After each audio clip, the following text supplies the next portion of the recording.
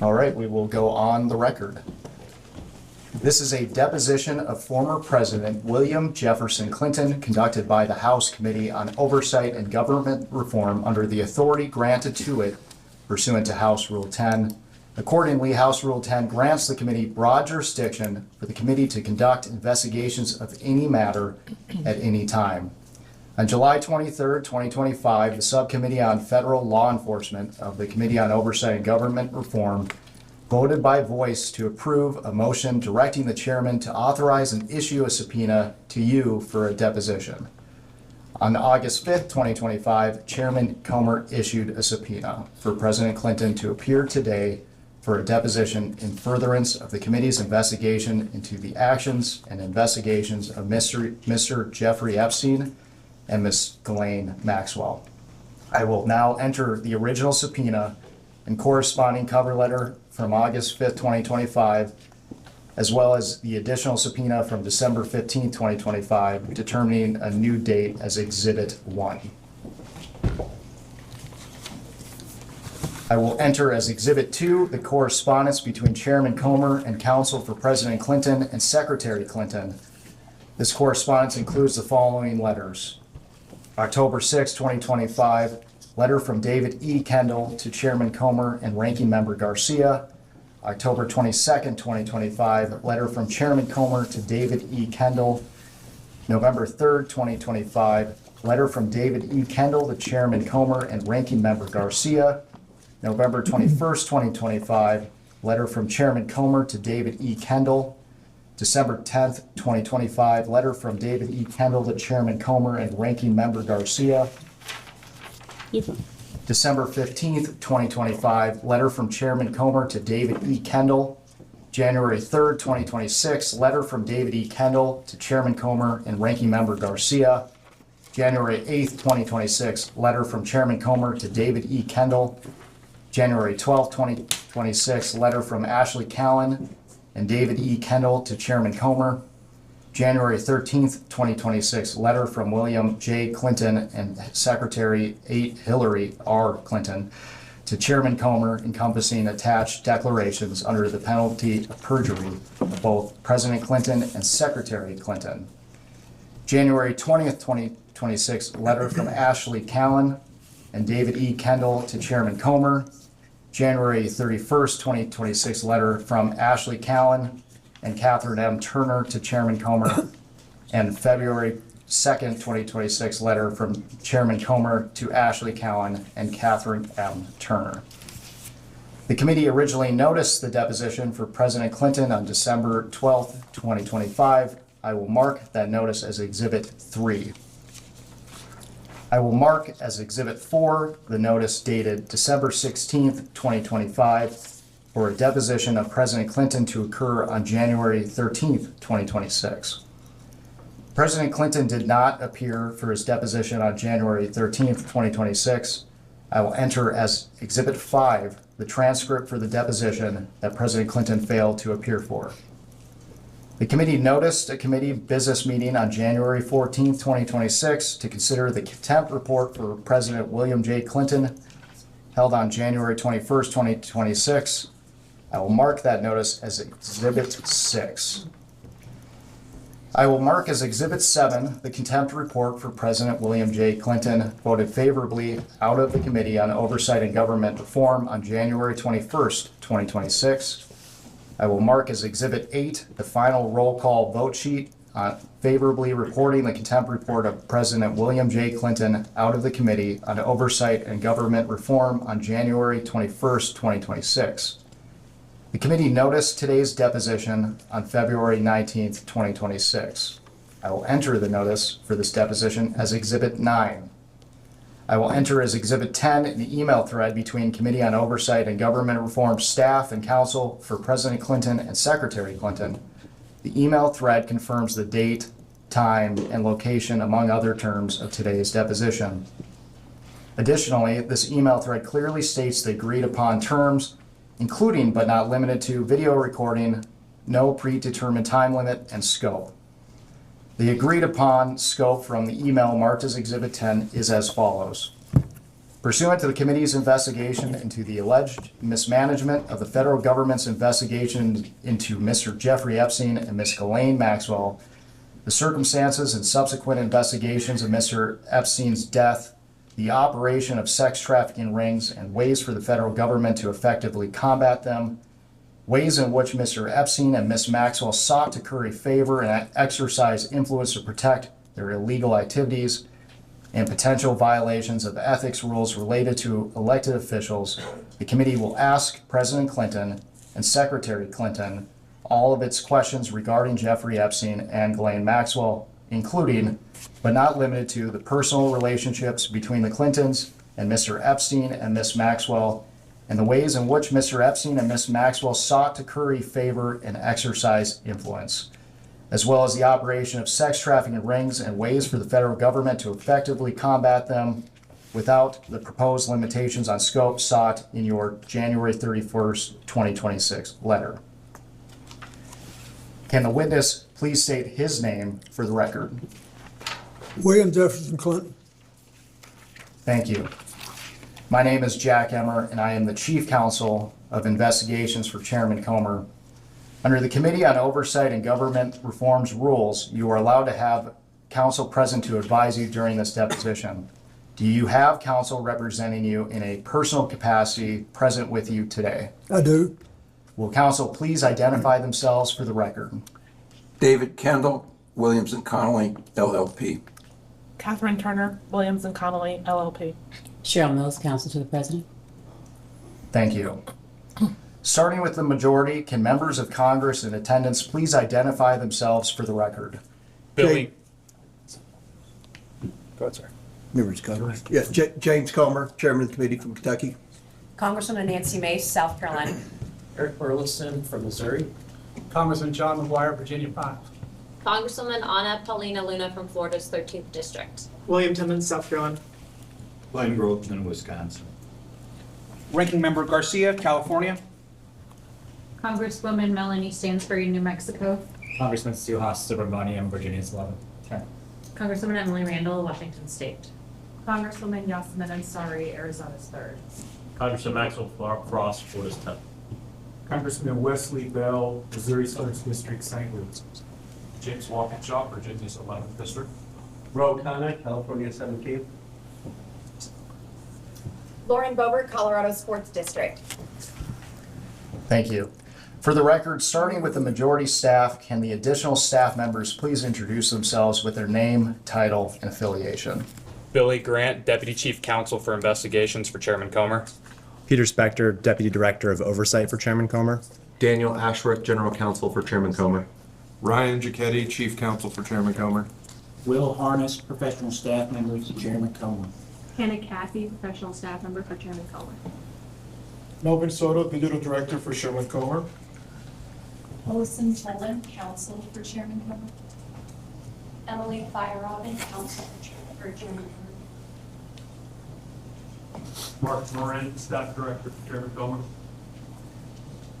Austin Hacker, Communications Director, Chairman Comer. Ashley Ginger, Deputy Staff Director for Chairman Comer.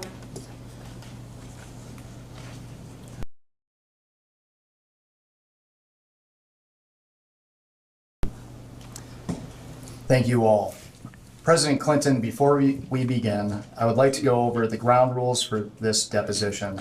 The questioning will proceed in rounds. The majority will ask questions for an hour, and then the minority will have an opportunity to ask questions for an hour if they choose.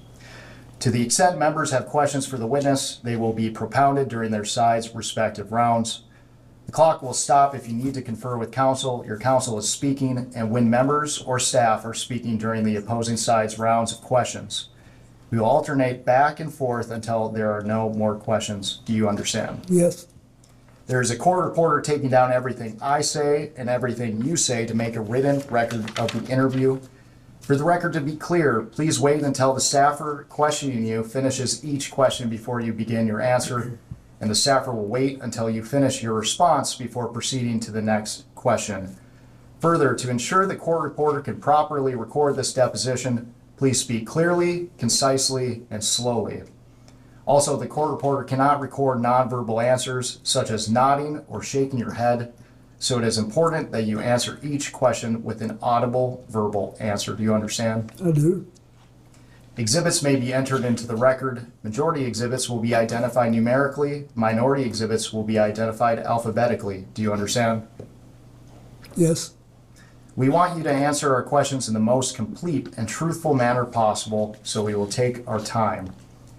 If you have any questions or do not fully understand the question, please let us know. We will attempt to clarify, add context to, or rephrase our questions. If we ask about specific conversations or events in the past and you are unable to recall the exact words or details, you should testify to the substance of those conversations or events to the best of your recollection. If you recall only a part of a conversation or event, you should give us your best recollection of those events or parts of conversations that you do recall. Do you understand? Yes. You are required by law to answer questions from Congress truthfully. This also applies to questions posed by congressional staff in this deposition. Do you understand? Yes. If at any time you knowingly make false statements, you could be subject to criminal prosecution, including but not limited to perjury. Do you understand? Yes. This includes both knowingly providing false testimony, but also stating that you do not recall or remember something when in fact you do. Do you understand? Yes. Furthermore, you cannot tell half-truths or exclude information necessary to make statements accurate. You are required to provide all information that would make your response truthful. A deliberate failure to disclose information can constitute a false statement. Do you understand? I do. Is there any reason you are unable to provide truthful testimony in today's interview? I don't believe so. Please note that if you wish to assert a privilege over any statement today, that assertion must comply with the rules of the Committee on Oversight and Government Reform. Pursuant to that, Committee Rule 16C1 states, for the chair to consider assertions of privilege over testimony or statements, witnesses or entities must clearly state the specific privilege being asserted and the reason for the assertion on or before the scheduled date of testimony or appearance. For the purposes of this deposition, objections must be stated concisely and in a non-argumentative or non-suggestive manner. If the witness refuses to answer a question to preserve a privilege, the committee may seek a ruling from the chair. If the chair overrules any such objection, the witness shall be ordered to answer. If the witness continues to refuse to answer a question despite being ordered to do so, the witness may be subject to sanction. Do you understand? Yes. Ordinarily, we take a 5-minute break at the end of each hour of questioning, but if you need a longer break or a break before that, please let us know and we will be happy to accommodate. However, to the extent that there is a pending question, we would ask that you finish answering the question before we take a break. Do you understand? Yes. Finally, I will note for everyone here today that the contents of what we discuss in the deposition today is confidential under the House Deposition Regulation. Under the rules, the chairman and ranking member shall consult before any release of testimony or transcripts, including portions thereof. This means it is a violation of House and committee rules to disclose the contents of the deposition prior to its official release. For this reason, the marked exhibits that we will use today will remain with the court reporter so that they can go into the official transcript, and any copies of those exhibits will be kept at the table or returned to us when we wrap up. Can the reporter please swear in the witness? Raise your right hand, please. Do you solemnly declare and affirm, under the penalty of perjury, that the testimony you're about to give will be the truth, the whole truth, and nothing but the truth? I do. Do you have any questions before we begin? No. I have a comment before we begin, please.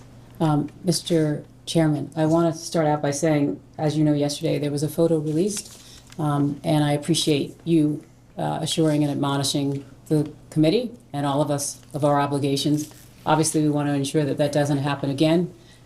We've obviously experienced a number of deep fakes that have now been circulating on the web, not because of anything that the committee did, but because of the release of this particular photograph. And for that reason, I would ask two things. One, a reminder to all that the obligation to maintain what is occurring in this room occurs. And two, a release of the video of the Secretary's testimony as soon as possible, ideally today, which was in 24 hours, and the same for the President, so that there are not deep fakes that are representing what is happening here when they actually have not.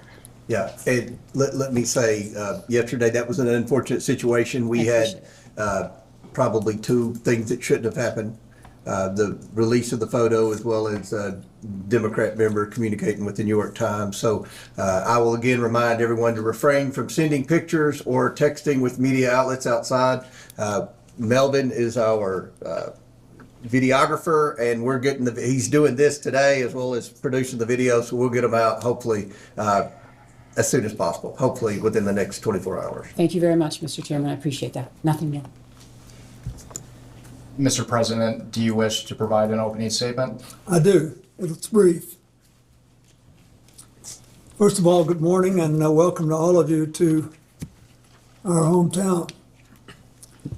I appreciate you coming here. I'm here today basically for two reasons. First of all, I love my country and the Constitution, and I believe America was built on the idea that no one is above the law, especially presidents, and that we should all live by the same set of rules shaped by the Constitution. Democracy requires every person to play their part, and I hope that by being here today, we can bring ourselves a little further away from the brink and back to being a country where we can disagree civilly and search for the truth and justice, and that outweighs the partisan urge for spectacle and point scoring. I will do my part, and I hope you'll do yours. The second reason I'm here is that the girls and women whose lives Jeffrey Epstein destroyed deserve not just justice, but healing. They've been waiting too long for both. Through my brief acquaintance with Jeffrey Epstein, though it ended years before his crimes came to light, and though I never witnessed during our limited interactions any indication of what was going on, I'm here to offer what little I know so I can do my part to prevent something like this from happening again. I have to just say one personal thing. Since Hillary came in yesterday, she had nothing to do with Jeffrey Epstein. Nothing. There's a picture of us both shaking hands with him in a photo line in 1993 at a fundraiser for the White House Historical Association. I don't know how it is under President Trump, but when I was there, it was about the most non-political operation you can imagine.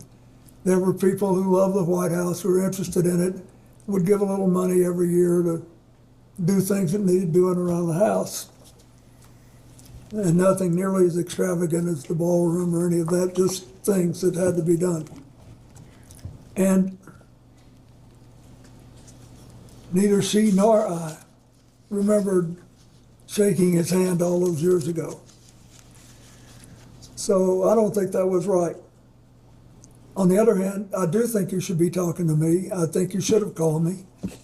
I did take those plane trips with him, and you have a right to ask those questions. So I'm glad to be here, and I understand what the oath is. I have to be honest with you. You know, I'll be 80 years old if I live to my next birthday. I don't remember everything that happened 24 years ago, but I do remember some things, and I will tell you what I remember as best I can. We, each of us, owe the victims nothing less than the truth and accuracy. We owe that to the American people.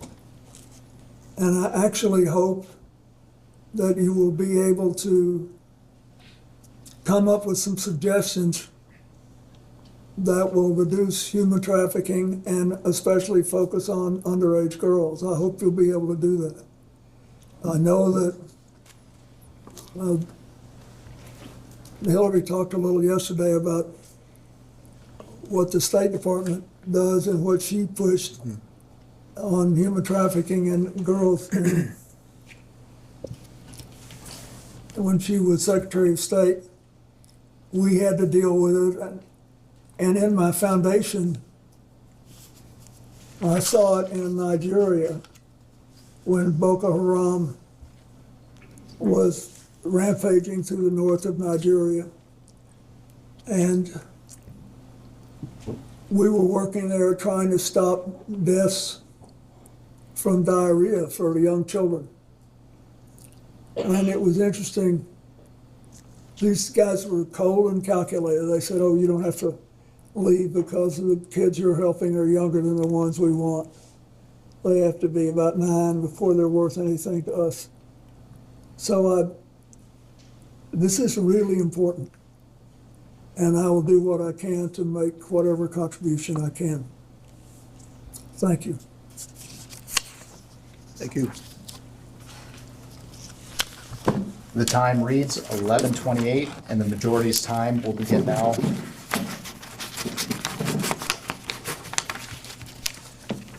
Mr. President, thank you for agreeing to testify today and for your years of service to our country.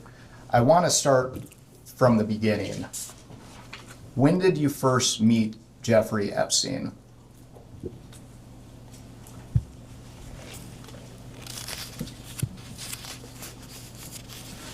Well, I will try in this testimony, and I will point it out when I'm aware there's a picture or something that predates it. There's a picture that shows him shaking hands in the White House Historical Association reception. That was in 1993, but I'm not aware of that. I first remember meeting him when I got on his airplane to take the first trip with my foundation in, I think, 2002, whenever it was. But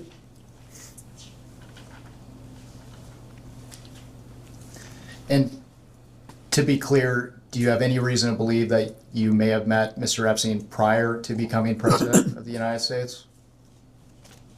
Before I became president, no.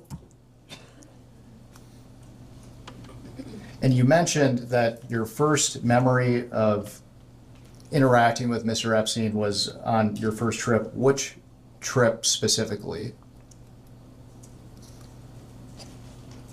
I'm not sure which one it was. Which one was the first? I took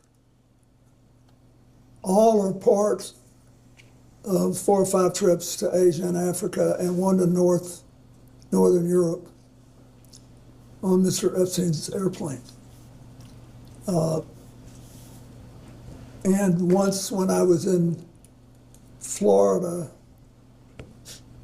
I was offered a ride back to New York, but I wasn't there it was just coincidental that he was there, and I think that was fairly early in the process, but I don't remember exactly. I just know that I did. I took one flight back from Florida to New York, and all are part of several other, I think 4 or 5 trips to Africa, Asia, and one to Northern Europe.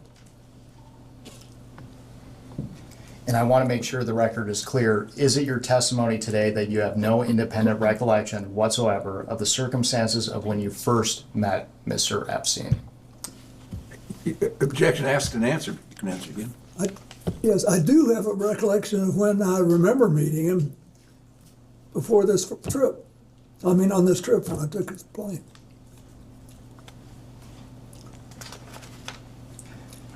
Mr. President, we're going to discuss more specifics later, but for the record, can you briefly describe the nature and extent of your relationship with Mr. Epstein?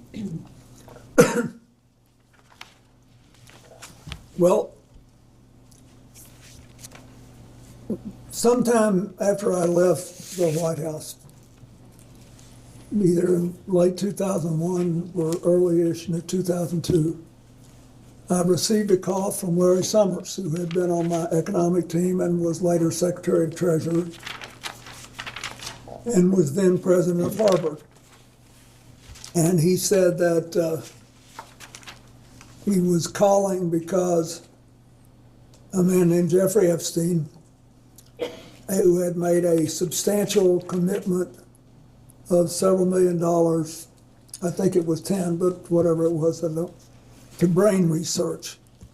And that he was a information hungry person, and he wanted to spend some time talking to me about economics and politics. And he said, he's got this massive airplane, and he said he would take you, your staff, your Secret Service detail, and anybody else you wanted to bring on the trips that he knew I was planning to set up a global network to provide life-saving AIDS medicine to as many people as possible, as quickly as possible. And I should back up and say, when I left office, we had done all the preliminary work to set up the global funds on AIDS, TB, and malaria, but it was not yet funded. And there were other instruments and institutions who were later founded, including President Bush's PEPFAR program. It had not yet been funded. There were only 200,000 people in the entire developing world who had AIDS medicine. Most of them in Brazil, which had a big drug operation on its own, and in Thailand, which also had its own drug population. In Africa, there were like 30,000 people or something, just next to no people. And they were dying like flies. And I thought we had found a way to drastically drive the price down. And that if we could drive the price down, we could, and empower people to administer the medicine right, we could save a lot of lives. And I was obsessed with it. And I was being helped by a man named Ira Magaziner, who had helped us in the White House, and whom I had known since we lived as Rhodes Scholars together in the 1960s. So anyway, that's why when Larry Summers said this, I thought, boy, this would be great. And so we followed up and took the trips. Mr. President, when did your relationship with Mr. Epstein end? When did it end? Well, I believe I took my last flight in 2003.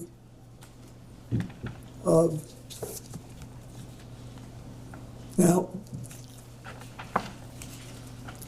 later I became aware of some involvement he had in the first Clinton Global Initiative, but it was much later. Why did your relationship with Mr. Epstein end?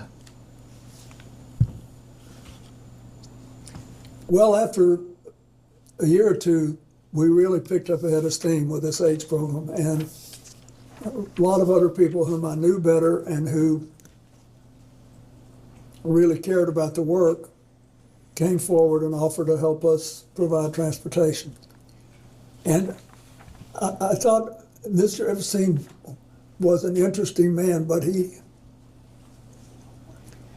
I didn't think he was really interested in what I was doing. That is, he asked all these questions. He did ask about economics and politics, as he said he would.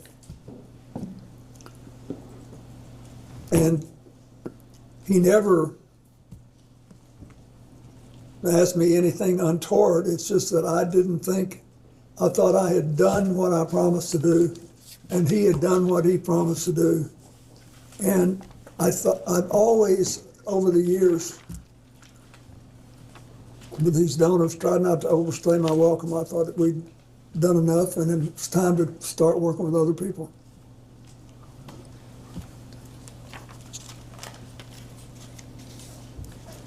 When did you first learn of Jeffrey Epstein's crimes? I think in 2008 when he was prosecuted. There's nothing that I saw when I was around him that made me realize he was trafficking women, and I never.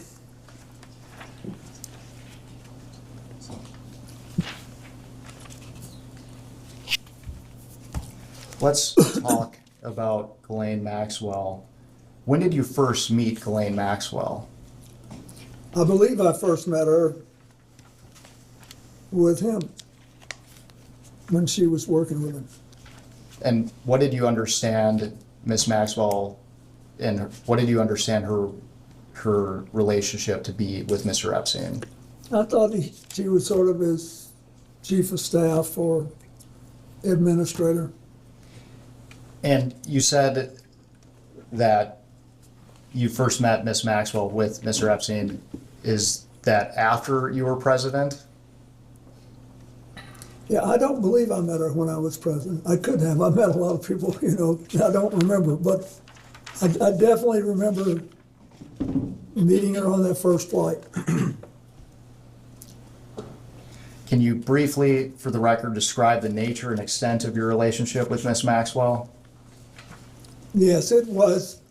It lasted longer and was more extensive than my relationship with Mr. Epstein, because Ghislaine Maxwell started going with a man named Ted Waite, who had made a lot of money making the first sort of self-designed computers. And he was a big supporter of mine and the foundation before he started seeing Ghislaine. We had been friends, and he was interested particularly in reducing pollution in the oceans. And so when she started going with him, I would see her from time to time. And when did your relationship with Miss Maxwell end? I don't think I've seen her in a decade. I don't know. It's been a long time. I don't know exactly when. Why did your relationship with Miss Maxwell end? Well, first she moved to Boston, I think. She had a relationship with a man there, and I think they may have married. And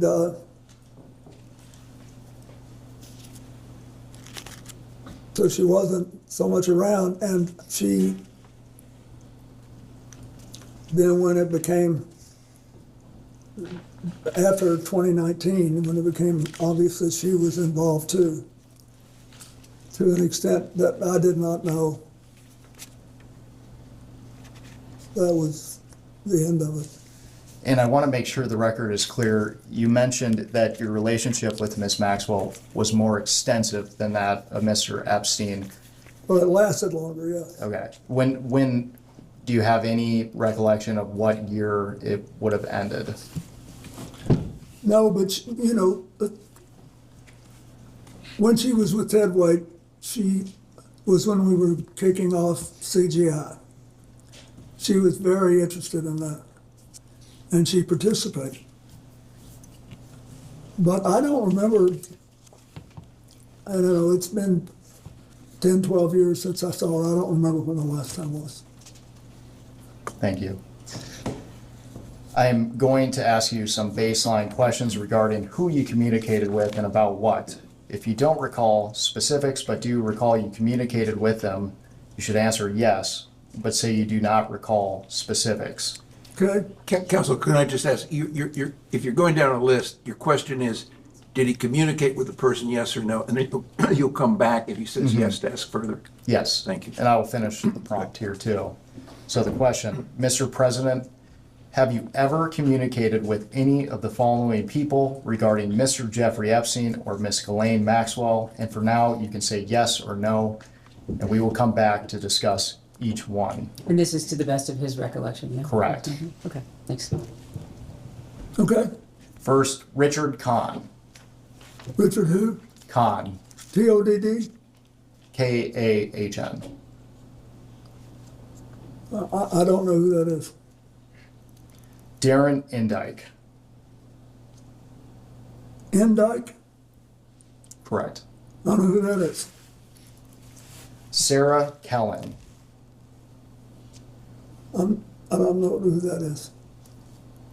Uma Abedin. Yes. Excuse me, Mr. President, the question is, as I understand it, name the people you communicated to about Epstein and Maxwell. Oh, obviously I know Huma very well. I don't remember any specific conversations we ever had about Epstein and Maxwell. Noam Chomsky.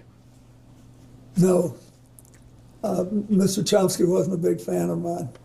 He thought I was too conservative. Leslie Groff. Leslie who? Groff. I'm sorry, I don't know who that is. Nadia Marcinkova. I don't know who that is.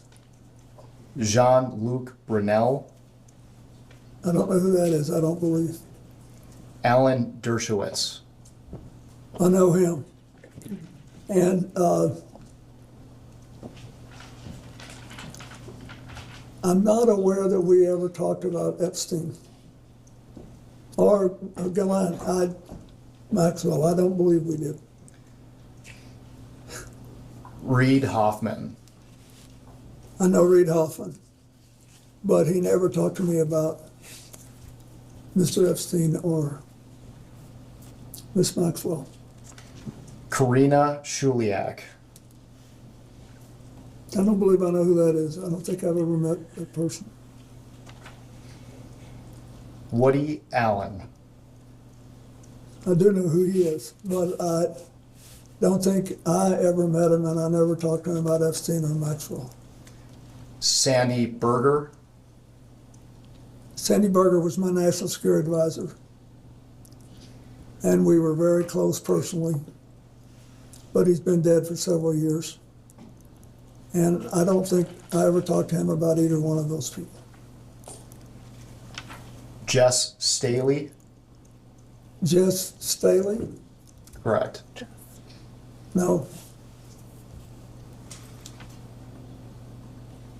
Paul Morris. I don't believe I know him. L.E.D. Rothschild. Who Rothschild? L.E.D. Rothschild. L.E.D.? Mm-hmm. I know Evelyn Rothschild. Is that who it is?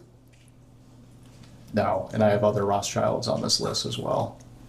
I'm not sure who L.E.D. Rothschild is. I've met a bunch of them when I spoke at the funeral for Evelyn Rothschild. And I had met some of the others, the one couple in France once 20 years ago, but I don't remember him. Okay. Lynn Borser Rothschild. Yes, I know her, but I don't remember ever discussing Jeffrey Epstein or Ghislaine Maxwell with her. Glenn Dubin. I don't believe I know him. Eva Anderson. I don't believe I know her. Casey Wasserman. I know him. And he was on a trip to Africa with me. But I don't recall ever discussing either Ghislaine Maxwell or Jeffrey Epstein with him.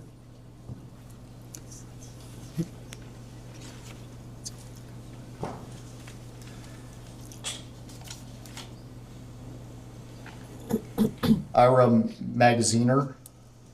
Yes, I think I mentioned him earlier.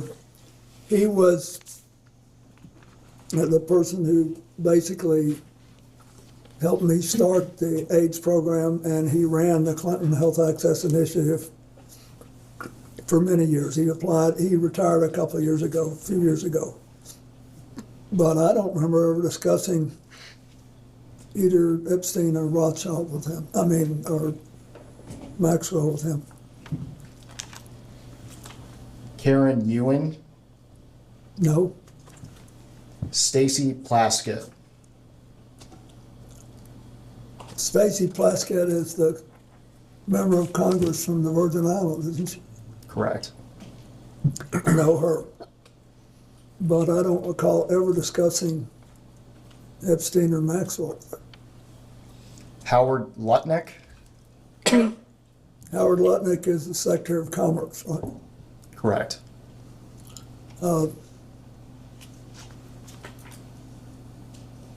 I know him and from 9/11, and because Hillary worked with his company and helped him to get going again. But, and I know he's now President Trump's Secretary of Commerce, but I don't remember ever having any conversation with him about Jeffrey Epstein or Ghislaine Maxwell. Doug Band, And he worked for me for years. And I know that he arranged like airplane flights and things like that, and was doing work on the first Clinton Global Initiative in 2005. And I know that he knew both Epstein and Maxwell. I do not know to what extent he was in contact with them. And I've heard things in the last things I didn't have any idea of 24 years ago. So you'd have to be more specific if you want to know if I knew something then. I can tell you as best I can, but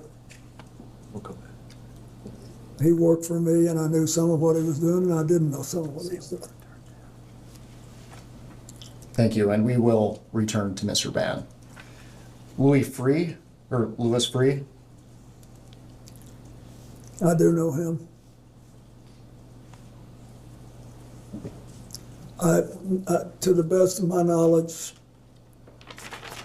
I didn't have any conversations with him about anything practically, but I certainly didn't talk to him about this. Robert Rubin, Bob Rubin was Larry Summers' predecessor as Treasury Secretary and the first director of the National Economic Council. But I don't even know if he knew Jeffrey Epstein or Ghislaine Maxwell. I had no conversation with him about it. and for now, Mr. President, you can answer yes or no. Okay. And the yes or no is intended to convey whether or not you had a conversation about Ghislaine Maxwell or Jeffrey Epstein. Correct. So the answer to Rubin is no. Larry Summers, Yes. Pete Rathgeb, Pete who? Rathgeb, Rathko. R-A-T-H-K-O? Rathgeb. Oh, Rathko. I don't recall that name. John Podesta, I don't believe I ever had a talk with John about it. I did stay in touch with John Podesta after I left the White House. And I consider him a friend, but I don't believe we ever discussed Epstein or Maxwell. Andrew Friendly, No, he was one of my, what you call body men at the White House. And we've stayed in touch over the years, but I don't remember discussing Epstein or Maxwell with him. Catherine Rumler, Kathy Rumler is a lawyer who has done some, on occasion, some help for the foundation. I don't believe I ever discussed Maxwell or Epstein with it, but I can't be sure, but I don't remember doing it. Mr. President, they're only asking you what you can remember. What? They're only asking you what you can remember. Mark Middleton, I did not And he sadly is dead now. Bill Richardson, No, he's dead too now, sadly, but I didn't know about his relationship with Epstein.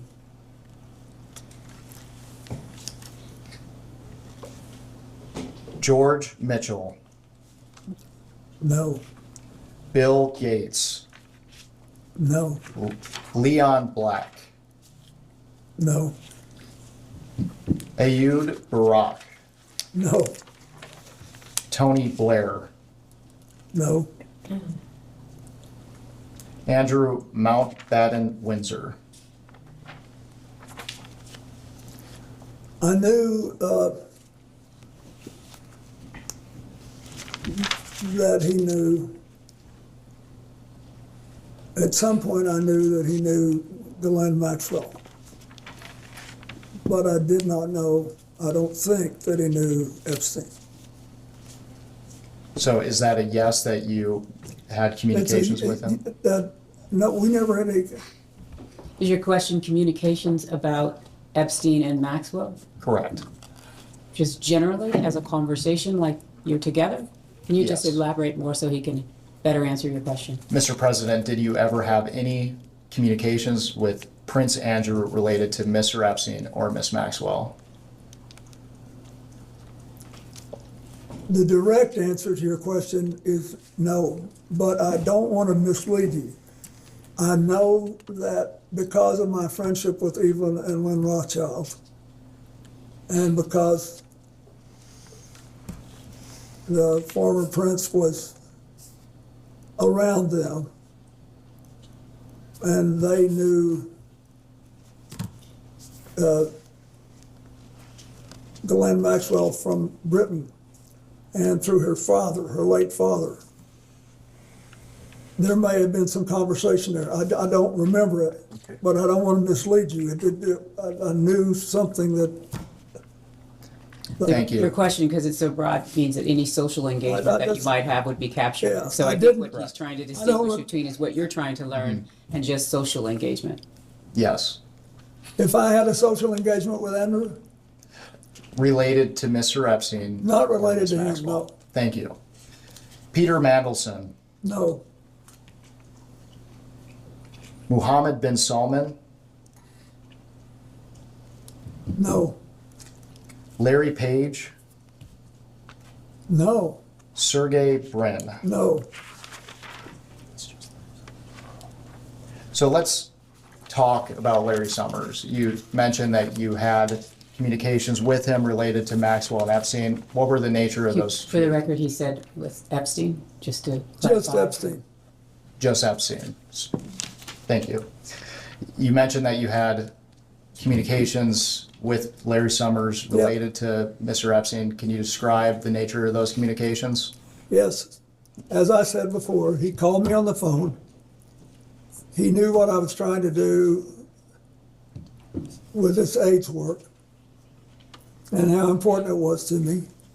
And he said he had just talked to Jeffrey Epstein, who he's described as a successful investment advisor who made a lot of money and had made a large commitment to Harvard to brain research. And he said he wants to talk to you about politics and economics, and he says if you will take an hour on the longer legs of these trips he knows you're going to make to Africa and Asia to talk to him about it, that he will fly you on his airplane, and your staff, and your Secret Service detail, and any other people you want to take who are supporting your work.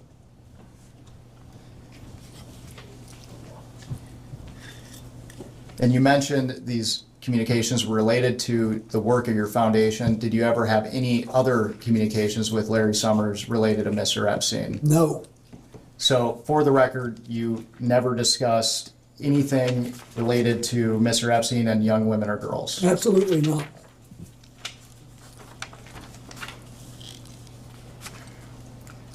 Mr. President, for the record, have you ever been contacted by any law enforcement agency concerning Jeffrey Epstein or Ghislaine Maxwell?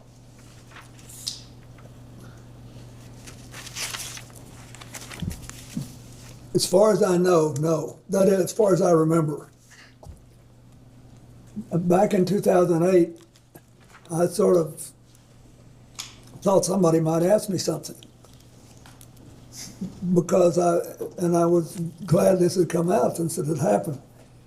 But I don't believe anybody ever did.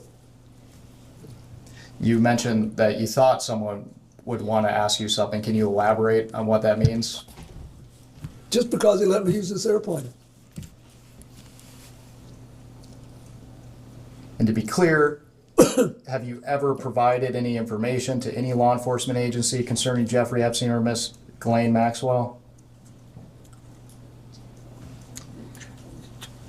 So you asked this question before, you're just asking him to reiterate the response to the question that he previously asked you, Mr. President. I don't believe any law enforcement agency has ever asked me. And I didn't know enough to volunteer anything. Mr. President, are you aware of any efforts by anyone, including an attorney, process server, investigator, or any other person to contact you regarding any civil lawsuit, claim, or litigation involving Jeffrey Epstein or Ghislaine Maxwell?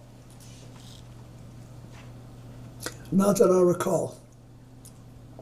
Did Jeffrey Epstein ever inform or represent to you that he was working with any intelligence service of any nation, including the United States? No. Did Ghislaine Maxwell ever inform or represent to you that she was working with any intelligence service of any nation, including the United States? No. And during your relationship, did you ever suspect Epstein or Maxwell of being affiliated with any intelligence agency? I did not. Thank you.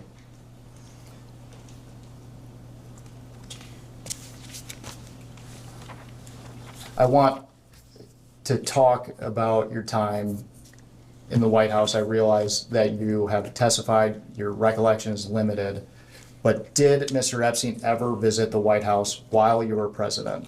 Objection, asked and answered. The records reflect that he did. That's not the question.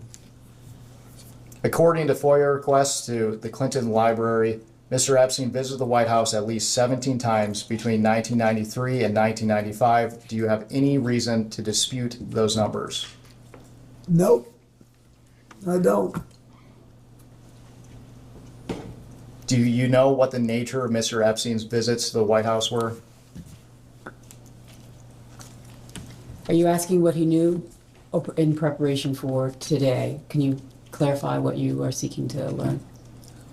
First of all, at the time, I had no idea he was coming and going. Huge numbers of people come and go in the White House. A lot of them come well over once, especially if they're lobbyists, for example. But I didn't know he was coming, so I certainly didn't know what he was coming about.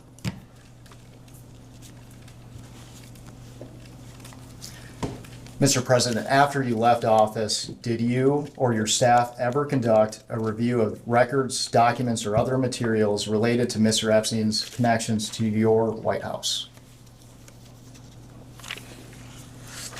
You're exempting counsel. You can respond to that, but don't say anything about what you talked to your lawyers about. You can respond to his question. Do you need the question again?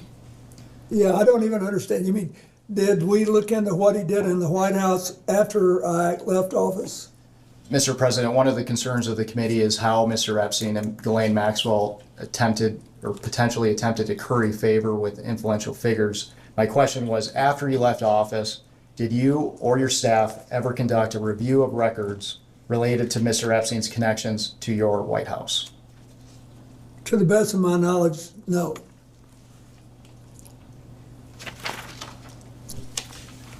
At this time, I would like to introduce what will be marked as Majority Exhibit 11. And while it's being passed out, I will note for the record, this is a New York Times article entitled The Untold Story of How Jeffrey Epstein Got Rich, published on December 16th, 2025.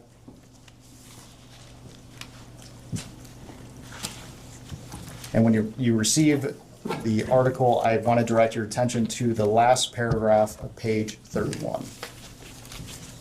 The last paragraph of which page? 31. And when you are ready, I will also read it into the record.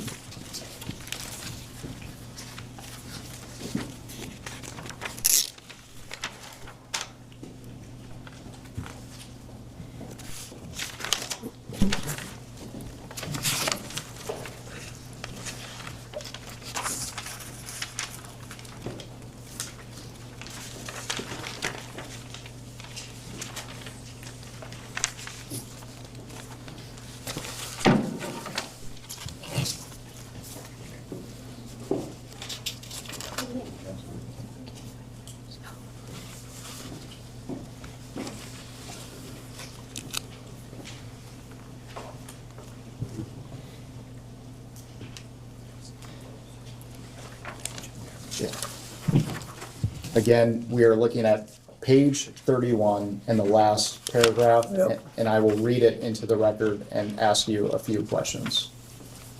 Please give him a moment to read his.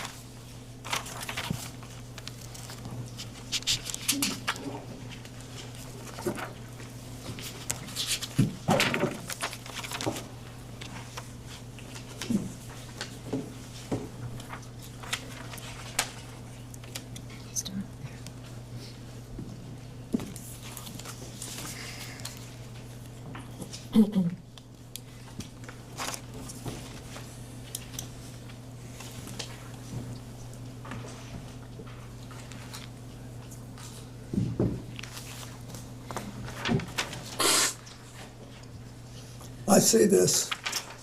This is the paragraph he wants Yeah. to ask you guys. Mr. President, the article reads, by 1995, Clinton and Epstein were sufficiently chummy that he wrote a get well soon note to Epstein's ailing mother. Hang in there, the president scrawled on a yellow post-it, which Epstein saved and we reviewed. Mr. President, did you write this note? Are you asking if he recalls writing this note from 1995 on a Post-it? Correct. Okay, thanks. Just clarify. It looks like my handwriting, but I don't recall, but I will tell you this. I have written get well notes to lots of people I did not know and had never met. And you answered my next question. Did you ever meet Jeffrey Epstein's mother or any of his family members? No, I'm not sure that I was asked to do this by Jeffrey Epstein. And I want to focus specifically on the article's characterization. It says that you were chummy with Mr. Epstein in 1995. Is that accurate? Well, I'm going to object to that characterization. It's hearsay. The President may answer. No. I was surprised by that. Stop. Sorry. Let's talk about your relationship with Mr. Epstein after you left the White House. Okay. How would you characterize your relationship with Mr. Epstein?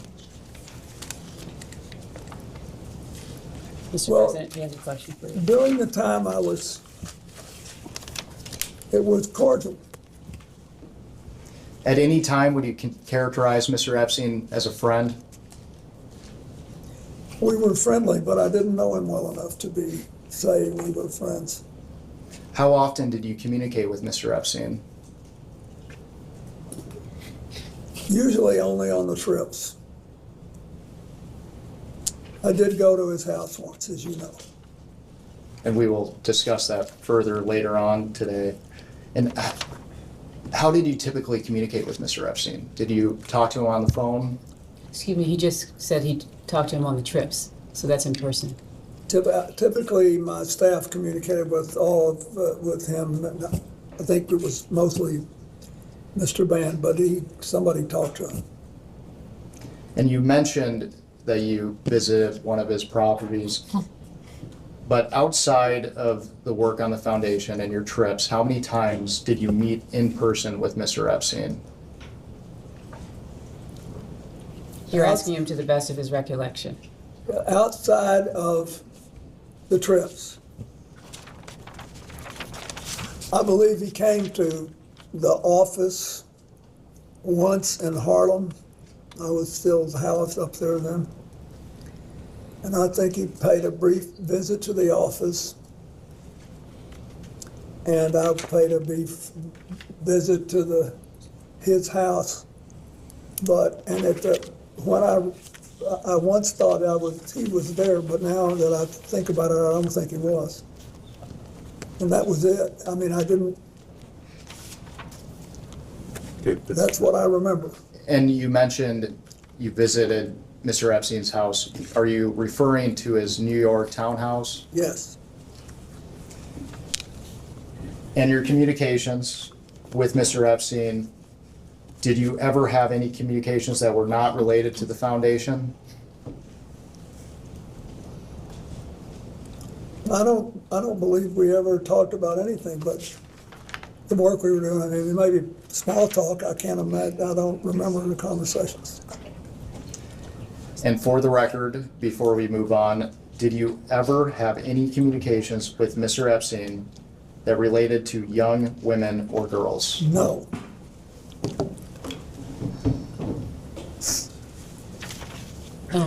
Excuse me, do you have your, fantastic, thank you very much.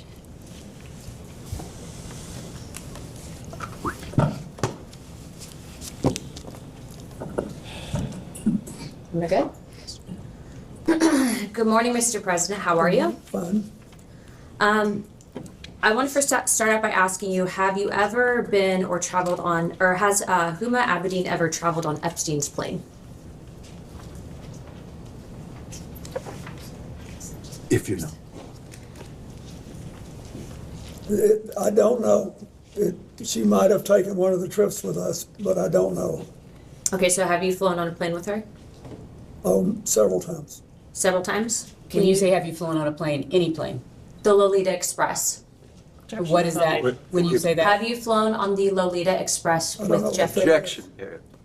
I don't know what that is. Have you flown on Jeffrey Epstein's plane with Huma Abedin?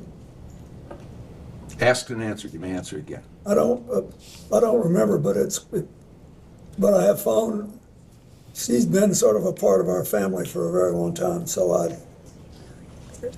when I went to the Middle East, which I don't think I ever took a plane ride with Jeffrey Epstein, but she would typically go when I did. So have you traveled with both of them together? Excuse me, both of whom, Congressman? Of course. Have you traveled with Jeffrey Epstein and Huma Abedin together? I do not know. Okay, thank you. If the staff can please pass out EFTA 0021628 and the rest of the documents I had them print regarding passports to the President and Council. This will be Exhibit 12. Thank you.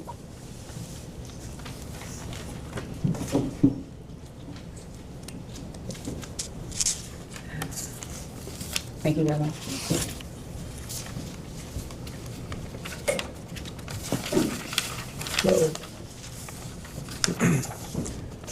Mr. President, if you look at the passport page, the bottom of the document should show the EFTA number. It's 00021628. Yep. There's a name on there. Would you be able to read that name to me? Can you read the name? Excuse me, Congressman, Yes. will you can ask read me the if name. you've ever seen the document before? Yes, well, this is evidence, and so I wanted to ask him specifically. So it's from the DOJ document release, right? I understand, but he may not have seen it, or he may have seen it. No, I've never seen it, but it looks like a passport. Okay. Can you tell me the name that's listed on the passport? Excuse me, he's never seen this document. Would you just read the name, please? Yes, the name is Marius Robert. Marius Robert, yeah. Are you familiar with that name at all? No. Okay.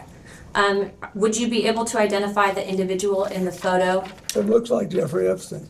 Okay, the reason I ask you about this specifically is because I do believe that Jeffrey Epstein was an intelligence operative. And so this was a passport that was actually entered in and released by the Department of Justice, but this was an FBI filing. It was found in his safe, if you will.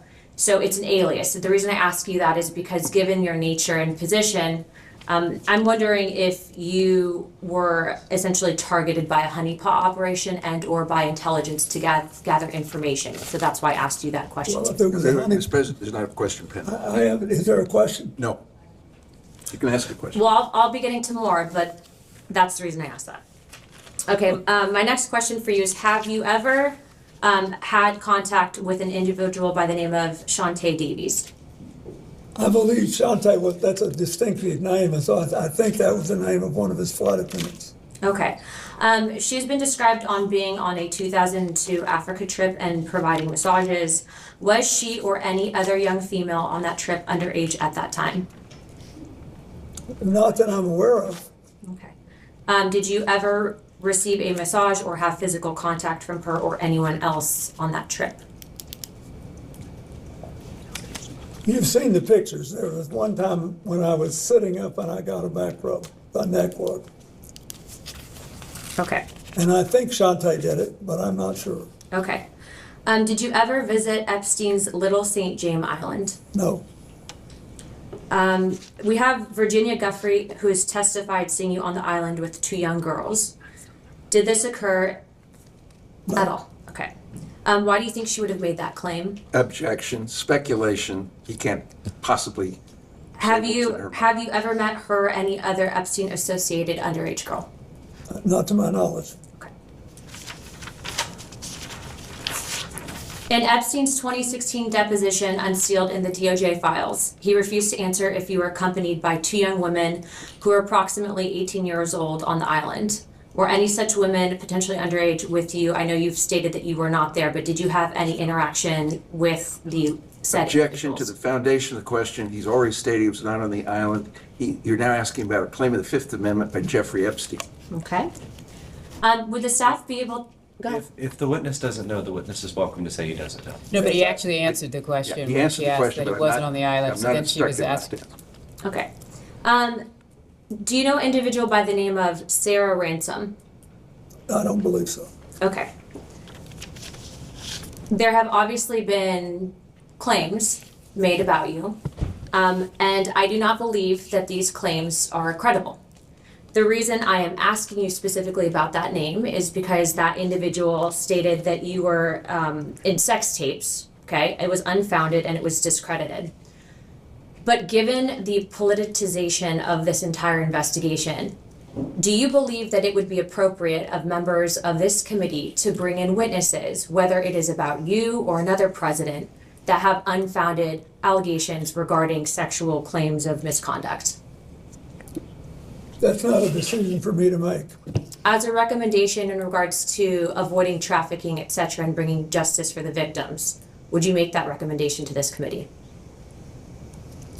Congressman, just so I understand the question, you're saying if the witness has unfounded claims? Well, I don't believe that Sarah Ransom's claims about the president are founded. I don't believe that there's sex tapes with you, President Clinton. No, I'm just asking about your question. Is it, you're not asking if somebody with plausible claims should be brought in. You're asking if somebody with implausible, unfounded claims. Correct, because these claims were found to be unfounded by investigators. So are you asking his opinion? Yes, because we are trying to figure out in regards to being able to further this investigation and whether or not we are going to be interviewing other individuals regarding sex trafficking, avoiding in the future. I know that you and your wife have both been big on this issue. So I'm asking you, would you think that it would be appropriate that this committee bring in someone like Sarah Ransom, who has unfounded claims that have been debunked in this investigation? It's So he a answered simple the question about, he answered this question when you first asked it then, when he said that it wasn't for him to make those decisions. Well, I'm asking for his recommendation to the committee and follow-up.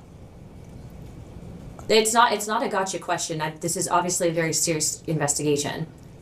Well, first of all,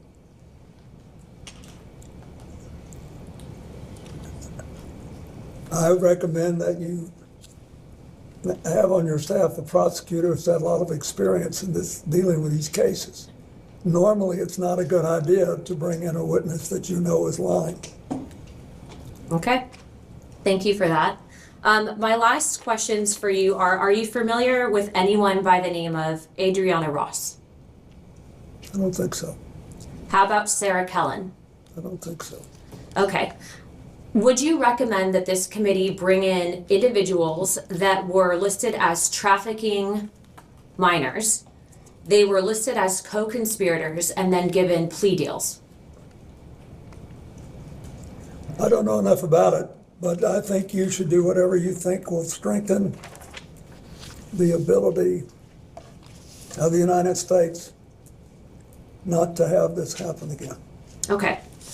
Is it possible, and in your opinion, that you and or your wife were targeted as a means of an intelligence gathering operation Object the by form of the Jeffrey Epstein and question. Ghislaine Maxwell? Object to the form of the question. No objection to if he knows that they were targeted.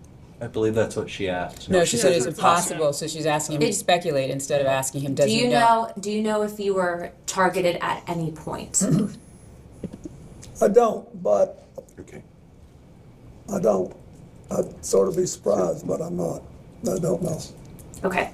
All right, Chairman Comer, I think that yields my time. I just want to say thank you very much, President Clinton, for coming in. And I do understand that this has been politicized, but again, I will state on record and I will state this to the press that I don't believe that Sarah Kellen's claims against you were valid. Thank you. Thank you. Yeah.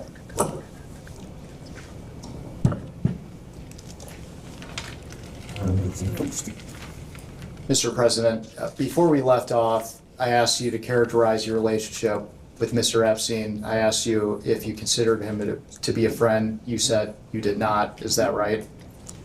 I said we were friendly and we had a cordial relations, but I didn't know him well enough because we had almost no contact beyond what I described.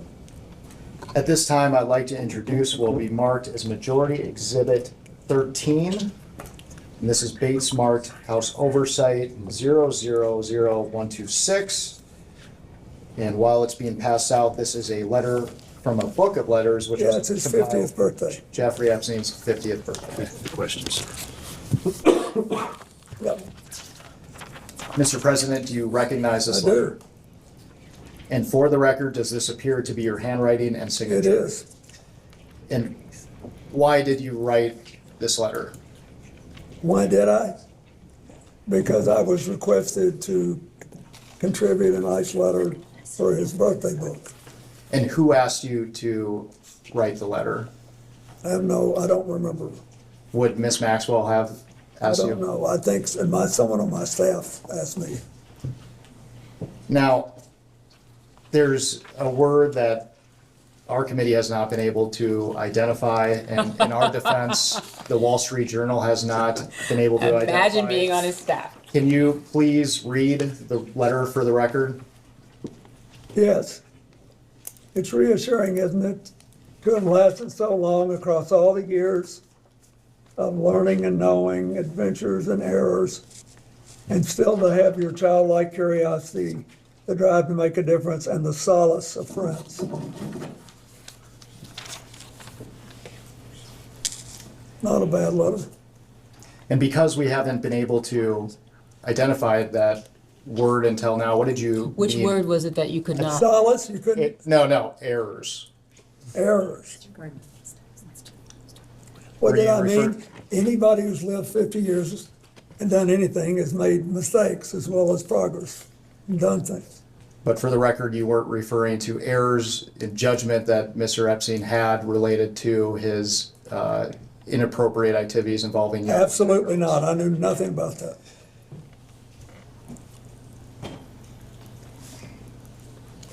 Did you ever see the birthday book compiled together?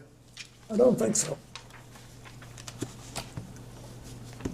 And you mentioned previously you were friendly with Mr. Epstein.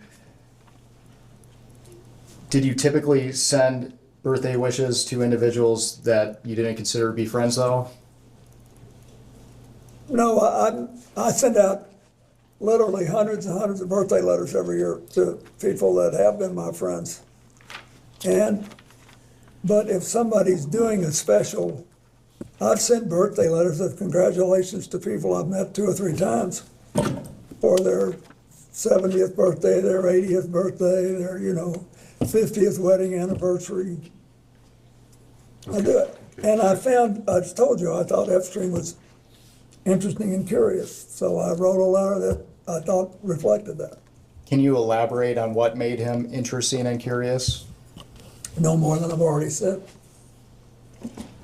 At this time, I'd like to introduce what will be marked as Majority Exhibit 14. And while it's being handed out, this is an article published by the New York Times on August 5th, 2025, entitled "A Look Inside Epstein's Manhattan Lair." And once you receive the article, I will just direct your attention to page 10. Where is that? No, they haven't brought it yet.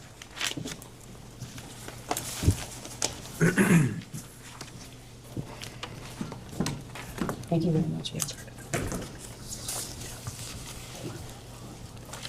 And we're specifically looking at a framed photo on a wooden table alongside multiple other framed photos. And we're focusing on the photo in the middle, which appears to have a golden frame.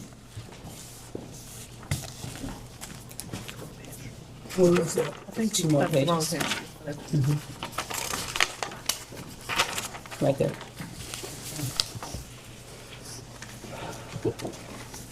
Not the page with the Pope. Yeah, okay, that's it. Page 10, is that what we're on? Page 10.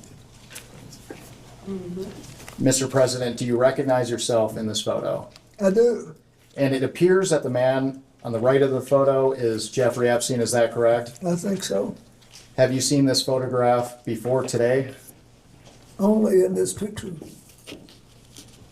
And for the record, what is happening in this photo? He's smiling at me, looks like he's talking to me. This is one of the friendly interactions that you were describing earlier? Yes. And can you describe the circumstances surrounding this photo? Are you asking him if he recalls the? I do not. I have no idea. I see Richard Branson in the back and Okay. other people. That's fine. But I don't remember anything about it.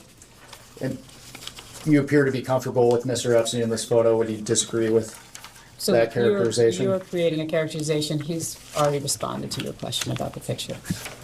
I'm comfortable with a lot of people. I'm comfortable here. I'm not happy, but I'm comfortable.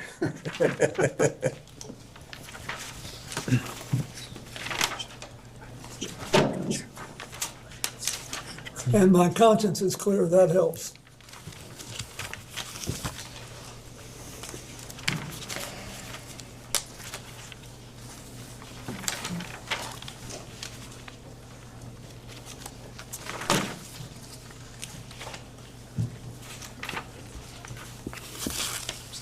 If that, let me see it.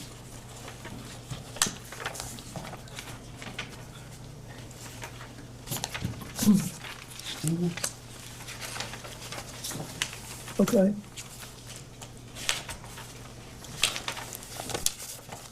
Mr. President, we have about 5 minutes remaining in the majority's first hour, so I just want to ask you some questions related to the crimes committed by Mr. Epstein and Ms. Maxwell. Did you ever witness Mr. Epstein sexually abuse or assault young women or girls? No, Did you ever witness Mr. Epstein receive massages from young women or girls? not that I recall. Did Mr. Epstein ever discuss sexual acts of any kind with you? No, Did you ever have any sexual contact with young women or girls in the presence of Epstein or Maxwell? no, Did you ever have sexual contact with any young woman or girl introduced to you by Epstein or Maxwell? no, Mr. President, with the benefit of hindsight, were there things you witnessed that could have suggested that Epstein was trafficking and sexually abusing young women and girls?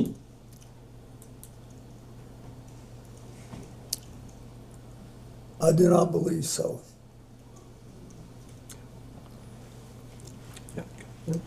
We will go off the record.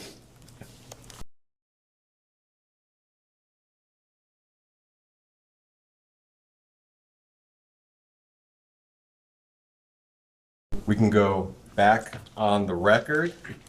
Mr. President, good morning. Good morning. My name is, and I'll be doing most of the questioning for the minority today. First, I want to thank you for your long and distinguished service to this country. I also want to thank you for your time today. We appreciate it. Before we get to questions, I'd like to take a few minutes and highlight some context that we think is relevant for today's conversation. President Trump had a long-standing personal relationship with Jeffrey Epstein. That is not a secret, it is well documented, and I think the public and everyone in Congress understands that at this point. President Trump does not like talking about his long-standing personal relationship with Jeffrey Epstein. I think we've all seen that as well. On November 12th of last year, Oversight Committee Democrats released emails that were obtained from the estate of Jeffrey Epstein. In one email from 2011, Epstein said to Ghislaine Maxwell that President Trump was, quote, that dog that hasn't barked, and that an unnamed victim, quote, spent hours at my house with him. In another email from 2019, Epstein wrote that, quote, of course he, referring to President Trump, knew about the girls as he asked Ghislaine to stop. I'd like to enter as Minority Exhibit A, Oversight Democrats press release from November 12th, 2025, titled House Oversight Committee Releases Jeffrey Epstein Email Correspondence Raising Questions About White House Cover-Up of Epstein Files. And that includes both the emails that I just mentioned. There was a fair amount of public attention on those emails, and 2 days later, President Trump asked the Department of Justice to investigate Epstein's relationships with yourself, Larry Summers, Reid Hoffman, and J.P. Morgan Chase. You are, of course, a former Democratic president of the United States. Notably, President Trump did not include any Republicans in his demands. Later that day, Attorney General Pam Bondi posted on social media that the U.S. Attorney for the Southern District of New York would comply with President Trump's directive and take the lead on the investigation. I would like to enter as Minority Exhibit B, Attorney General Bondi's post on X, which also includes President Trump's post on Truth Social. It is well understood that you had a personal relationship with Mr. Epstein, and we will talk about that today, but the events I just described color our perspective on the conversation. It appears as if you and other Democratic figures have been targeted by President Donald Trump in an attempt to distract the American people from his own long-standing relationship with Jeffrey Epstein. And if that were true, it would not be the first time that President Trump has targeted his political enemies under the guise of law enforcement. This deposition is occurring in the context of unprecedented weaponization of the Department of Justice by Donald Trump. You may have a perspective on this of your own, so before we get started, I just want to give you the opportunity to share any thoughts you might have on that subject.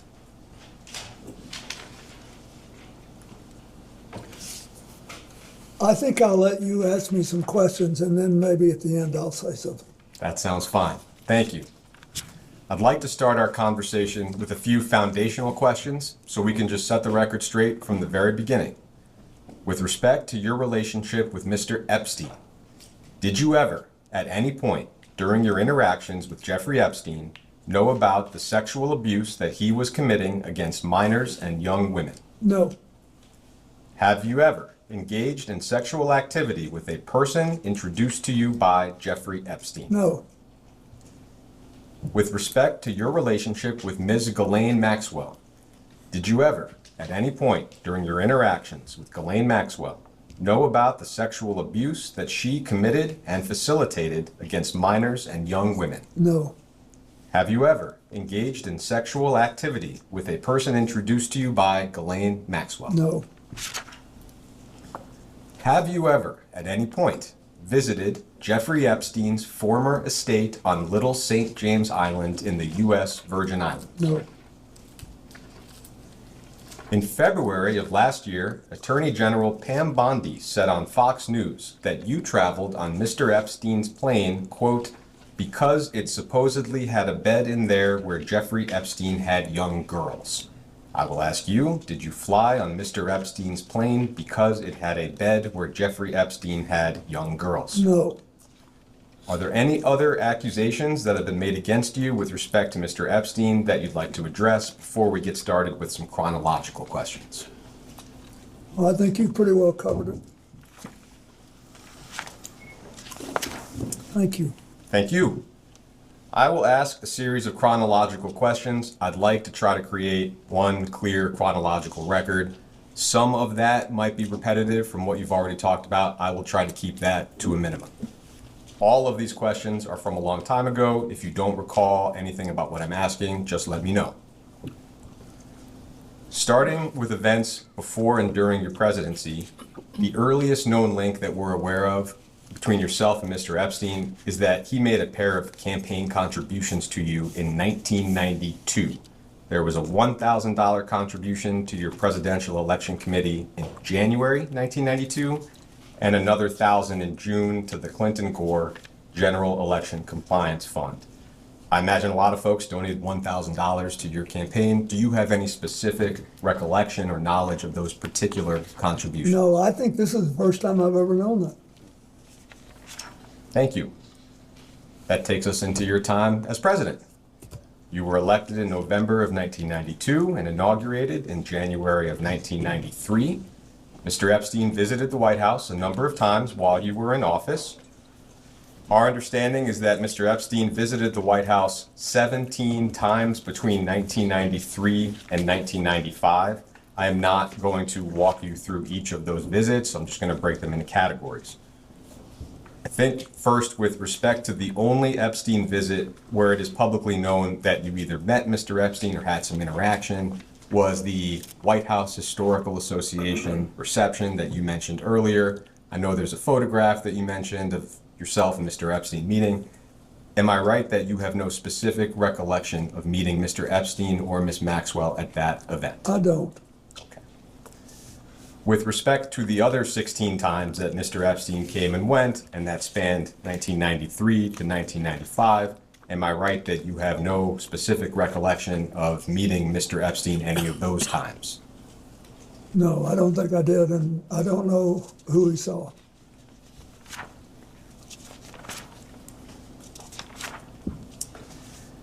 It's been publicly reported that in March of 1995, there was a fundraiser in Palm Beach that you attended and that Mr. Epstein also attended. Other guests reportedly included Jimmy Buffett and investor Ron Perlman, who may have hosted the event at his home. Do you have any specific recollection of that event? I remember going there in 1995. I have now seen the picture with Jeffrey Epstein and Jimmy Buffett. I recognize Jimmy Buffett. He was a longtime friend of mine. He performed for me twice in my second term as president. And we were friends for the rest of his life. But that's it. I don't know if he knew Mr. Epstein. I had no idea what that picture was. I didn't remember it. And so is it right that you have no specific recollection of meeting Mr. Epstein? No, I don't. At that fundraiser, just for the transfer? Yeah. I'd like to introduce as Minority Exhibit C an article from the Daily Beast titled, "Jeffrey Epstein Visited Clinton White House Multiple Times in Early 90s. That article is dated July 24th, 2019. Once you receive it, I'll just direct you to page 8 of the article that you're about to receive. Okay. It's not dated.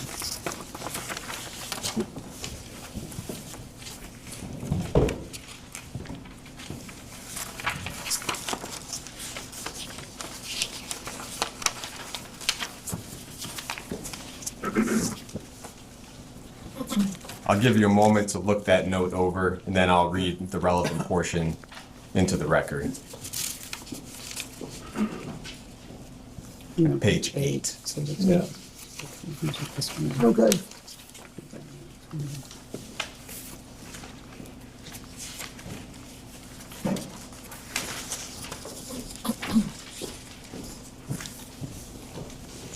Yep. So you can see here that on April 27th, 1995, Lynn Forrester, now Lynn Forrester de Rothschild, sounds like served on a few committees or boards under your administration, wrote you a note. I'll just read part of that note out loud. Dear Mr. President, it was a pleasure to see you recently at Senator Kennedy's house. There was too much to discuss and too little time. Using my 15 seconds of access to discuss Jeffrey Epstein and currency stabilization, I neglected to talk to you about a topic near and dear to my heart, namely affirmative action and the future. And that's the end of the relevant portion. I just wanted to ask whether you have any specific recollection of this note or of your conversation with Ms. Forrester. I don't.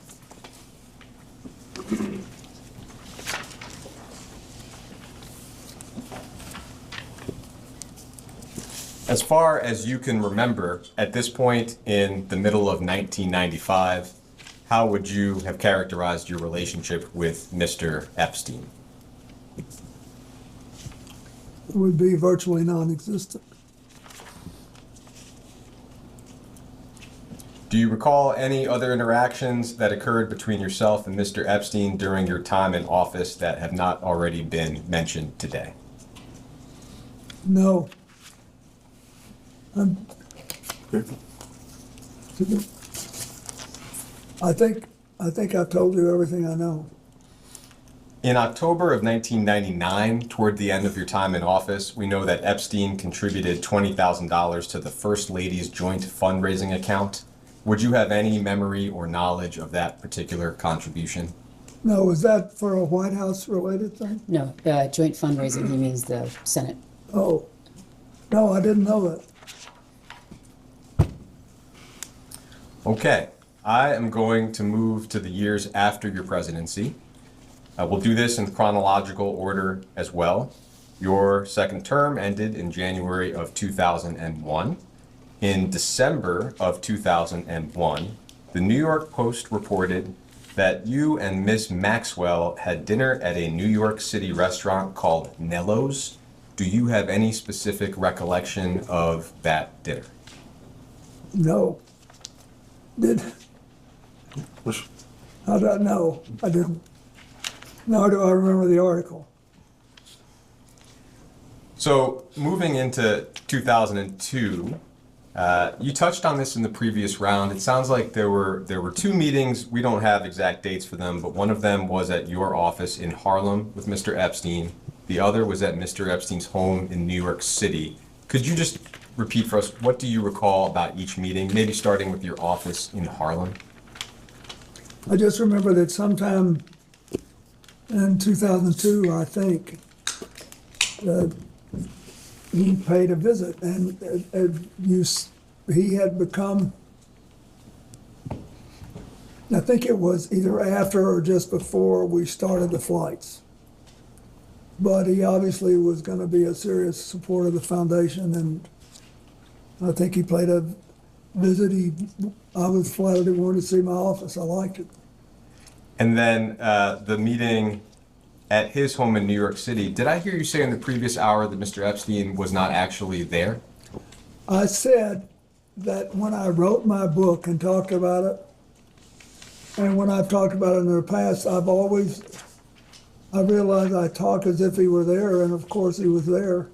And I started trying to picture the nice man on the staff that showed me around. And now I'm just being honest, I don't remember whether he was there or not. He could have been there, but I don't remember. As far as you can recall, would the purpose of that meeting also have been related to Mr. Epstein's support of your work through his plane, for example? Yeah, the reason we went by, regardless of who was there, was that my staff we finished an event in New York City that at a place, and Lord knows how many I've done since then, I don't remember what it was for, but it was in New York City. And my staff aide said, we're only a couple of blocks from Epstein's house. It's a converted elementary school. He's very proud of it. And I think, it'd be a nice thing to do since it's early. You could just go by and take a look at it. So that's what we did. Do you recall seeing anything or anyone in his home that was suspicious or reflected abnormally young women or girls? No, the only people I saw there that night were staff. And him if he was there, I just don't remember. Do you recall seeing any images of young girls or women at Epstein's home? No.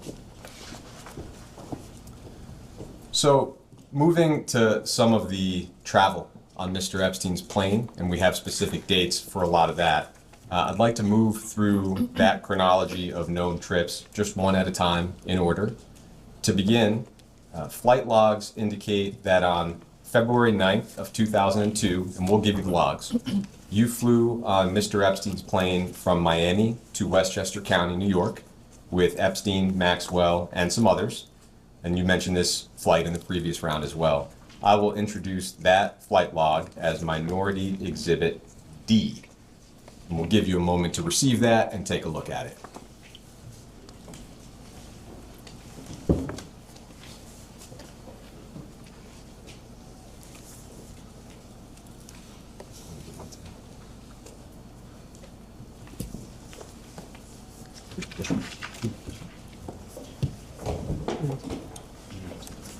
Is this one page? It is one page, exactly.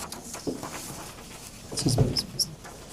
And the flight in question, the leftmost column has the number 9 on it, and you can see your name at the beginning in one of the middle columns. Excuse me, Yeah. at the top, it says 15. Are you talking about a date? Could you just? Yeah, the one on February 9th. Thank you. Sure.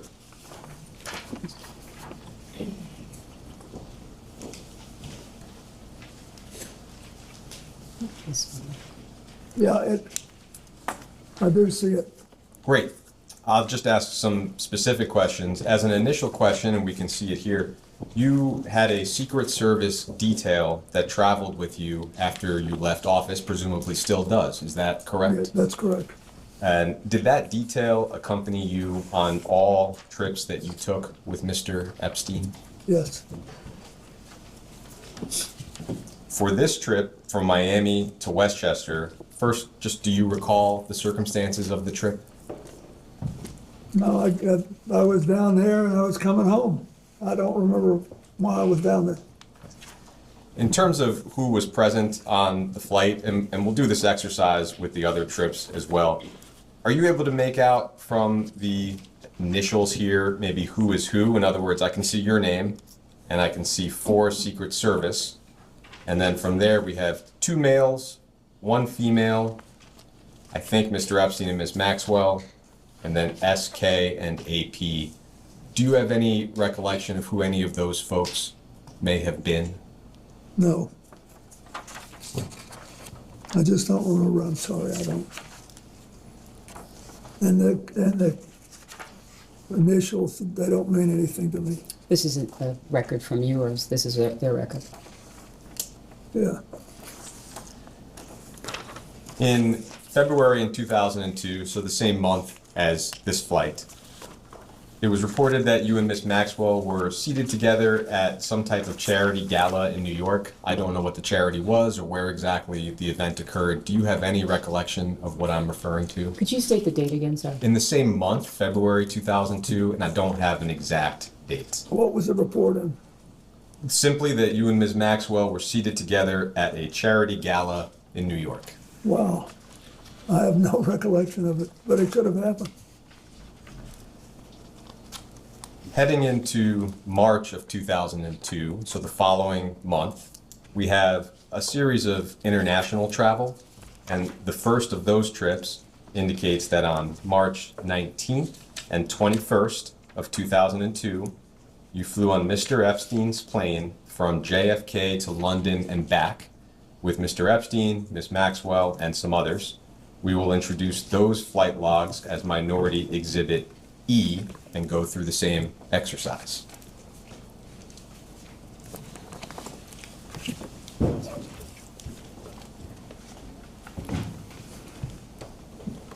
Thank you.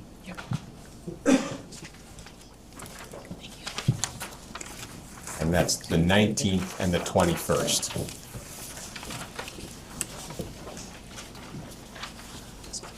The 19th and the 21st? Yes. Down toward the bottom of the page. Oh, hold on, it's pretty.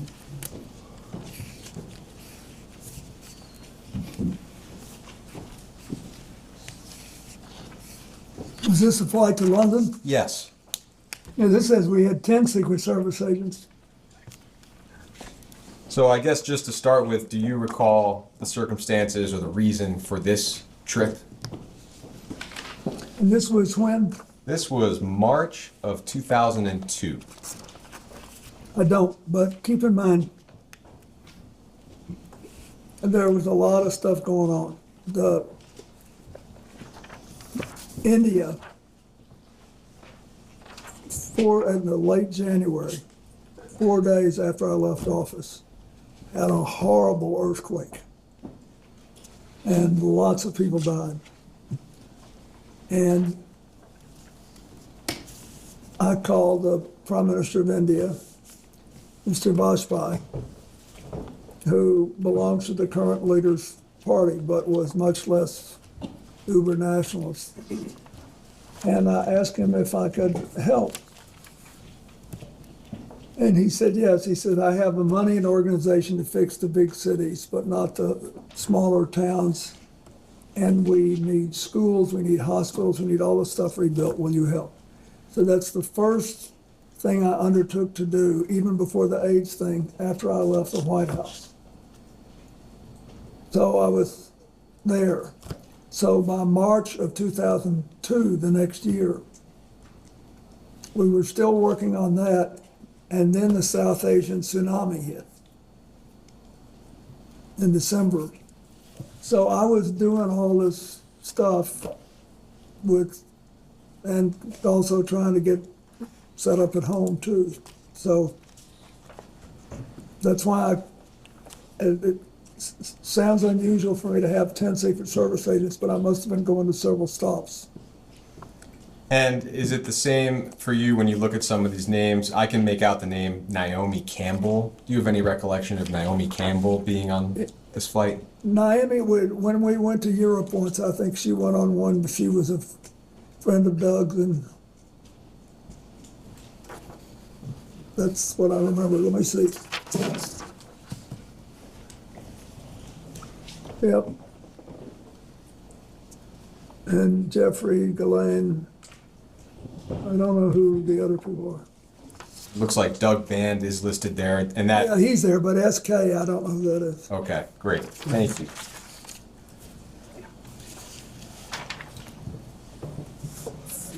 Moving to May of 2002, just 2 months after the one we just looked at, flight logs show a series of flights around Asia. Got 5 flights, including Hong Kong, China, Singapore, and Thailand. I'll introduce the flight logs for that trip. Just take a look at it together as Minority Exhibit F.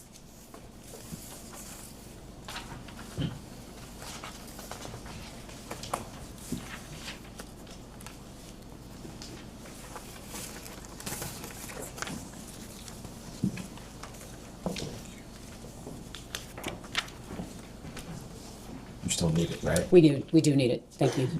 Oh, great. Thank you very much.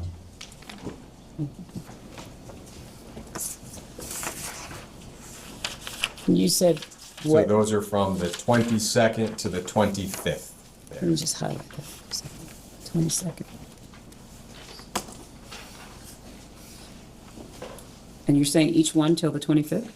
Yeah, so the first one lists the former president, and then 4 in a row after that lists same as above. So it's the same group of folks for about 5 flights Yep. there. So, same question, this trip to Asia, do you have a recollection of the circumstances, of how the trip came about? Yeah, that was 2002, right? Yes. So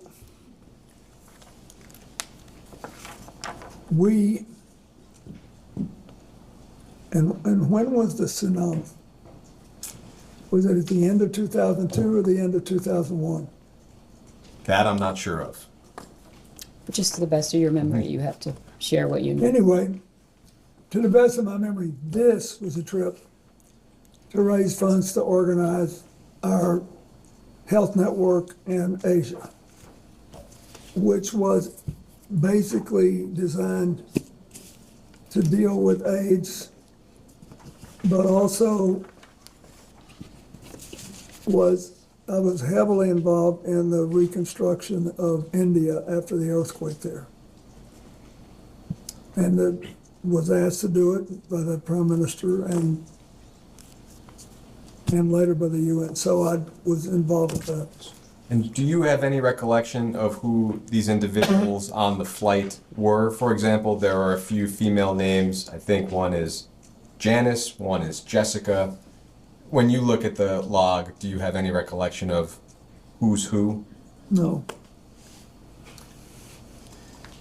She may have been a flight attendant, I don't know. Do you have any recollection of the flights themselves?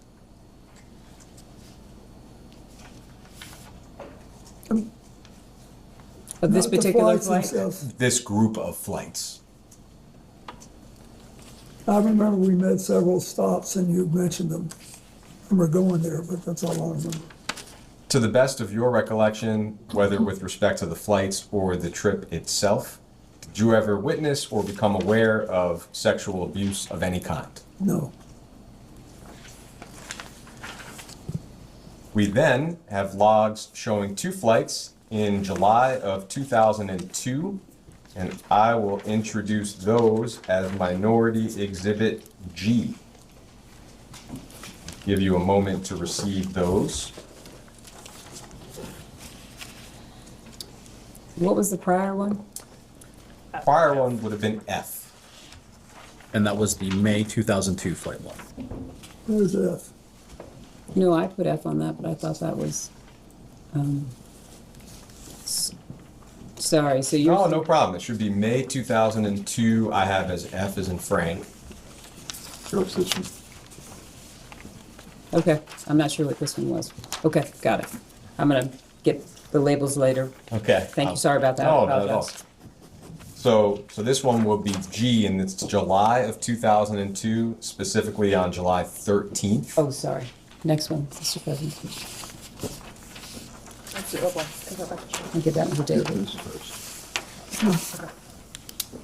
I'll And you give you a said- moment Hey, to does look this at say it. where we're going? Yeah, it's on the 13th, and these flights are from Morocco to Portugal, and then Portugal to JFK. And our understanding, just from public reporting, is that this may have been part of a trip to Morocco to attend the King of Morocco's wedding. And you're asking him about the legs that he's on? This Correct, was- exactly. This was July of Is that when his 2022. wedding was? Sorry? Is that when he got married? It may have been. I think that's my July. question for you, is whether you recall that this trip. Well, I recall going to his wedding. Okay. Do you recall approximately when that wedding would have been? No, but it was a long time ago. I don't know if this was it. But I did go to Morocco more than once. Do you recall attending the King of Morocco's wedding? Absolutely, I did.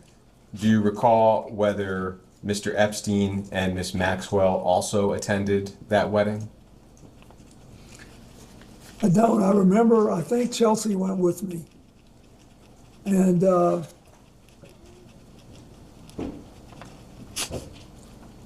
remember because my late mother-in-law loved Morocco, and Chelsea was there with her once, and she wanted to go. So we went, and it was really nice. I was very close to the king's father, and I marched in his funeral when he died.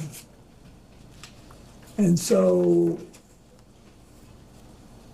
they had this wedding, and we were invited, and I very much wanted to go. Hillary was working and didn't go.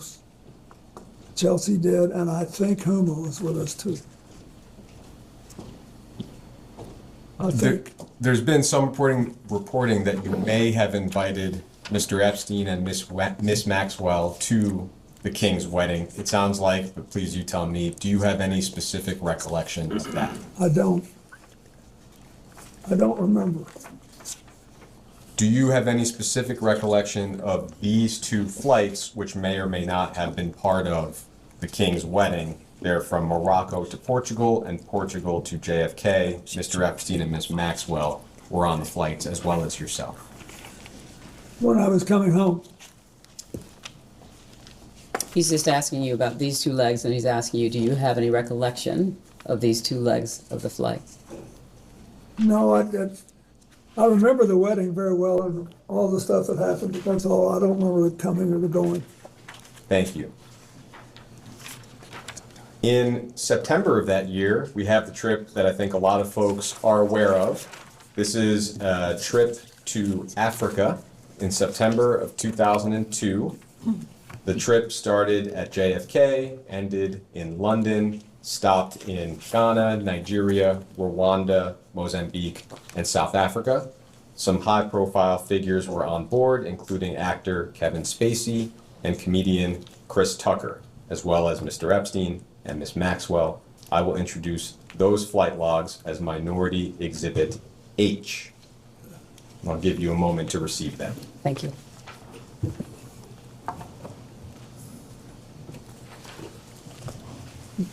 H. Thank you very much. H.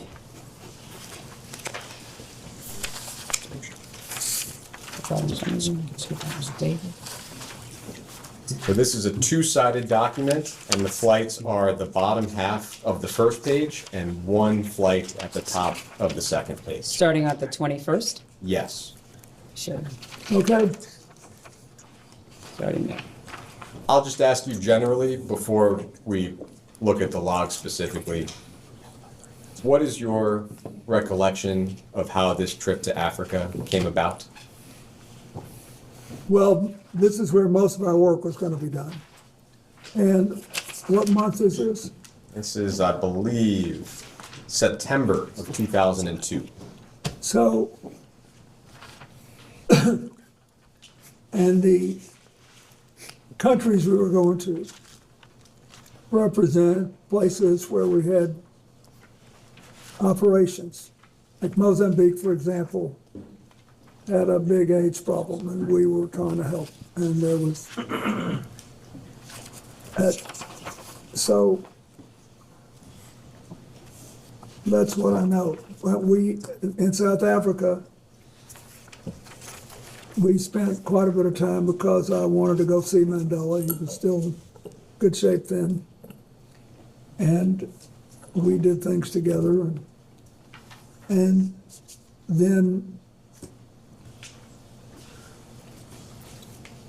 Charlene Hunter Galt, who was one of the black women that integrated the University of Georgia and became then a very well-known international television commentator for PBS. And her husband, Ron, had moved down to South Africa. And they were longtime friends of mine. We had celebrated the 150th birthday of Arkansas together in Little Rock. We were longtime friends. And so we went to visit them, and she threw a big cookout for us. And it was a funny time. Chris Tucker and Kevin Spacey imitated me. So a lot of these names on the logs are hard to make out. Do you have any specific recollection of who was on board those flights? He's not asking you to review and try and see if you can read their names. He's asking you what your recollection is. It says Shante Davis was, and she worked for Jeffrey. And I think it was discussed in the previous round, but that well-known photograph of yourself and Miss Davies, what is your recollection of the extent of your interactions with Miss Davies on that trip? Where were we? In Africa. No, where was the photograph? I think it was at the airport. Oh. On the way to. That's it. I mean, we had a good relationship, but it was entirely profit. I never had any personal contact with her, if that's what you imply. And am I right that while on that trip, whether the trip or the flights, did you ever witness or become aware of sexual abuse of any kind? I did not. Thank you. Thank you, Mr. President. Thank you. We have a series of questions from some of the members in the minority. And so I'll be calling them up as we go through. And thank you. Just want to again thank you for being here and answering all the questions. We appreciate that and for your service.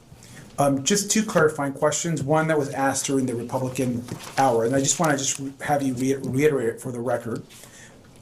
Either during or after your presidency, were you ever made aware of Jeffrey Epstein having any kind of relationship, directly or indirectly, with a foreign intelligence agency or service? And I ask because we've received a lot of interest and communication about that topic, and so I want to give you a chance to answer that again if there's anything No, else. I wasn't, and I understood why now when you showed me the passport, but I wasn't. I didn't know anything about that.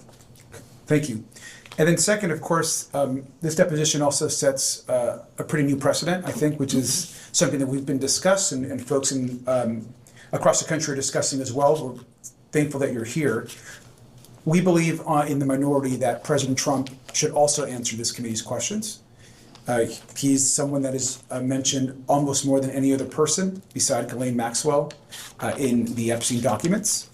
And so to get more information for this investigation, was wondering if you also agree that President Trump should answer questions of this committee. That's for you to decide, but he did know him well, and I once had a brief discussion with him about it. Thank you. Thanks for the answer. With that, I'm going to go to Mr. Walkinshaw, and we'll go down a series of questions.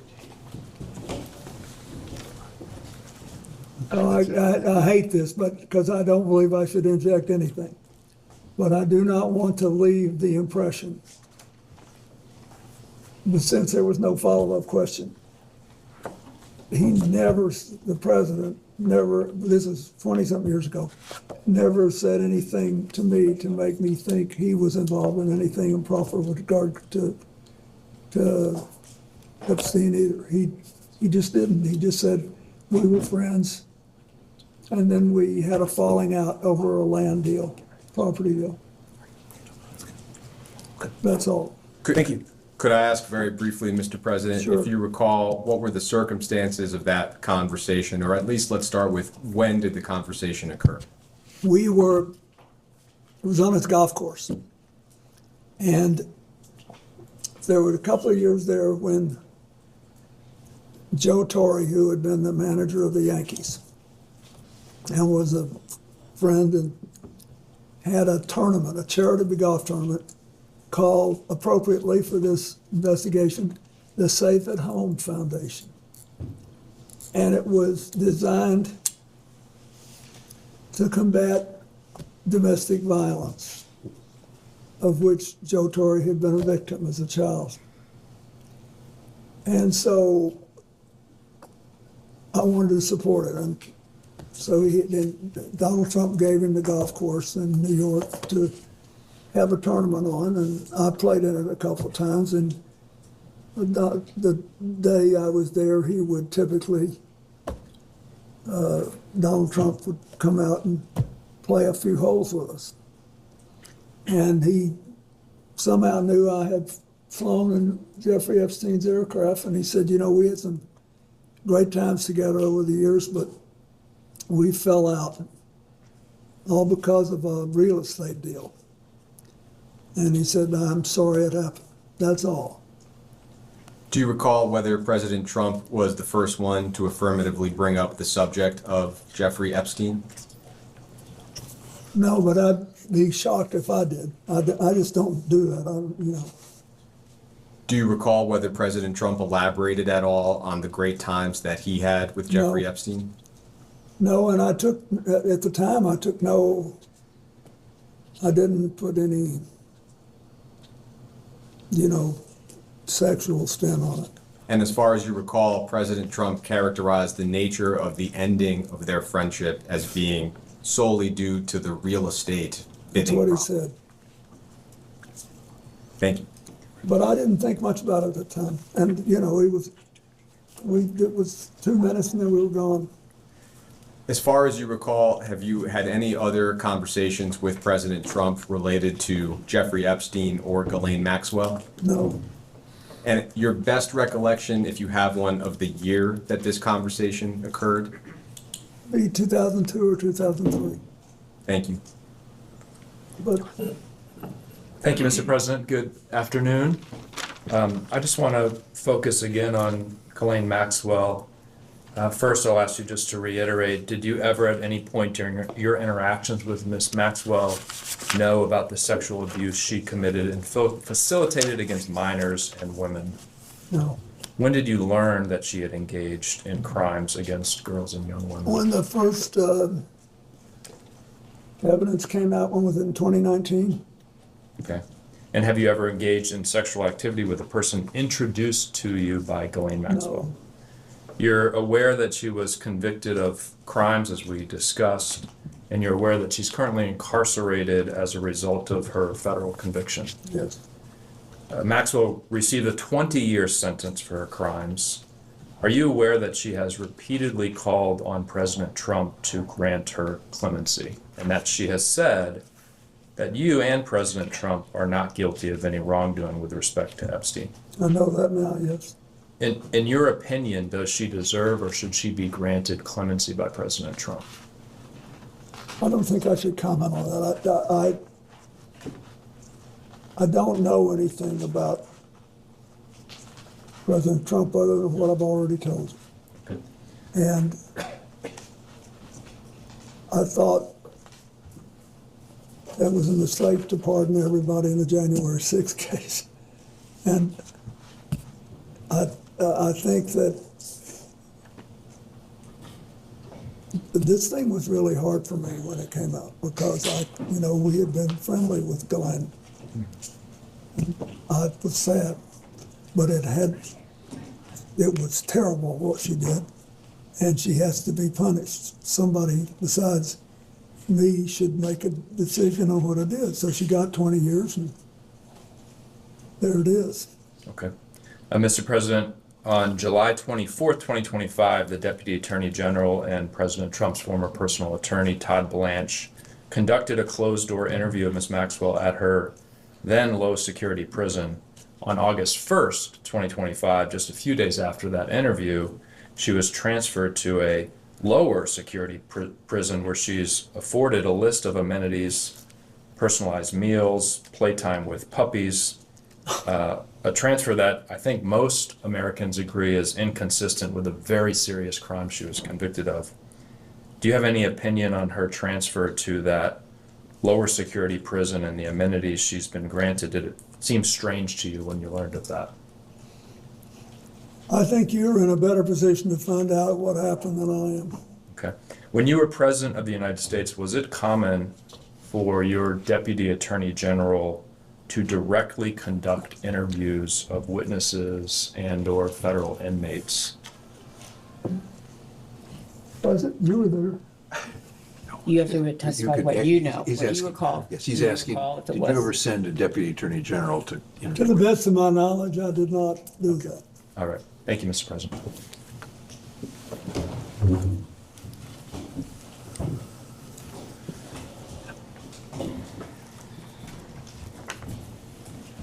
May I ask a question? Representative Foster, you're still the youngest person in Congress? Yes, I am, Mr. President.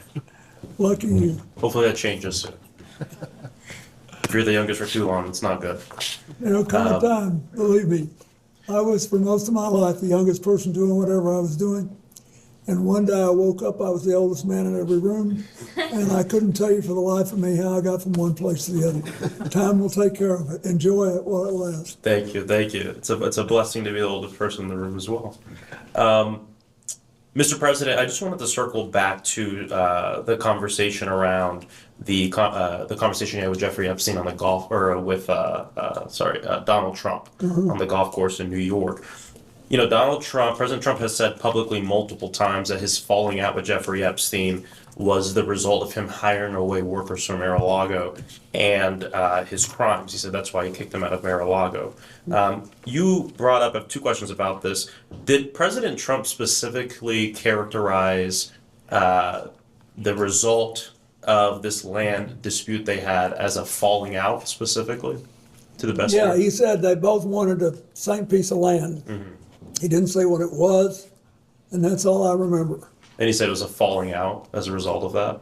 Yeah, said it strained their relationship. Do you know when this conversation happened?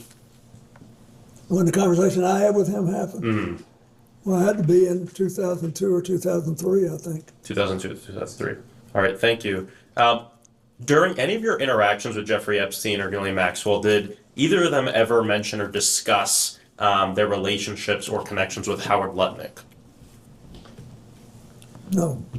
What about their relationship or connection with Alex Acosta? No.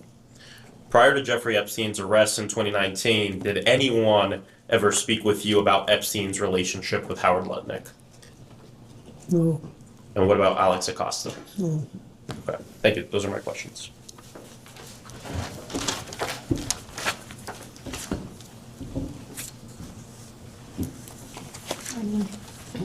Good morning, Mr. President. Good morning. I'm Melanie Stansbury. I represent New Mexico's 1st Congressional District, and it's an honor to have you and your council here. This is a very important investigation, and we obviously have a lot of questions. And for me personally, this case is all about justice for the victims.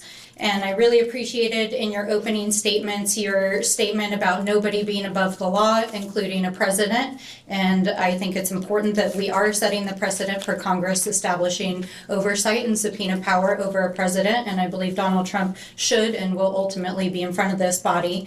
And I also appreciate what you said about women and girls who were abused by Jeffrey Epstein deserving justice and healing. And that's where I'd like to focus my questions. And in particular, I want to focus on 3 survivors who have shared stories that involve you. So I want to begin with Maria Farmer. Do you know who Maria Farmer is? Maria Farmer was employed by Jeffrey Epstein and abused by him for a number of years. And she first reported her abuse to the New York PD and FBI in 1996. And she states that she has personal knowledge that you visited Jeffrey Epstein's house 3 to 4 times while you were the sitting president between 1995 and 1996.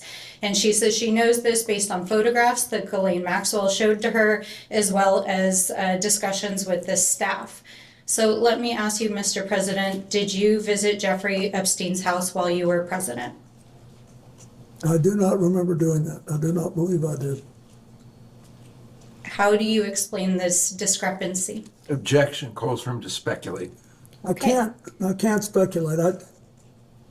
But all I can tell you is I don't remember being there. Okay. Moving on to Virginia Roberts Giuffre. Are you familiar with her? Mm-hmm. As has already been established, she has stated in numerous sworn statements, including a sworn deposition in the Maxwell trial, that she saw you on the island with Jeffrey Epstein. And in fact, this morning, her family shared her diary with me. And in it is a quote wherein she writes, quote, Bill Clinton met 2 times island with 2 girls, CT, GM, and JE. What is your reaction to that? It's not true. Do you have any dates associated with that? Were there dates on the diary? I don't have that information, but we'll be happy to share it with you. Would be terrific, because I think there are also records that would reflect where else he would have been. So thanks. Did she say that in her book? This is from her personal diary that her family shared with us. But the book came out more recently. Did she say that in the book? I'm just reading you the entry from her diary that her family shared with me.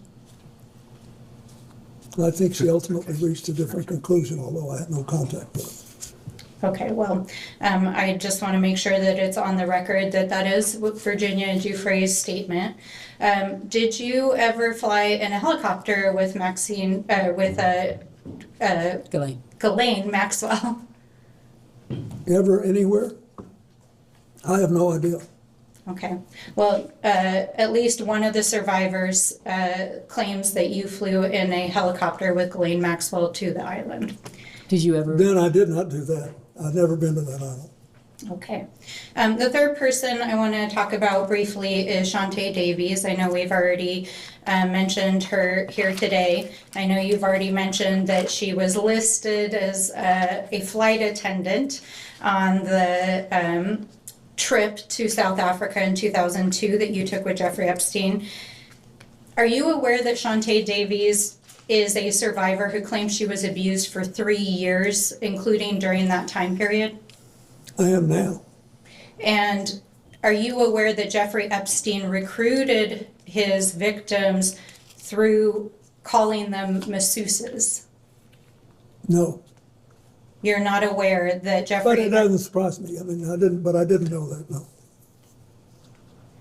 Knowing that Jeffrey Epstein recruited hundreds of minors as masseuses to massage him, and knowing that this victim, who was a survivor 3 years of his sexual abuse as a masseuse, was on the plane, does that make you think about the massage you received from her differently? Can I just interrupt? You're saying knowing, you know that. He was saying that he was unaware that that's how Mr. Epstein was recruiting his individuals. I'm asking if today, hearing this... You've seen the picture? I have a copy of it right here, yes. Well, I'm sitting up and I'm just asking if now that you know that Jeffrey Epstein recruited girls as masseuses, does that reframe that photograph, and knowing that there were girls on the plane that were being abused? Objection. It states facts not in the record. You can ask this witness what he thinks or remembers about anything that happened, but I don't think it's right to ask him to speculate. she wants to know if I feel bad about it, yes.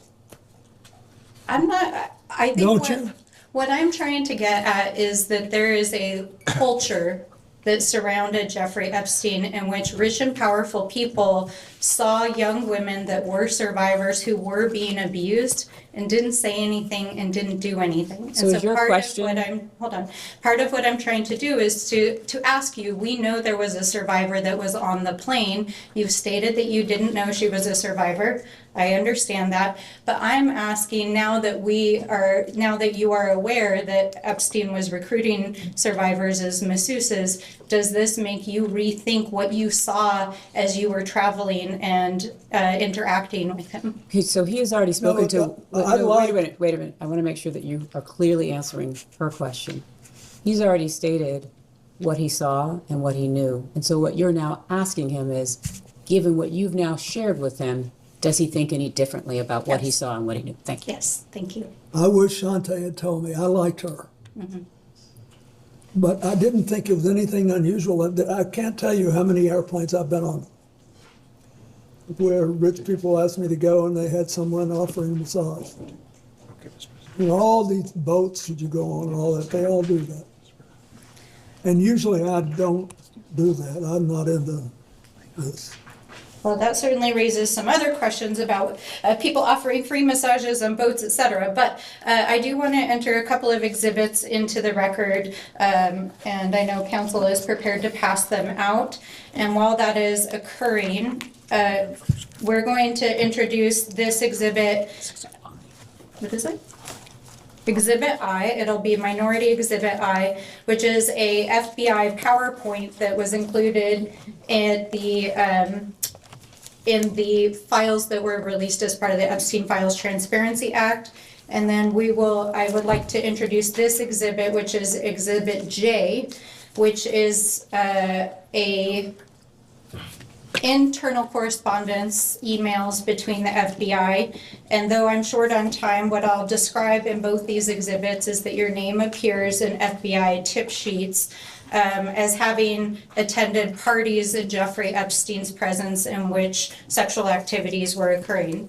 Did you ever attend a party of any kind or an event with Jeffrey Epstein in which sexual activities were occurring? Okay. And then finally, there will be many millions of people that watch this deposition. What would you like to say to the survivors directly? That I hope this will produce a sense of finality. And I don't think that'll happen till the government starts holding on to all the records. I think that, the records should be released. And then I think that we need to come up with strategies to help people who can't get over this get better. And the most important thing we do, I think, besides treat the victims right, is increase the guardrails that will set off alarm systems and stop other people from doing the same thing Epstein did. Thank you very much, Mr. President. Thank you. Thank you. We had an additional member join us in the interim. Could that member just identify themselves? Absolutely. Hello, Mr. President. My name is Nick Langford. I represent New York's 23rd Congressional District, Buffalo Suburbs, rural southern tier. Thank you for being here today. Could you just, for the record, the time check? We've got about 5 minutes left in this round. Thank you so much. I think it's fine. Congressman, how are you? Thank you, Mr. President. Thank you for being here and for your time today. Thank you for your service. We have, as you know, in the files that were released, there were several photos, included you, and we have an exhibit here. That's just one of the photos. And Exhibit K, Minority Exhibit K. Yep. And we'll have that passed around. And what we're trying to get at is some context for the public on whether you remember this photo and any details you may be able to provide us about it. So do you recall the details of this photo, or recall the photo being taken? No, I don't think I ever knew the photo was taken. Okay, and for those who can't see it, it's a photo of you in a hot tub. There's a person next to you here. Do you remember where it was taken? Where was it taken? I'm almost sure that this pic, and I think there's an adjacent photograph, which you probably have, that if people saw it, they would feel that someone was trying to con them showing this picture. But anyway, this picture was taken in Brunei. And we flew one night on a trip to Asia, the last very long leg. You said we, is it, who is that including? Well, my TIL team that was working Thank you. on the AIDS issue, and Mr. Epstein was there, and Miss Maxwell. But anyway, we got to the end of the flight was Brunei. It's a tiny place, but a very wealthy one, and the Sultan of Brunei was a man that I had gotten to know well in my 8 years as president. And his first involvement with international matters was basically to join the Asian Pacific Economic Leaders Conference, which I started and which he attended. And then he was very proud of that, and he hosted, his time came to host it. You know, you do these things in a rotation. And it came at either at the very end of my term or maybe the next year. Anyway, he wanted, when he knew I was coming, and he said he wanted to help me with my AIDS initiative, and he invited me to stay there. And he said, I want you to stay at this hotel, and I hope you'll use the pool. So I did, and then I got out and went to bed, exhausted. Just for the record, there's another picture that also shows this as part of the larger pool area. Do you all have that so that he can refresh his recollection with respect to that? You should have it. It's quite enlightening. If you watch this. Yes, it's noted. It'll Yes. give you a different feel. Thank you. Okay. We don't have it with us right now. Okay, We do thanks. I just have wanted it to as make well. sure he knew the And so context. were there other people in that pool or hot tub with you as well? I don't think there's anybody in the hot tub. I didn't forgotten that there was anybody in the hot tub, but it was big, but it was about. Well, He's asking in the pool It appears area. there's this photo, there's a girl over here, or there's someone. Yeah, I don't know who that is. But he's also asking in the pool area were there other Yes, individuals? I don't know who that is. Okay, so you don't know? No, and then there were other people in the pool. Okay, so do you remember were they under 18? Would you No. know? No. Were they part of your traveling party, he's asking you? Yes, they were, I think. I think everybody there was part of our party. It was late at night or late-ish, and I also believe that there was a Secret Service agent there at the other end of the pool. Okay, and was this in public? No, it was a hotel room, and the Sultan wanted us to stay there, and the water, this big pool, was on the same floor that there were several suites, so we went out, I swam around, I sat in the hot tub for 5 minutes, or whatever it was, and I got up and went to bed. And then I have to ask this, did you engage in any sexual activity No. with this person? Great, thank you. Okay, and that ends this round, and we can go off the record.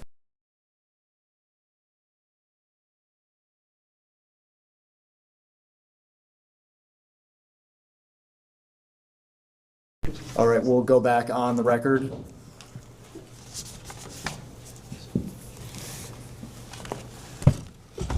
Thank you for that. I appreciate it. Yep. Ready to go? Yep, we'll start with Representative. Wonderful. Hello, Mr. President. How are you? Fine. Good. Thank you so much for being here with us. For being hoarse. Oh, you're fine, Mr. President. Mr. President, I want to make my questions as quick and as painless as possible so we can move on with the day and hopefully not keep you here for too long. First question I have for you, Mr. President. Have you ever lied in a deposition? No. Have you ever lied while under oath? No. Thank you. Were you personally aware that Jeffrey Epstein visited the White House 17 times during your presidency? At the time it happened? Yes. No, at the time it happened, I was not. Do you know, so Jeffrey Epstein never asked to meet with you personally in the White House while you were president during those 17 visits? Not to my knowledge. Would you know who he was meeting with? No. Okay, well, I didn't know he was coming.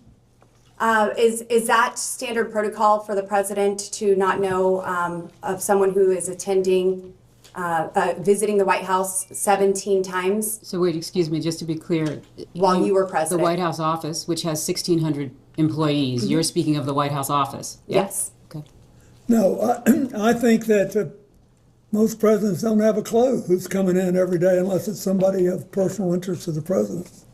Yes, and you did have a familiar relationship with Jeffrey Epstein, correct? No, I wasn't aware I'd ever met him when I was president. While you were president.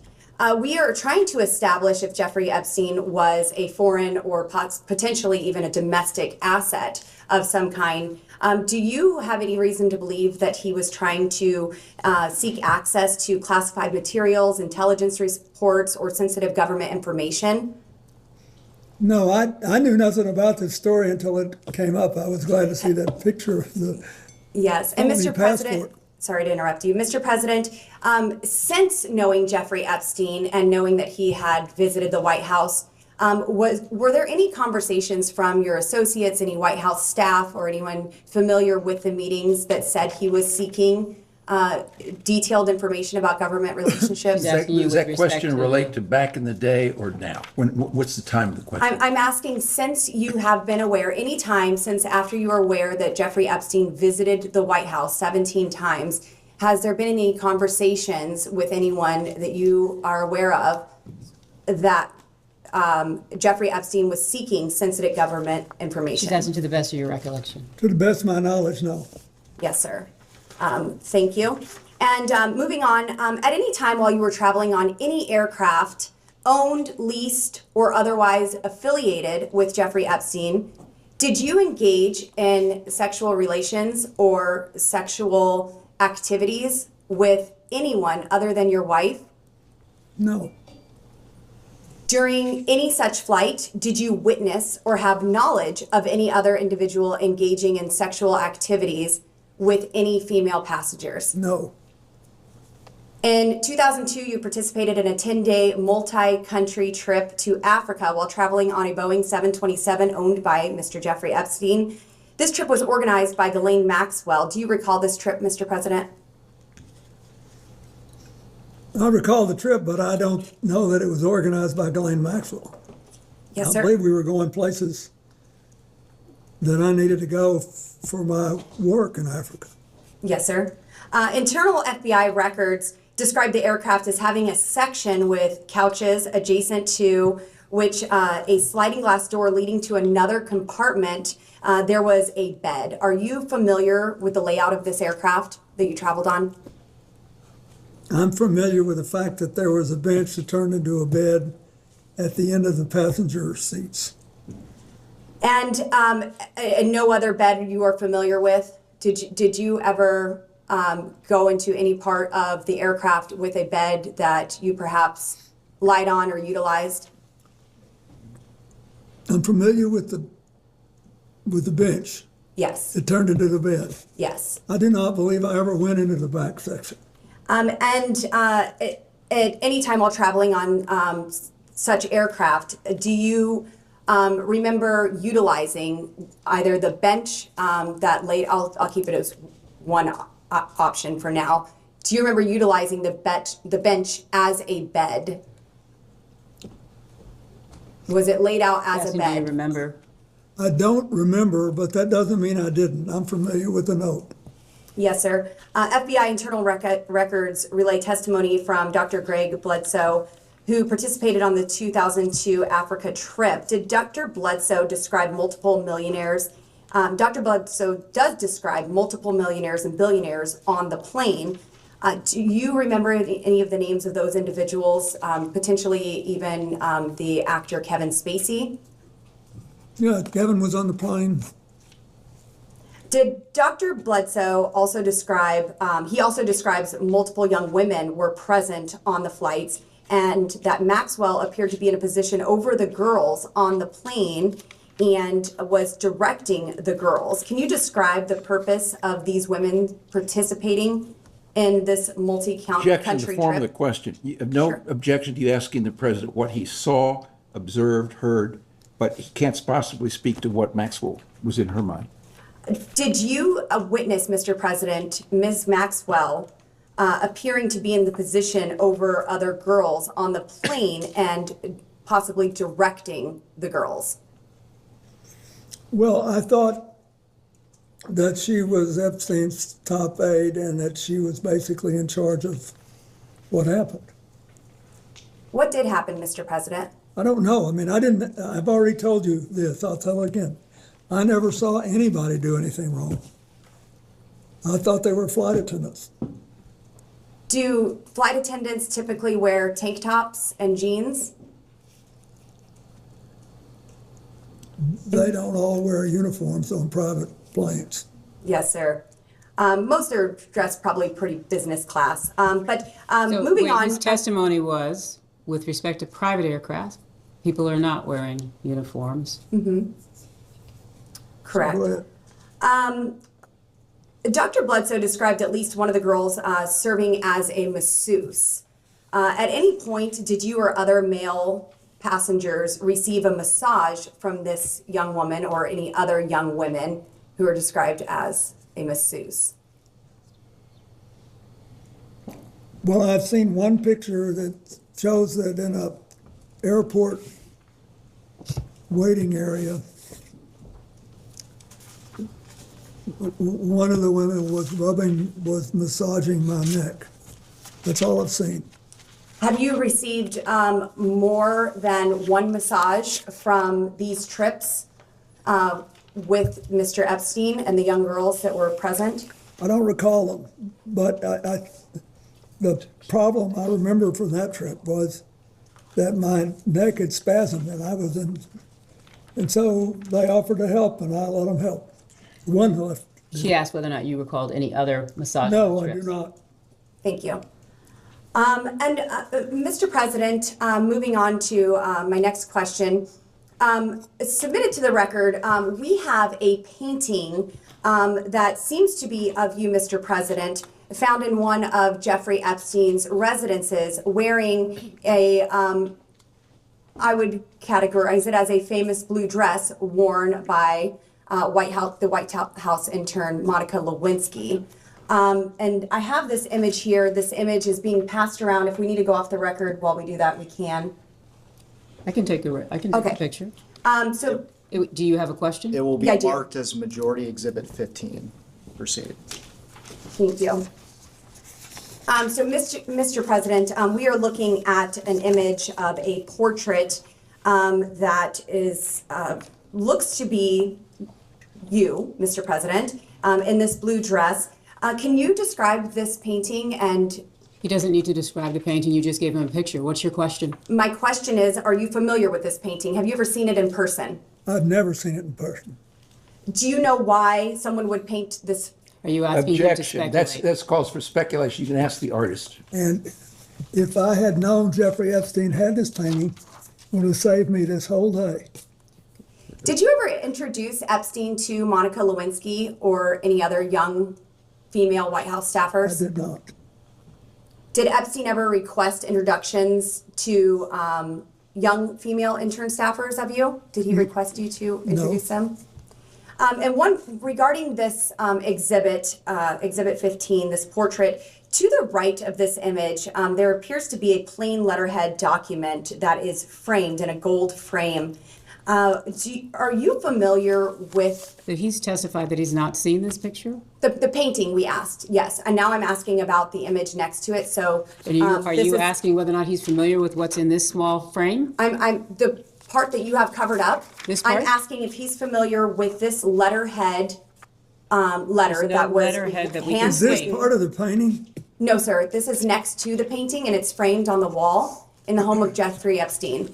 I guess a better way to ask, other than the birthday note that was passed around here today for Jeffrey Epstein's 50th birthday, Mr. President, did you ever handwrite Jeffrey Epstein any other notes? Well, I wouldn't remember, except that I've seen a picture recently of another note where I thank him for getting me away from the crowd on the airplane for a while so I could take a nap. Yes. Okay, Mr. President, I just have two more questions for you, and then I will let you go. And again, I'm so grateful for your time here today. We also have another exhibit from the committee, and it's page 49, I believe, and the, how do you want to classify this one? They'll give it to It will be marked as Majority Exhibit 16. In this is a portion of Virginia Giuffre and her testimony. And in it, she is referencing you, Mr. President, and says he, Mr. Clinton, told me long ago that everyone owes him favors. They are all in each other's pockets. She's asked, I'm sorry, maybe that wasn't you that you was referencing, Clinton. I'll start over. He told me long ago that everyone owes him favors. I believe that's referring to Mr. Epstein. They're all in each other's pockets. Sorry, could you, what line are you starting at? Yes, ma'am. I'm starting at the first line, and I do believe I incorrectly said that she was referencing Mr. Clinton. So to correct that. So she's not referencing, Correct. she's not referencing Mr. President Clinton, she's referencing instead? Who? I believe this is Jeffrey Epstein that she is referencing here. Thank you, Ms. Bober. Thank you. And then she's asked, would you say you asked him why Bill Clinton was here? And Virginia responds on the island, where he was here, on the island. And she goes on to say, excuse me, can you clarify who JS is? Can we look and see who JS is? It says V and then it says JS, so is this I will get you that name. But this is a Here, I can pull conversation it up right between here. two people, or is this a Yes, transcript of a deposition? This is a transcript of a deposition, yes. Thank you so much. It says telecon at the top. Doesn't appear to be a deposition. It says, What do we have this as? I'm not objecting. No, that's fine. And we could go off the record if you want, just to get this. I don't have this. So this is, go ahead. Yeah, we'll go off the record.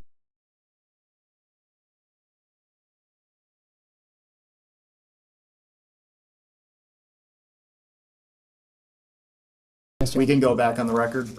Thank you very much. And this is a long dialogue between Mr. Jack Scarola and Virginia Giuffre, and I will summarize this. It is mentioned by Virginia that everyone owes him, presumably Jeffrey Epstein here, favors. Mr. President, were you ever in the position to owe Jeffrey Epstein a favor? I didn't consider that. I thought we had an understanding about the airplanes, that he would let me use the airplane to set up my AIDS programs around the world if I'd agreed to talk to him for an hour about economics and politics on every long leg. I kept my word, and he seemed to honor his. Were there any sensitive government topics ever discussed in those conversations? And also here, Just for the Virginia. record, did the court reporter get his response? Thank you so much. Thank you. Sorry, I'll try not to talk over you. Wrapping up here. Virginia Giuffre is also asked in this document. The same one you handed us? Yes, ma'am. So we should be looking at, This is 1, 2, 3, 4, 5, 6, 7, 8 lines down. JS is speaking. Were sexual orgies a regular occurrence on the island at Jeffrey's house? Yes. My question, Mr. President, were you ever aware or engaged in any of these sexual orgies? are these on the island where he's testified that he's No, not ma'am, been on the I island? was never on the island. Were you ever on any island in the Virgin Islands? To travel for a trip with his wife, which is on the public record? I'm With sorry, Jeffrey what's your Epstein? question? No, You were never in the Virgin Islands in the Virgin Islands with Jeffrey Epstein, no. Okay, thank you. Mr. President, there's been new information that has come out regarding the autopsy of Mr. Epstein. I would just like to ask you personally and directly, do you believe that Jeffrey Epstein killed himself? Are you asking him to speculate on how Mr. Epstein died? I'm asking what the president thinks of. So you're asking his opinion? Mr. President, was your friend Jeffrey Epstein Are suicidal? you classifying him as a friend who he has testified that he was has friendly? called him a friend in a letter. He said he was friendly, but not, you've asked for his testimony. Mr. President, do you believe that Jeffrey Epstein was suicidal? Do you know? Was he ever She's asking for the suicidal? best of your I understanding. don't know. I only know what the medical finding was. I think maybe That's it. he finally got caught, and I don't know. I've accepted it in my own mind. I don't know what happened, Mr. President, what did you accept? That he killed himself or that he did not?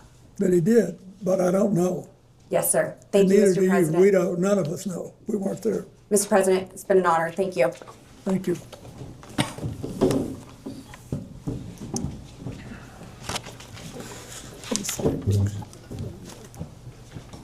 Mr. President, in the previous hour, you discussed your relationship with Ms. Maxwell, and I have a few general follow-up questions. And I may make you repeat yourself, but I'll try hard to not ask you questions you've already answered. First, can you characterize your relationship with Ms. Maxwell after your presidency?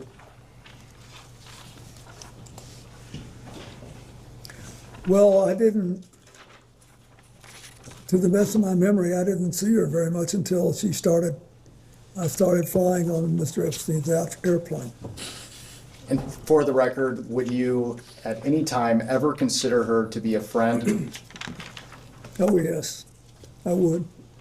What years would you consider her to be a friend? I don't know, when she started going with Ted Waite, I saw her more frequently because I saw him more frequently. Then she was around CGI. So if you compare the time I spent with her to the time I spent with Mr. Epstein, I spent more time and I felt that we were better friends. How did you typically communicate with Ms. Maxwell? She showed up at something that I was doing or vice versa, like. So in person? At CGI, yeah. I bet I never talked to her on the phone more than twice in my life. And what were the nature of your communications with Ms. Maxwell? What you recall? I don't recall anything. I don't recall what they were, but she was always, I don't know. She was very interested in CGI. I remember that. And that's it. And for the record, Mr. President, did you ever have any communications with Ms. Maxwell related to young women or girls? No. At this time, I'd like to introduce what will be marked as Majority Exhibit 17. And while it's being handed out, I will note for the record that this is the transcript from the two-day Ghislaine Maxwell interview with Deputy Attorney General Todd Blanche, conducted by the Department of Justice on July 24th and 25th of 2025. And I will not be making you read the entire transcript. I will direct your attention when you've had a chance. Okay. Mr. President, have you seen this transcript prior to Before? today? Yes. No. I would like to direct your attention to day 1, and we are looking specifically at the bottom of page 9. Yep. Are you? And No, we need a copy down here. Do we have a second copy and a third copy? Give me 1 second. Here, Thank you so much. We'll go If off you the can pause. record briefly.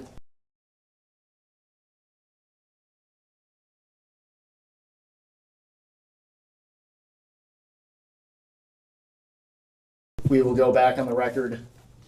Yep. During Ms. Maxwell's interview, she stated that President Clinton was her friend, not Epstein's friend. Is that accurate? I'd say that it was accurate to say that I felt closer to her than to him. And for the record, why was that? Because I had seen her more and because she was very good friends with Evelyn Rothschild and his wife Lynn, whom I knew and was in regular touch with. And then this part is in there too. And Okay. You're on page 9. That's good. Just want to make sure you're reading the right section. She characterized your relationship with her as warmer. Is that yes, your question? Would you agree with that? Warmer than with Jeffrey Epstein? Correct. oh yes, but it was not in any way sexual. At this time, I'd like to direct your attention to day 2 of the transcript, and now we are looking at the bottom of page 12, and it is page I see it. 258 and 259. This is interesting. Wait, pardon me, sorry, I'm not with you. The bottom of page 12 says 42 to 45. Of day 2. Oh, sorry, I apologize. Okay, Day 2, page 12, Yes. page 252. 257 to 260, Mr. President. Okay, 258 and 259. okay, got it. Can you hold for No. 1 second? Can you wait?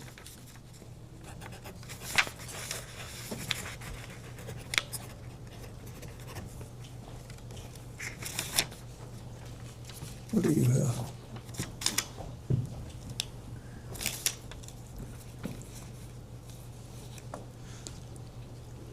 $258, $259? Correct. Got it.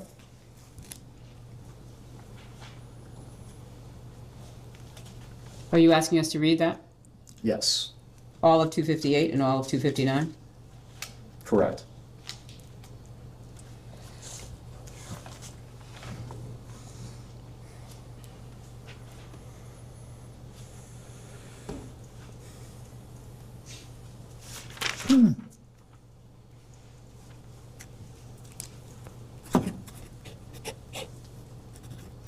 Okay, is there part of this you want me to read? No, No. he has a question. He wants to make sure you've read through here. two And you've pages. read through here. Okay.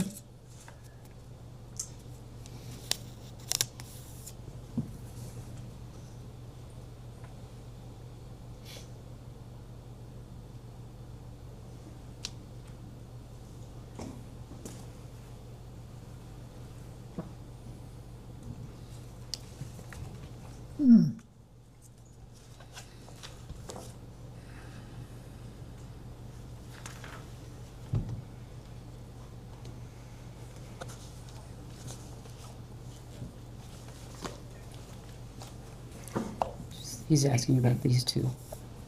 You read them? This and this. No, you don't have to read the other part yet.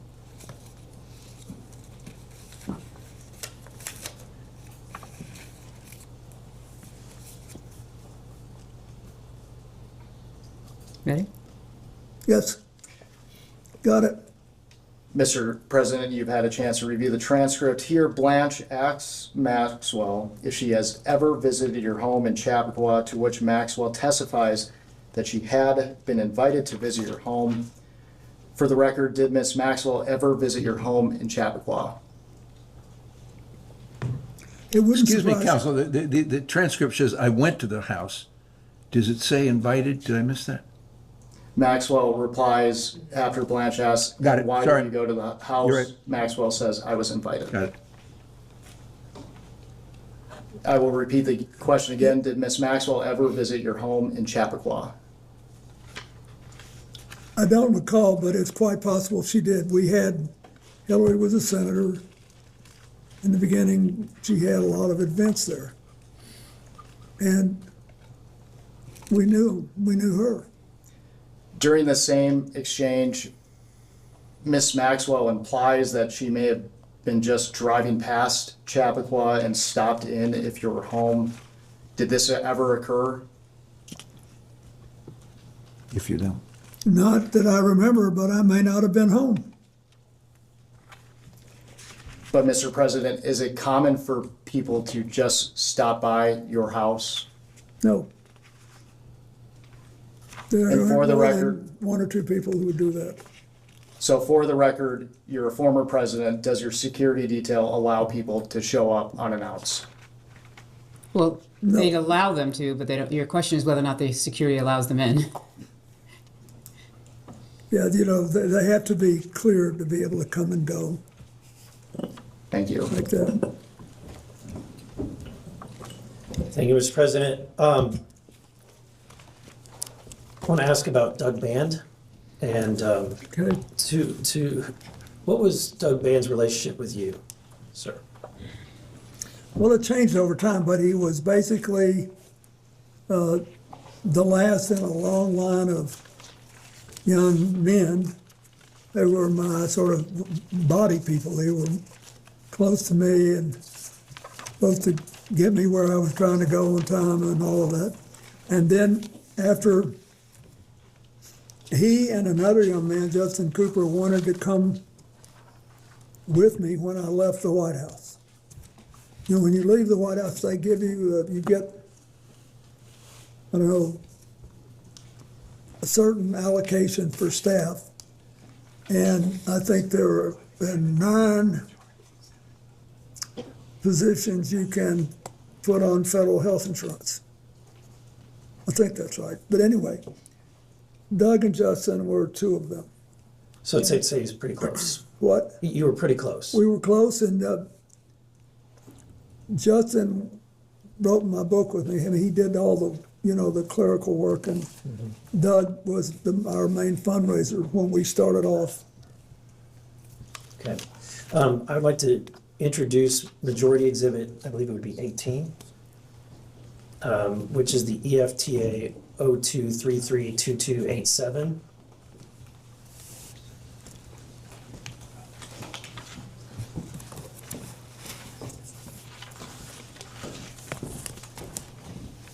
Thank you very much. Thank you for that. So this is pretty short. This is an email from Doug Band to. Yep, I'm familiar with it. To GMAX, which is commonly known as Ghislaine Maxwell. Yep.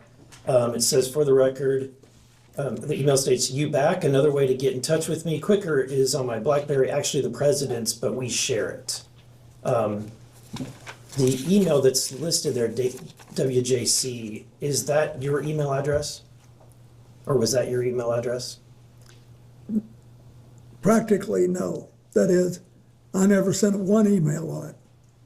But you recognize that? I recognized it, and I think Doug thought it would increase his cachet if he had an email with WCC on it. And But he's asking you, is this your email, Mr. President? no, I didn't send emails on it. Did you share a BlackBerry with Mr. Band? Well, he says we did, but I think I finally got another BlackBerry. But this was back before, okay, sorry. Mr. President, this is back in, think of the year, look at the year, so you make sure you're answering the question. 2001. Did you have a phone in 2000? He's asking you, was this your BlackBerry, or did you share this BlackBerry with him?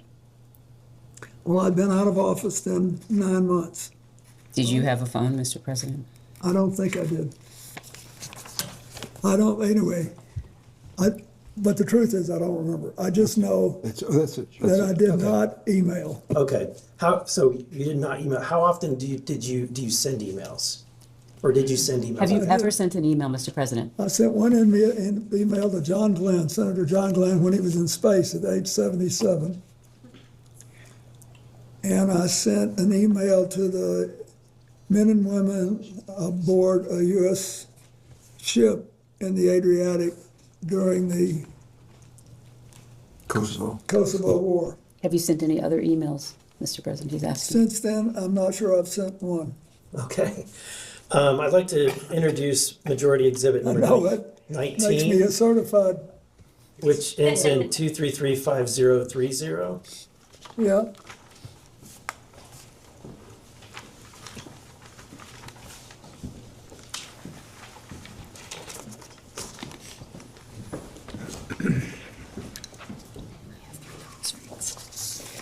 Let me see.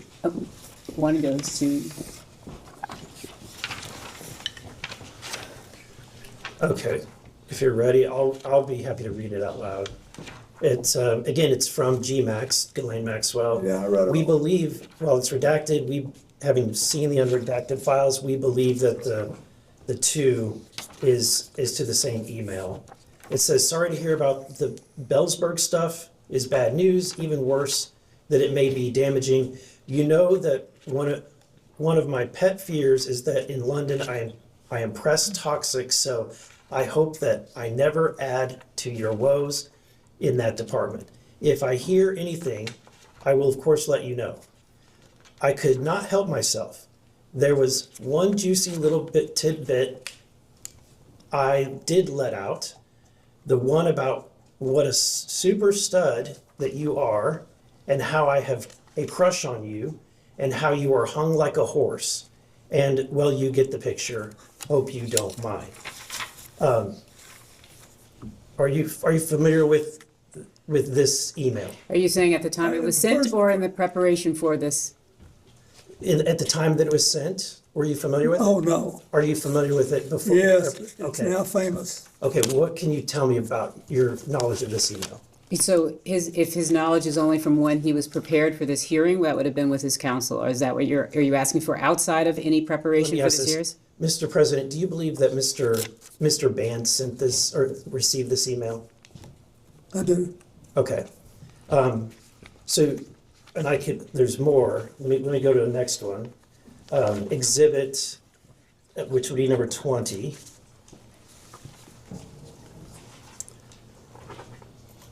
And the answer is, I Oh, wait a don't minute, know about there's this. no question. Okay, at the time. I would just ask you to clarify whether or not you're asking if he knows about these emails at the time they were sent, or if you're asking whether or not he came to learn about them in the course of preparation, just so that distinction in time is clear. Okay.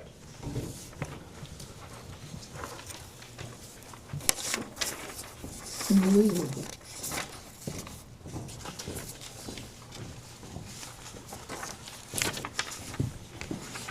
I believe this email is also very short. It's just at the top, again, it's from the WJC email, same one.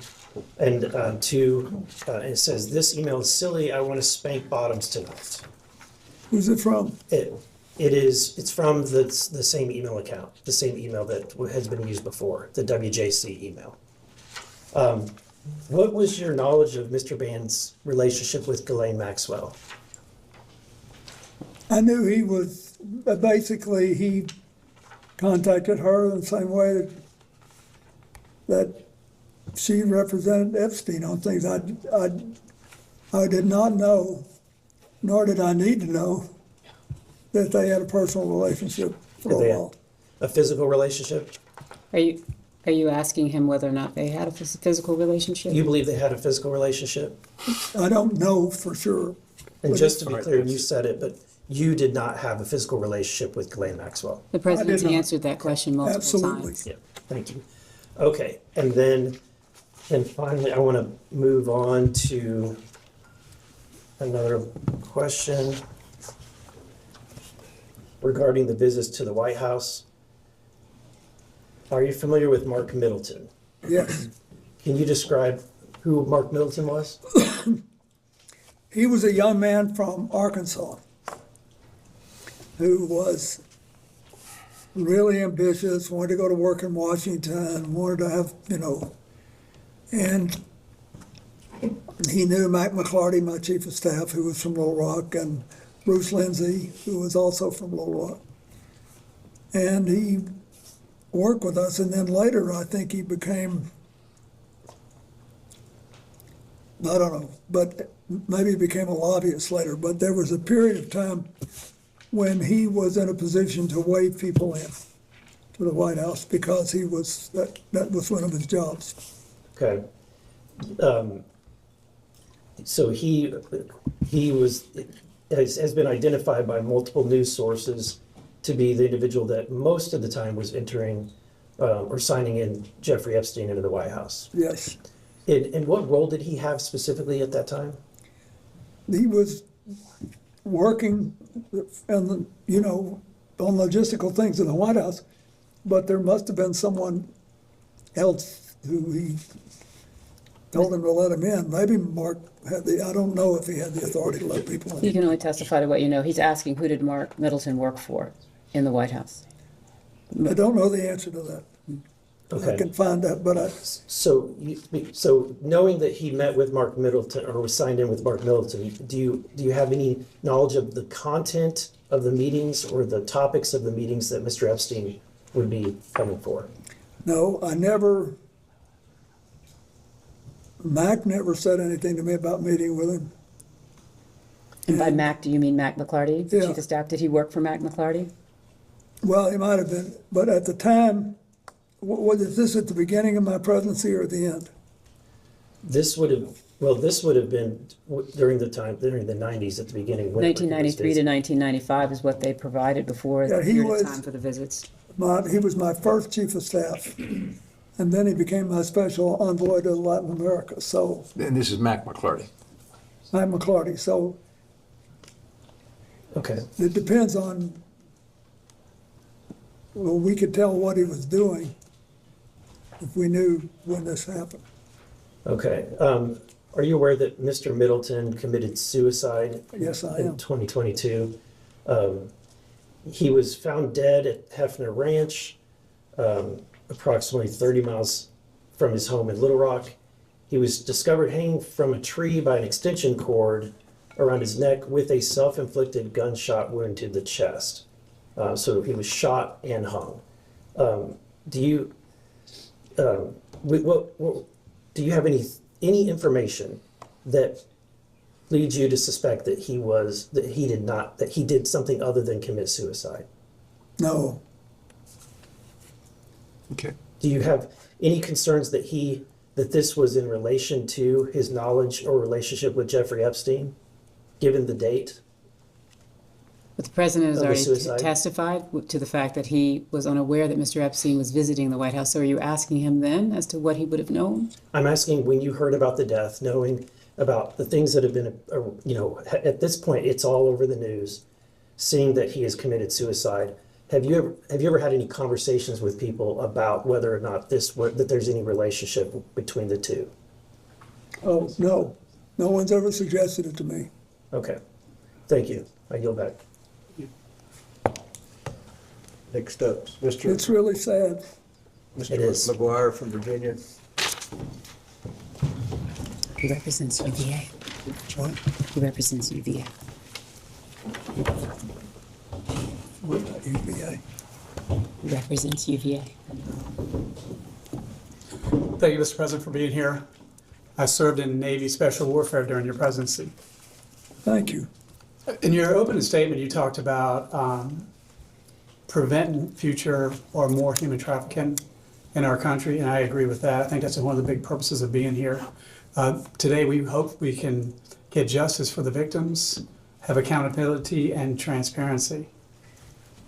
Just curious, have you read the Epstein files that have been released? No. I've read many news stories about them, but I haven't read them all. And how many Epstein files do you recall were released during the Biden administration? I don't know. How many? If you know. I don't know. 0. And how many Epstein files have been released during President Trump's second term? Again, if you know. Thanks to the Congress and the victims, quite a number. Over 3 million. Now, as president, you're chief of executive for the U.S., and as we get to the end of this, I'm going to ask you, what could we do to prevent, because I think that's what we all care about, is what do we do to prevent more human trafficking type stuff. So let's talk about Kevin Spacey for a second. In a June 2024 interview on Piers Morgan, Kevin Spacey recounted noticing young girls on the flight and expressed he didn't want to be around this guy, Epstein, because it felt he put the president at risk on that trip to South Africa because there were these young girls. So did Mr. Spacey ever communicate these concerns to you directly? Not that I recall, no. Did anyone else express similar concerns about these young people? No. Do you agree with Mr. Spacey's characterization that these young girls on the flight were concerned?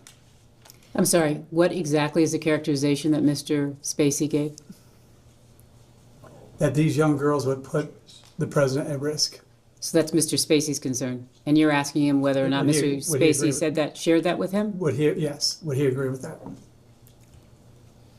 I had no reason to believe that at the time. Okay.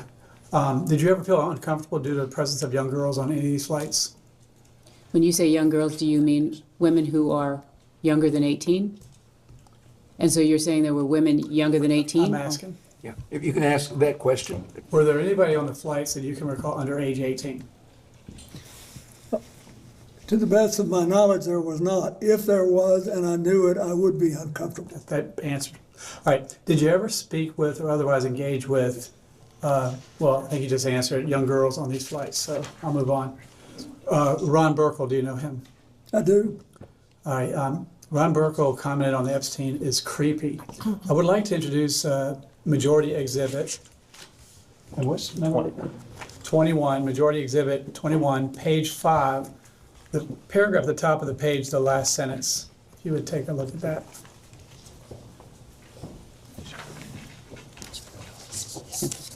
Could you say what page again? Sure, it's page 5, the paragraph at the top, the last sentence. If you could give us a minute to read it, that'd be Sure. great.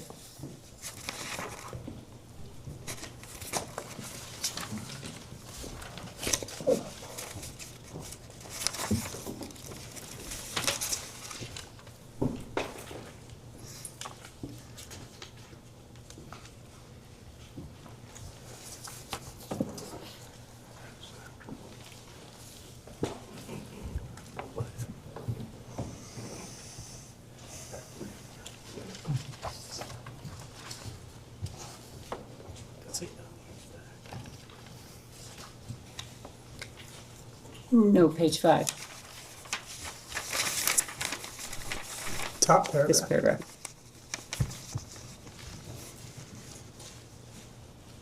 And more specifically, the last sentence of the top paragraph.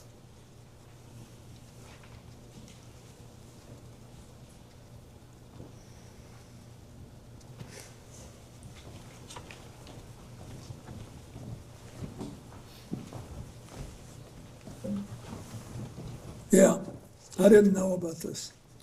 So the question would be this. I understand you didn't know anything about it, but let me ask the question.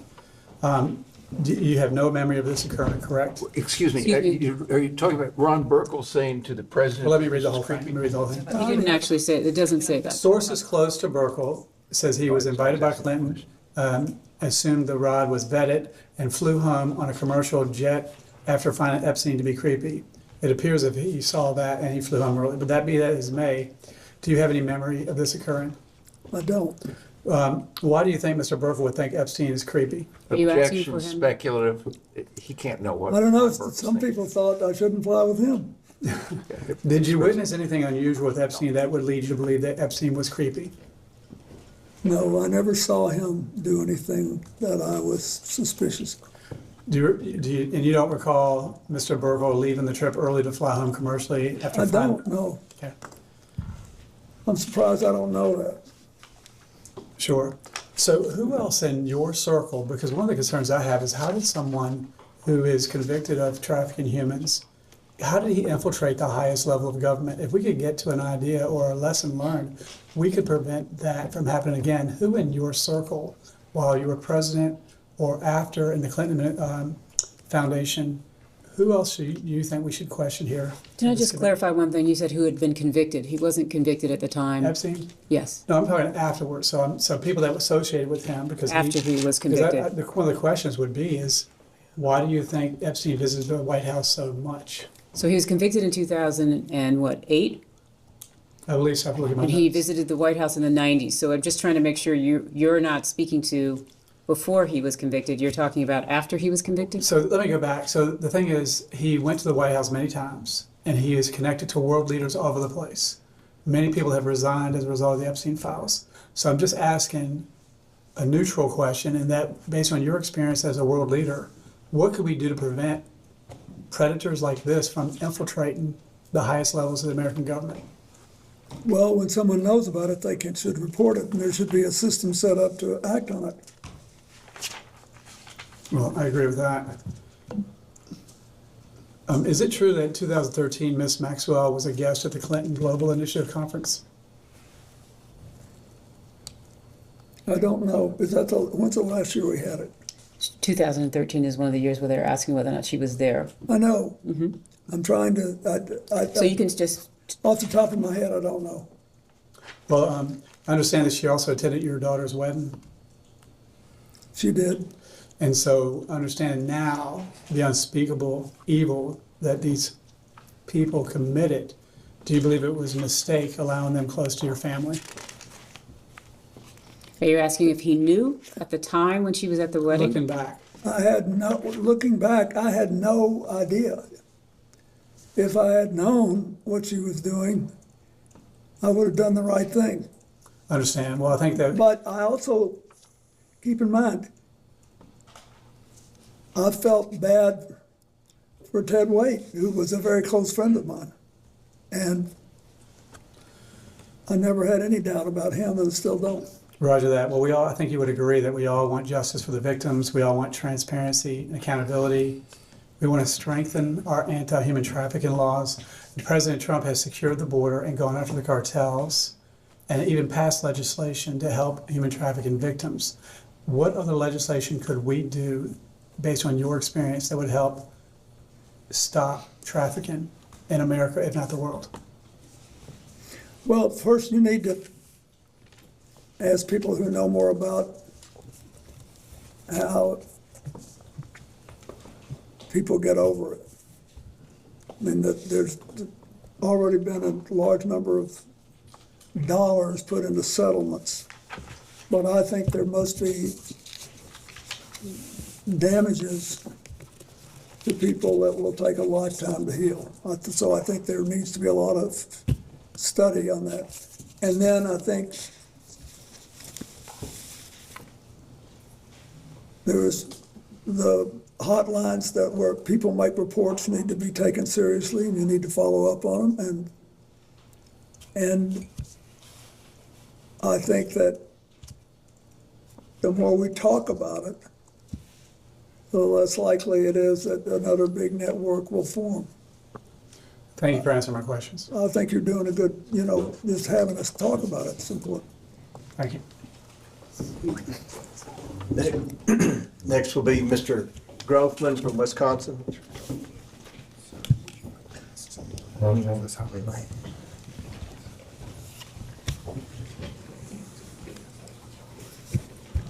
Can I get a time check? You have approximately 15 minutes remaining. What? Approximately 15 minutes remaining. Okay.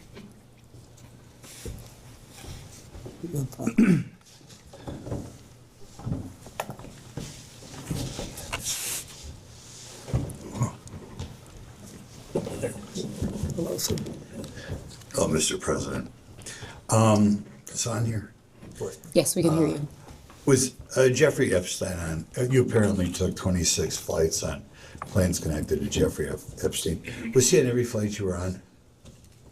Was he on every flight I was on? That's a If you good know. question. If you know. What? If you know, their flight manifest, do Yeah, you know? There'll be a record of it, but I think he was, or certainly on most. You think he was? Well, that's okay. Was Ghislaine Maxwell on every flight you were on, as far as you remember? The same answer. I think she was, but there'll be a record of it. Okay. When you took these flights, you're saying a lot of them were on behalf of your foundation or your charitable work, correct? Yes. Who did you normally bring on these flights? You know, I assume, you know, employees of the foundation, whatever. I brought people who work with me, especially people who would have to follow up on the fundraising or people who were involved in my AIDS work. I bought people who... Just like I never go anywhere alone. You never went anywhere alone, right? What? No. We always have an And entourage. I had the Secret Service with me.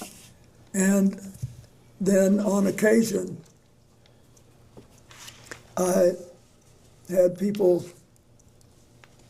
who had volunteered to help us and wanted to see what we were doing. For example, I think it was on one of these trips, I think, that I had my first trip for the man who's now the governor of Illinois, J.B. Pritzker, and his wife. They helped me get started. It's all a matter of public record. Okay. As far as on your normal trips, could you rattle off, say, the 4 or 5 people connected to your foundation who you remember were most frequently on these trips or were most important on the trips? Could you give us the names? Well, Doug Mann, Justin Cooper, Aaron Magaziner, and I can't remember who else. I'd be glad to look. We'll give you a couple seconds to think. I can't remember who worked for me 10 years ago, so I don't expect you. But anybody else you can think It of? was 24 years ago. I'll be glad to try to find out who else there. Okay. But when you were on the plane, first of all, what did the plane look like when you got on? Could you describe what it looked like? It was at first it looked like a commercial airplane. You know, seats on both sides of the aisle. And typically, our crew kind of filled it up for a few, however many people, depending on how many people we had. We had the staff and the friends of the foundation and people who were doing the work. Then we had So it's like a boardroom halfway back. and then we had the Secret Service further back, and that was it. Okay. How would you spend your time on these flights? When you go to Asia or Sub-Saharan Africa, those are quite trips. What would you do on these trips? We would spend a fair amount of time talking about what we were going to do at the next stop. You know, we worked a lot. Then we read a lot and we slept a lot. And we always cut out some time for card games. I was going to ask you whether you do cards, and you beat me to the punch. What type of cards did you play? Oh, hell and hearts. Hearts, I used to play hearts, that's good. You said, was the Secret Service with you every time you went on these trips? Every time. Every time, okay, good. I have never signed off Secret Service protection. Okay. Did the Secret Service, they screened all the other passengers and pilots, as far as you know? They what? Screen them? Yeah, they have everybody's name and background and all that. Okay. Now, I asked you about people who were connected to the foundation that you brought along, but I take it if they gave you an airplane and Jeffrey was on it, there were his staff too, correct? Yeah, he had some staff on it. Any of those people you remember, men, women? Well, I remember Glenn was there, and there were always the other people that staffed the airplane, right? Right. I think one of the reasons you're successful is you deal with the average guy, right? You like to talk to the average guy. Did you remember the names of any of the Epstein staffers that were, you know, serving you or that you engaged with banter about? Well, the one we just been talking about. Shante Davis. Yeah, Shante. I remember her. Shante Davis. Okay. Anybody else you talked about? Where are you from? Oh, I talked to a lot of them. One of them was from Hawaii and was a military wife. Okay. I remember, but I don't remember their names after 20 Hawaiian years. gal? Was she Asian? No. No. Okay. Okay. Got a question. Were there ever new people that you remember joining in the, this is kind of what, spread out over what, 4 or 5 years? Or two or 3 years, I guess, on the, 2 years on the flight.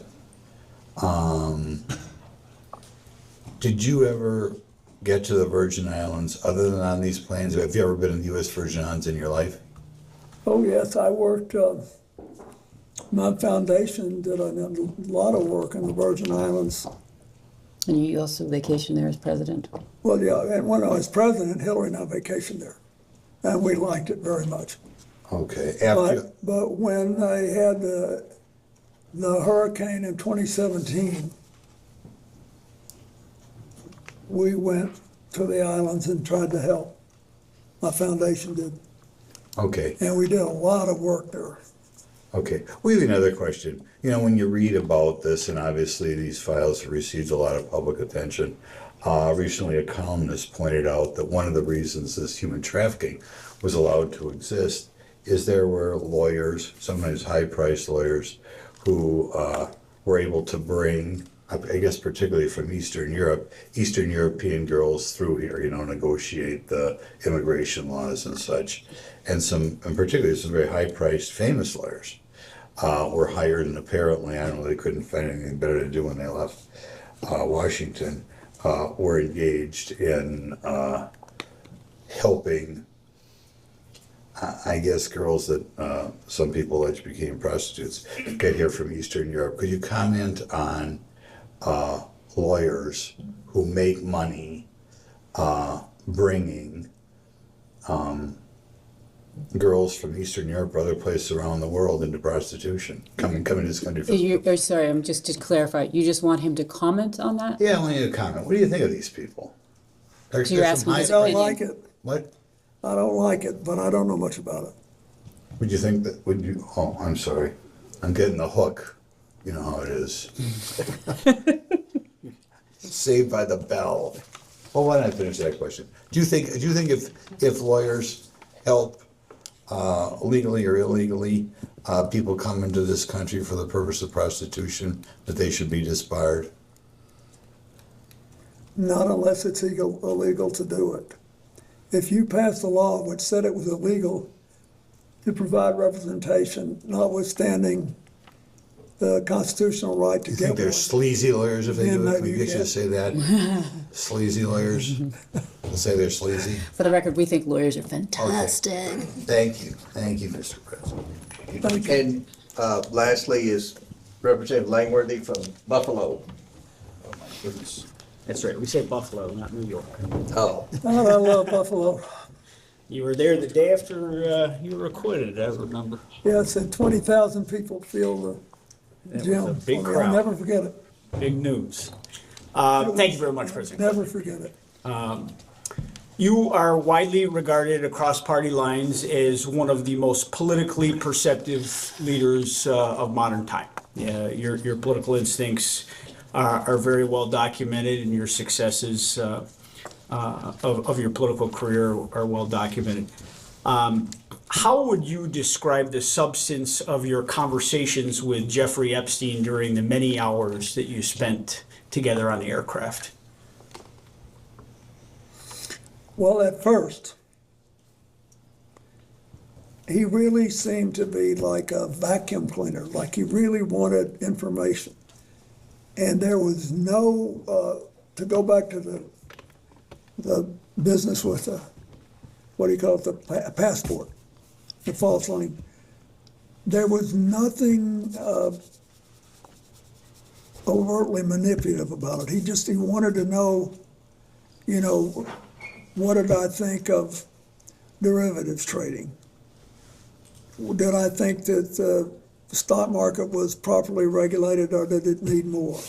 What, and you know, how did we have the most broadly shared prosperity in 50 years? Was it just an accident? Was it just technology? Or do we have specific policies? He wanted to know stuff like that. And it was great for the first, you know, 2 or 3, 4 or 5 conversations. But I could tell that it was like I mean, you guys are in politics. Don't you ever feel like sometimes somebody's talking to you and then they're just checking the box and they got to go do something else and be somebody else? I mean, that's the way I felt. Interesting. The international travel you took with Mr. Epstein, it represented a significant investment of time and money on his behalf. Yeah. And I did miss the first portion of this, so if any of this is repetitive, I apologize. Your arrangement was that you would spend an hour of conversation with him on topics of his choosing, and that No, he testified, just so that I'm you sorry, I know, wasn't- on economics and politics. on economics and politics. Thank you. Okay. That was it. And that was the arrangement, and the rest was in-kind donation, the For flights. all the long haul flights, yeah. If we were gone 4 hours or more, I'd give him an hour. Okay. Did you ever ask him directly why he was willing to finance these trips and provide you with access to the plane? I did. So much. And what was his reaction to that He question? said, I think you did a good job as president and you managed to get reelected and you're the first Democrat in 60 years that got reelected. I want to know what happened. And I want to understand it. And that was it. I mean, he never was, it was never like he was trying to suck up to me or anything. He just was, it was very straightforward. But after a while, it was obvious that he had done what he intended to do, and he was kind of going through the motions, and he didn't really care about I really cared about this AIDS thing. I thought we had a chance to build something that would revolutionize the treatment of all mass illnesses. Same thing with tuberculosis and malaria, and sure enough, we did. But I thought we were on the verge of something big, and he didn't much care about it, and I had a bunch of people that did. So we went our different ways. And as you pointed out, I mean, we're all in the political process, certainly not playing at the levels that you have in your career. But do you believe that this was, in essence, Epstein being a political junkie and looking for that association? Yes, and I didn't know what else. All I knew was that but after we started, when I got this thing going and people could see it like a chugging engine, then we had more and more people interested in helping. And I wanted to have people there that I knew were genuinely caring. I know it sounds funny, but it matters, because when you start something like this, you're going to have rough time spots, things are not going to go right, you're going to have to solve new problems. Far better to have people who are passionate about this. So on these overseas visits, did Mr. Epstein accompany you to any of the meetings or the private dinners or the official engagements? And if he did, what capacity was he introduced? He went to some of the meetings, and some of the dinners, but the big public dinner we did in South Africa, he did, for example. But some he didn't when it wasn't appropriate. When I had to talk to somebody about whether I thought they were following a proper legal path and trying to let us sell generic drugs and how we're going to get them. There were a lot of complicated things. Can I get a time check? We have like a minute left. Did he ever seek introductions to foreign dignitaries or leaders from you? Not that I remember. Okay. Did he ever ask you to make phone calls on his behalf? No, he never did. I remember that. He didn't. I mean, I would remember. You said he was not a friend, but with that amount of travel and proximity, why wasn't he a friend and he was just an acquaintance? Well, no, it wasn't just an acquaintance either. I felt friendly toward him, but he was, as I said in my book, odd. There was always something a little holding back, and and I could tell. It was pretty strange the way it happened. Larry Summers, the president of Harvard, calls you out of the blue, says this guy wants to do it, you do it. And then I like to spend as much time as I can with people I know that I can count on. And honestly, I never saw anything that I knew was illegal, but I just felt I move on, and we did. Did you ever have any arguments or disagreements with Mr. Epstein or Ms. Maxwell in the course of your travels? Not to my knowledge. And is there anything that you saw that he was looking to monetize the relationship that he had No. with you? Okay, and. Can I check the time? I believe Wait. Seconds. And my lawyers are gonna kill me on this, but I have to say, I wanna be honest, I'm not trying to be, goody two-shoes here. I did feel closer to Ghislaine Maxwell because of Ted Wade. So I wasn't against the whole deal until I knew what they were doing. Okay. And by then, it was too late for me to do anything about But it. I think your response is was he trying to ever monetize the relation, to your knowledge, was To clear. the best of my knowledge, he never did. Thank you for the opportunity, Mr. President. Thank you. We will go off the record.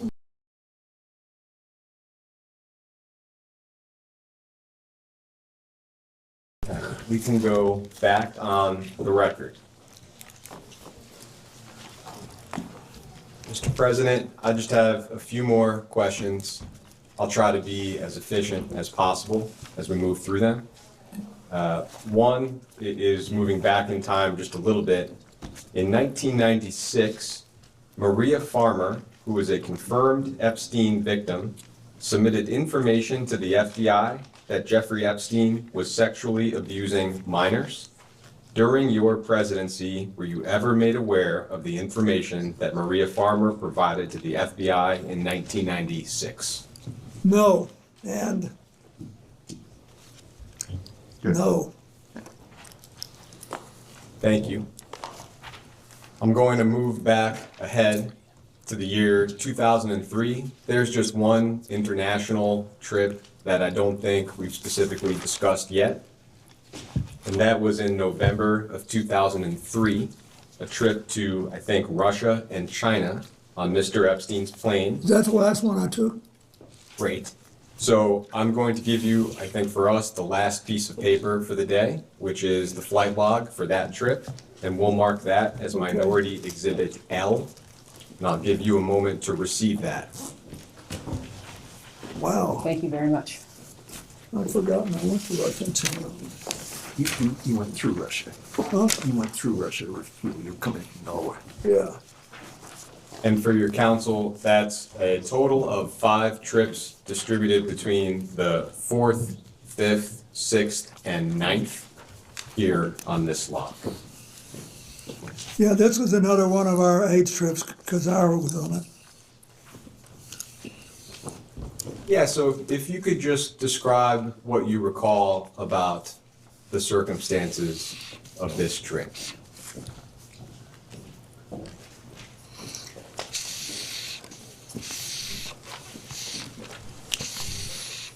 Can you refresh my memory about what stops were actually taken?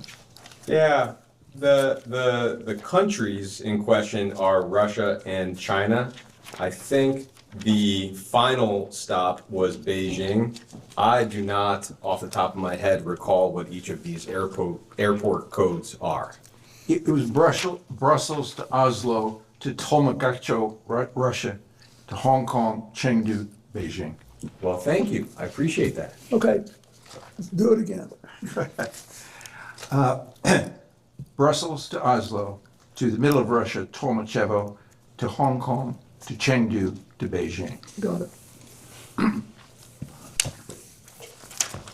We stopped in Europe, and as I remember,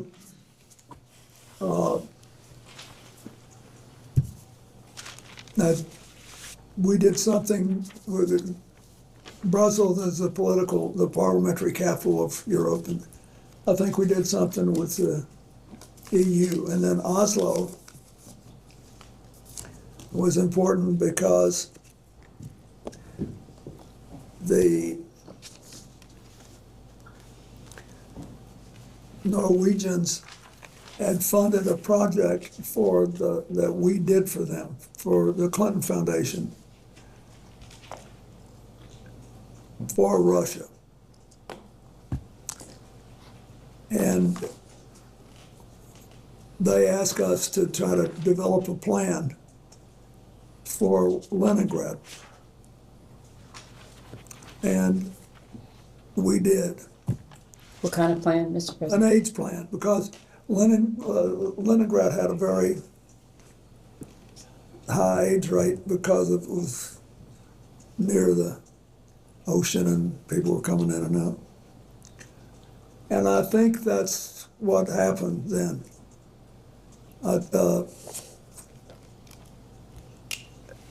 And then we went to China, and I had been doing a lot of work on China, and it was very interesting because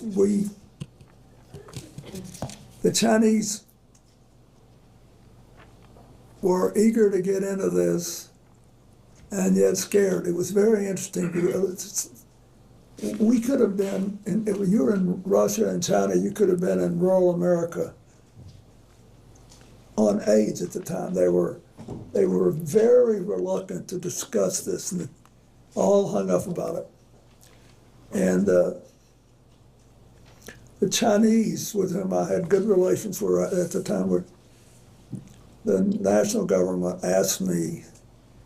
They said they like you out in the country here. Because I had been there in 1998 and had a big trip, and he said, we want you to go out there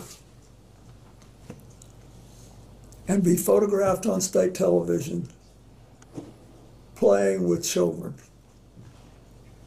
and talking to their families about AIDS. So that's what this whole trip was about. So I was doing that. And it was, I think, I'm almost sure that's it. Because, and then we stopped in Hong Kong on the way out, right? Yeah, Hong Kong and Beijing. Yeah.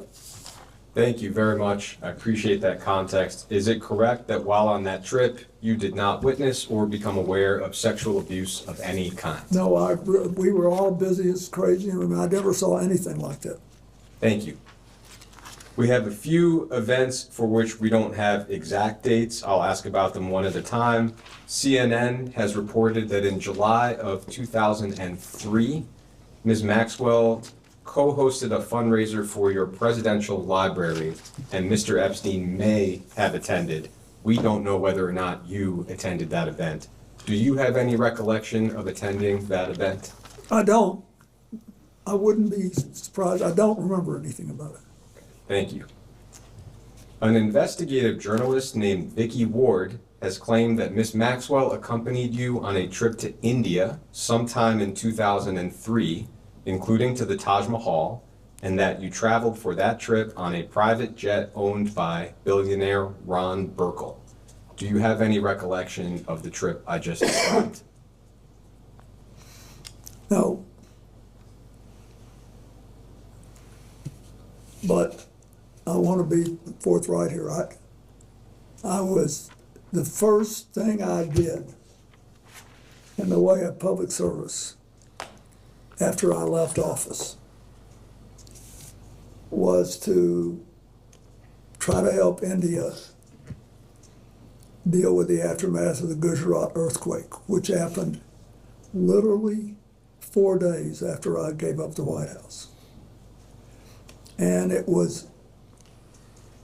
And so I called the Prime Minister of India, who was a friend of mine, and he said, I need help. I've got to build schools and hospitals, and I can't do anything in the small towns and the middle-sized towns and the rural areas. I only have the money to do something in the big cities. So I'm not saying I did or didn't do this. I have no memory. But I also I don't want to mislead anybody. We were doing tons of stuff. And we needed to finance it. So I can't say that I didn't do it. Thank you. In your 2024 memoir, you said that by the time Epstein was arrested in 2005, that you had stopped contact with him. When do you recall being the last time that you had any kind of communication with Mr. Epstein? The last time I remember was with him was sometime in 2003. Attorney Brad Edwards That's an attorney who's represented many of Mr. Epstein's survivors. Excuse me, counsel, I believe there was a misstatement there. The book says who in 2008 had been convicted and jailed in Florida, not 2005. Okay, thank you, I appreciate that. Attorney Brad Edwards has represented many of Mr. Epstein's survivors. He claimed in a 2011 filing that he believed the Justice Department possessed some kind of correspondence from you from 2007 or 2008 on behalf of Jeffrey Epstein. At any of the various points when Mr. Epstein was under investigation, did you or any of your representatives ever submit any correspondence to the Department of Justice on his behalf? I have no memory of that. To your recollection or knowledge, did you or your representatives ever have any other communication with the Department of Justice regarding Jeffrey Epstein? Not that I remember, no. CNN has reported that in 2007, Ms. Maxwell co-hosted a fundraiser for Secretary Clinton's presidential campaign in New York City. We believe that Christina Aguilera may have performed at that event. Do you have any knowledge or recollection of attending that event? I don't. There was an email released as part of the DOJ files recently that suggested you may have attended a party at Ghislaine Maxwell's home in October of 2009, and that publicist Peggy Siegel, as well as Jeff Bezos, may have attended. My only question to you is whether you have any recollection of attending a party that I just described. Is this her home in New York City? It would be at Ms. Maxwell's home in New York City. No, I have no memory of that at all. Thank you. It's been widely reported that in July of 2010, Ms. Maxwell attended your daughter Chelsea's wedding in Rhinebeck, New York, and that she accompanied billionaire Ted Waite, who was, at least at the time, a family friend of yours, and you've described a little bit today. You, of course, were at that wedding as well. Do you have any specific recollection of interacting with Ms. Maxwell at that wedding? No, I was an emotional wreck. I was just trying not to fall off the little, what do you call the pallets? The dais? No, the wooden, we walked on the grass with. I knew she was there, and she and Ted were there. And what was your understanding of her relationship with Mr. Waite at the time? Well, I thought they were together, and I think Chelsea and Mark did too, and through there.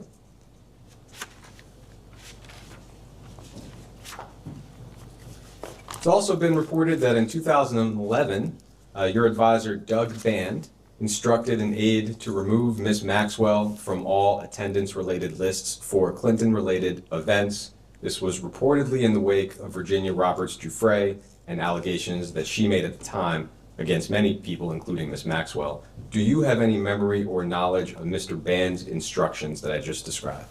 I don't. Thank you. That takes us through most of the known timeline of your relationship with Jeffrey Epstein. There's just one more topic I would like to cover. That is the Clinton Global Initiative. In 2007, Mr. Epstein's lawyers claimed that he was part of the original group that conceived the Clinton Global Initiative. Would you agree with that characterization? No. Can you elaborate a little bit on why you would not agree with that? I wouldn't agree with that because the first time I ever discussed what became the Clinton Global Initiative was with Doug Band and the rest of our small group on the way back from Davos. And Doug said we should have a meeting like this in New York at the opening of the UN. And we can make a lot of money because you don't have to go to Davos. You can meet all these people over here. And I said, I want to do it for an entirely different reason. It's fine if we make money, but the most important thing is that we give serious people a chance to go to meetings and actually make commitments to make positive change. I'm tired of going to meetings where everybody just bloviates and doesn't ever do a damn thing. So if we can figure out how to do that, I'm interested. And then we got, a team. There was, to operationalize it, it was Doug Bann, Mary Morrison, who had worked for me in the inner office at the White House, and a man named Ed Hughes, who was a wonderful young guy who stayed with us the whole 12 years.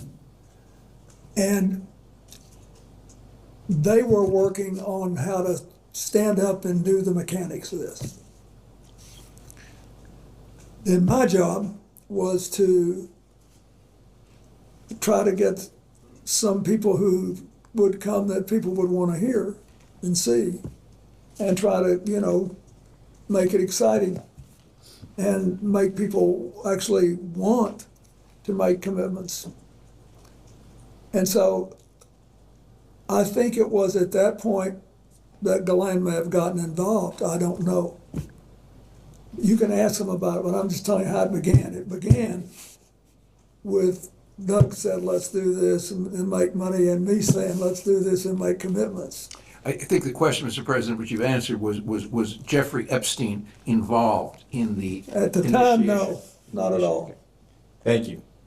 But I do not know what happened afterward. It has been publicly reported that in 2006, Mr. Epstein made a $25,000 donation to the Clinton Foundation. Do you have any specific knowledge or recollection of that donation? No, I saw it I saw that it was reported. I don't know. Thank you. With respect to Ms. Maxwell, and you just touched on it briefly, she told DOJ last July that she was, quote, very central to the startup of the Clinton Global Initiative. Would you agree with that characterization? I would agree that she worked hard. I now know. I didn't at the time, because I was working on the other, as I explained, I was working on a whole other part of this. If I could ask you to limit your answer to your knowledge at the time. At the time, I did not know it. Thank you. The New York Times recently reported that in 2004, Ms. Maxwell arranged a $1 million payment to an events company called Publicis Group, and that the payment may have had some connection with the first Clinton Global Initiative conference in 2005. The reporting suggests that Mr. Epstein may have been involved with the payment or somehow aware of the payment. Do you have any specific memory or knowledge or recollection of the $1 million payment I just described? No. It's also been reported that in September of 2013, at a Clinton Global Initiative conference, Ms. Maxwell was recognized as a Commitment to Action partner for her work on behalf of the Terramar Project, which was an ocean conservation nonprofit that she founded in 2012. Do you have any memory or knowledge of that conference? I do. Great. Could you describe a little bit what you recall? Yeah, because this shows you how the CGI worked, not for Ghislaine, for everybody. She was still with Ted Waite, and he was still heavily involved in ocean work. So that was sort of an incentive, but she had organized this group whose objective was to, in effect, take two massive islands made of metal and junk out of the Atlantic. And they were floating around. One of them had gotten to the Caribbean. They were floating around in all this metal. So that was what she was trying to do. That was a good idea, and she was recognized for that. The fact that she was recognized was not particularly remarkable. Everybody who makes a commitment goes through a photo line and gets recognized. Did you have any personal role in Ms. Maxwell's recognition at that event? Or would that have I been... might have been in her room by the time she got it, but it wasn't. No, they put the recognition in that room. I remember this specifically because it was where all the ocean freaks were, all the people that cared about this, that wanted to be. So that's why they wanted those things announced By there. ocean freaks, you mean people who are passionate about the ocean? Yes. Thank you. I mean that. People who were passionate about doing this, it was great. And so I didn't think a thing about it. Do you have any additional knowledge or recollection related to Ms. Maxwell's role at that event? No. Reportedly, in February of 2014, you had dinner with Ms. Maxwell and others in Los Angeles at a vegan restaurant called Crossroads Kitchen. That dinner may have been organized by your then Deputy Chief of Staff, John Davidson, perhaps around 20 guests. Do you have any recollection of the dinner I just described? I had a lot of dinners like that in Los Angeles, so I don't remember that specific one, but whenever I went to Los Angeles, I attempted to have a dinner someplace in public with a lot of my friends, just to keep in touch with them, keep going. As far as you can recall, when was the last time you had any form of communication with Ms. Maxwell? I think it must be a decade ago, it may be even longer, I don't know, but it was a long time. Thank you.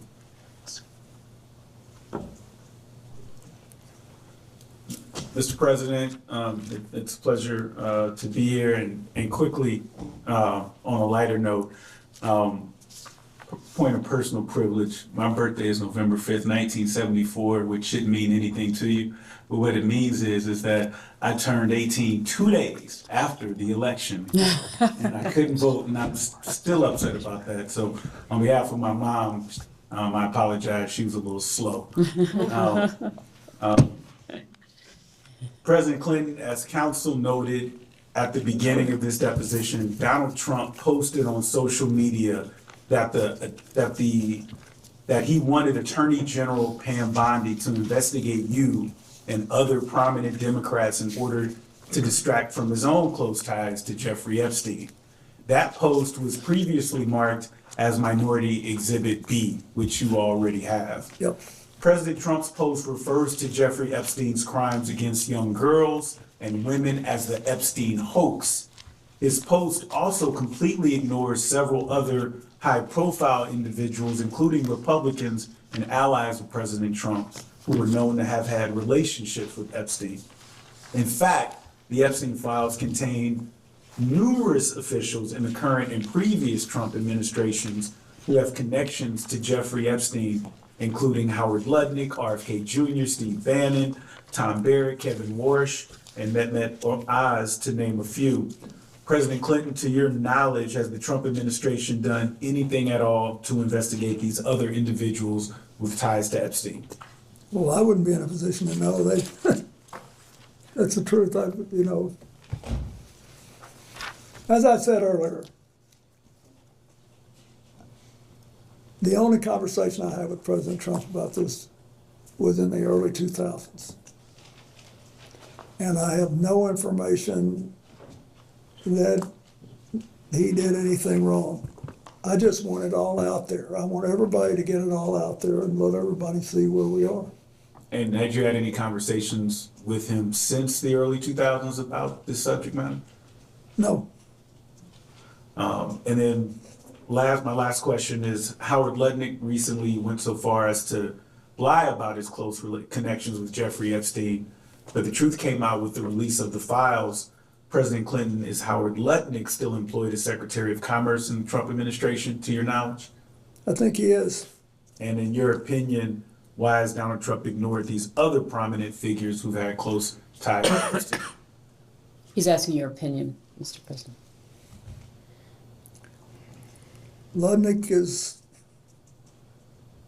runs a big company and has made a lot of money and has supported him strongly. I don't think he believes that he's done anything bad enough I think he thinks he took his family to the island and he couldn't have done anything wrong. That's what I think he thinks. But I'm speculating. I'm doing what I have no business doing. Because I really don't know. Thank you, Mr. President. Thank you. That's okay. I should. Can you- Thank you. I'll speak up. Thank you, Mr. President, for being here, for your service. I'll be brief. I think most of the pertinent questions have been asked today. I want to talk about transparency. You and Secretary Clinton were both very clear about your desire to testify publicly before this committee. In fact, on February 6, 2026, you posted on social media, quote, "I will not sit idly as they use me as a prop in a closed-door kangaroo court by a Republican Party running scared. If they want answers, let's stop the games and do this the right way in a public hearing where the American people can see for themselves what this is really about." President Clinton, why do you feel it is important for you to testify before this committee in a public setting? Because I think that first what happened with Jeffrey Epstein was horrible. What he did and what Ghislaine Maxwell was convicted of, it was horrible. We can't tolerate it in America and shouldn't. We ought to keep doing as Hillary talked about yesterday, trying our part to get rid of that kind of trafficking around the world. Secondly, I was on the plane. It may be that I've said something today that gave you some indication that would help change policies or something. So I thought it was important. But I also think people know that there's been a little bit of zig and zag and ambivalence about, how we should, how hard this thing should be put out there. And I'm not pointing a finger at anybody or anything, I'm just saying we know that. And so I think it's important that we get it all out. So to be clear, this committee issued a subpoena to the Department of Justice to release the full and unredacted files last summer. There's also now the Epstein Files Transparency Act that asked for the same that President Donald Trump signed into law. But still, the Department of Justice under this administration has not released all of the files, and there's been many illegal redactions. Do you think that we, of course, as Congress and the American public should get the full and unredacted files immediately? I think unless there is some serious danger of physical harm to one of the victims, or some national security interest involving intelligence, because you've heard these, that some of you think that there's some intelligence issues, national security issues. I think the rest of it ought to be gotten out, and I think we just need to get to a point where we can put this behind us. And then I think I hope you can and will help build us a system that works in America the way our international system works best in trying to identify and stop human trafficking and trying to make people whole once they've been damaged. And not a question, but just in response, the law is very clear about the identities of the victims. Yeah. Unfortunately, the Department of Justice has wrongfully released some of that information, including personally identifiable information, while illegally redacting names of potential co-conspirators. So They're going to kill me for saying this, but I think it's important to see. I think it is entirely possible that people in the Justice Department, I don't agree with on nearly anything, right? But when it's possible that they didn't intentionally cover some of this stuff up. But it's hard to accept that when you look at the other problems in dealing with the information. So you guys got to clear that up, clean it up, decide how you think it should be handled. thank you. So before we go off the record, just one clarification, it's more just for councils. The quote from the 2024 memoir, I think was accurately quoted in the first instance. The full sentence is, quote, "He," meaning Mr. Epstein, "hurt a lot of people, but I knew nothing about it. And by the time he was first arrested in 2005, I had stopped contact with him." And that's the end of the sentence. That's page 373. So that's just for council and My apology. No, not at all. And with that, we can end this round and go off the record.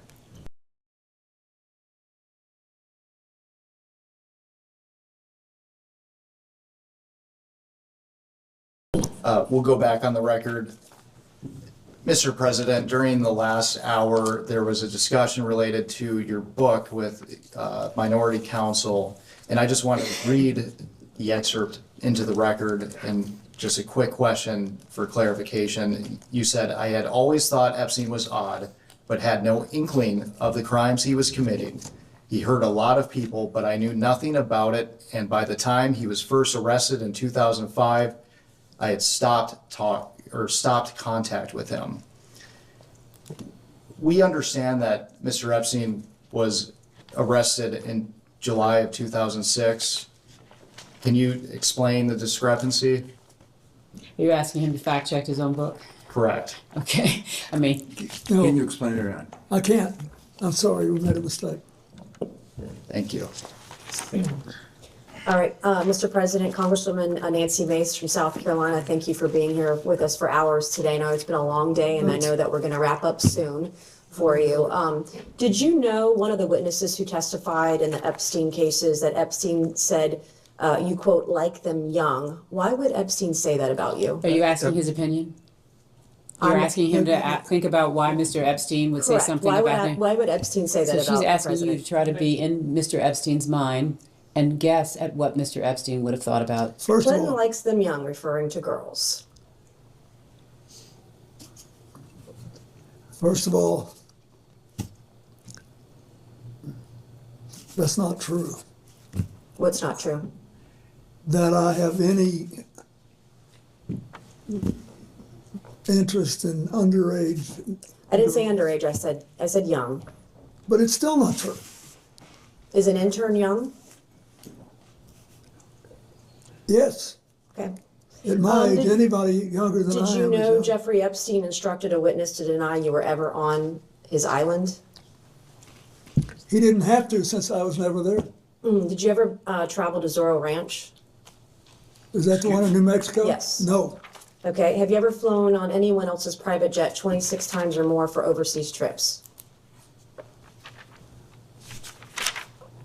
I have flown as many miles on other jets, but never with as many stops. How many other people's planes have you used, like Epstein 26 times or miles, etc.? I don't know. I did with Steve Bing, who's now deceased, and probably with 4 or 5 others. Okay, so maybe about a half dozen billionaires total. So, how many dinners did you have with Ghislaine Maxwell or Jeffrey Epstein in attendance? She's asking to the best of your recollection. I have no idea. Okay, did you ever discuss sexual misconduct allegations made against you with Epstein or Maxwell? Never. Did Epstein or Maxwell ever offer to help manage or silence women who made sexual misconduct allegations against you? No. Did Epstein or Maxwell ever offer financial support directly or indirectly to legal defense funds related to impeachment proceedings or civil actions against you? Not to my knowledge. Do you think a young girl massaging a president is unusual? So are you asking his opinion? Well, he You're was asking his massaged by opinion? a young woman. I'm asking if he thinks it's unusual that a president, sitting president of the United States, leader of the free world, that So I'm it's sorry, unusual are a you young woman speaking would to, be. are you talking to the instance of the Yes, is it unusual that the a young back woman would be massage massaging? that occurred while he was not president? I'm just trying to understand. You said a president of the United States? Former president? Thank you. Just trying to make sure we're correcting the Are you time frame. filibustering? No, I don't need Okay. to. I'm actually trying to make I sure think that I'm as pretty you. clear. He said he You was said he young- was a sitting president. Excuse me, could we just please go one at a time? Thank you. You said a sitting president. I want you to be clear so that when he answers Former you, sitting the president, record is however you want to clear. do it. Is it unusual? I have Objection no calls idea for- if it's unusual. Objection calls for speculation. I figured. Did you ever think that all these women around Jeffrey Epstein or Ghislaine Maxwell was odd, unusual, weird, or creepy? There weren't all that many around when I was there. How many would you say is not all that many? I think on this big plane that was working long hours, having 2 to 4 people on there, I thought was, as far as I knew, they were all helping. Flight attendants in tank tops and jeans, right? No. Do you believe you were a victim of a Jeffrey Epstein intel operation? Do you think that you might have been caught up in some of what he was maybe potentially doing? Excuse me, Congressman, which question are you asking? I'm asking Intel if the- operation? First of all, I don't some type of intel operation. I'm just curious, because it's been speculated on today and yesterday. understand. That he may have been an intel asset. Do you think, perhaps knowing what we know now, the proclivity of it all, that he may have been targeting you as part of an intel operation? I doubt it. Okay. In 2019, you stated, after he was arrested, I guess this would be the second time, you stated you knew nothing of Epstein's, quote, terrible crimes since you only met, quote, briefly on only, quote, 2 occasions. Was this statement false? Excuse me, Congressman, That's not an accurate statement. Can you please share us what you said? Yes, in 2019, as reported by the media. Which media? This says this is the. Can you share a copy of it, please? Okay, Daily Beast. It says, the title of this is Bill Clinton failed to mention his intimate 1995 dinner with Epstein. We can give counsel and the witness a moment to review the exhibit. Well, we'd like the statement. I mean, he put out a statement in 2019, full statement. And it will be marked Exhibit 22. So to be clear, the basis of your question is a news article with respect to the Daily Beast as to a dinner. Is that accurate? Nope, it's a question in the first paragraph, which reads, hours after Jeffrey Epstein was arraigned Monday on several sex trafficking charges, former President Bill Clinton publicly downplayed his relationship with the pedophile financier, saying he knew nothing of his terrible crimes since they only met briefly on 2 occasions. And that's in the Daily Beast. Correct, that which not is correct? in your hand right now. Great, that's what I just said. Thank you. Well, what would What's you your like to question? know? So my question is, you stated you'd only met Jeffrey Epstein in 2019. You stated you'd only met him on 2 occasions. Was this statement false when you made To it? be clear, this is a news reporting that is saying that that's what he Did you said. make this statement in 2019? Congressman, would you put in the statement that he made? This is a news report. Okay. It's double hearsay. Did you make this statement in 2019 as reported by the media? So you're asking whether or not he made a statement to the Daily Beast? Nope, it says, quote, it's quoting him or his office, etc. Are you denying you made this statement? It's quoting a sentence. If you put in the entire statement, that's all we ask. To be fair, give him the statement, not somebody's report on it. I have no idea what the Daily Beast take is. There was a statement that was released that was broader than this, and they relied on only a portion of it. They relied on only a portion of his full And statement. that's the portion I'm focusing on. Well, he said he then- only was with Jeffrey So Epstein on it's 2 actually a occasions. misrepresentation of his entire statement. Well, can you let your client answer the question? Well, can you ask it in a way that would make it clear that what you are I'm being actually very asking clear. His statement said is he the met with broader Jeffrey question Epstein. of what did he say? He said he briefly met with him only No, on 2 the occasions. Daily Beast selected that piece out. So are you denying that the president made this statement? What I'm saying is that there is an entire statement, that's the statement on which the president spoke to. Would you like to provide it to this committee? We're happy to provide that committee. It's Okay, been I would like publicly to ask the reported. president this question. Was that a false statement that you made in 2019, that you only met with Jeffrey Epstein briefly on 2 occasions? Object to the basis of this question. Wait. This is, you're asking him about a news article, not the statement he It's quoting made. him. It's quoting the president of the United Quoting States. Are a you sentence. denying? Are you denying the president made this statement? I'm Are telling you denying he No, made I'm this statement? telling I you- want to know. No, I'm telling you that the Are you president making a made a false full statement statement. You are selecting a piece of it. Let's put in the My entire source- statement he made. I wasn't in federal office in 2019. I was not a part of this committee. I was a state house rep from Goose Creek, South Carolina, and I'm quoting open sources that I have. To the best of my knowledge, I'm not rich with a bunch of attorneys, okay? I'm doing the best that I can to get the information I can, and I'm asking if the president was telling a lie in 2019 when he stated to the public he'd only met with Jeffrey Epstein on 2 occasions. He did didn't not say say that to the only public, in you're the statement, misrepresenting. Congressman Mays. Let me be clear. I'm not asking about your right to ask him any question, but don't do it on the basis of a news article. The news article is quoting his statement. So is the news It's article quoting- lying? Is the news It's not article lying. false? It's false if you take it to mean what you say, which the statement did not do. Do you understand English? I Seriously. think I do. I I'm don't not think from you South do. Carolina, but I think I do. Did you make a statement, Mr. President, in 2019 that you only met with Jeffrey Epstein twice? I'm asking a question a different way. I have no idea, but I think that when I answer that, I don't believe I remembered anything about meeting him in 1995. So when making a statement about Jeffrey Epstein in 2019, would you have checked with your staff on maybe White House logs about the 17 times he visited, dinners you had with him, fundraising that you did with him, fundraising dinners he was on, you were on his flights 26 times. Would you have checked with your staff before making such a statement, or would you have just Congressman Mays, what statement are you talking about? Are you talking about the statement. entire statement that he made in 2019? Ms. Mays, can I just ask you know for what the, it is. Ms. I Mays, don't can I have ask you it for in the my record? Excuse me. Ms. Mays, can I ask you for the record, can you read the article into the record, please? I'm not gonna read the article into the record.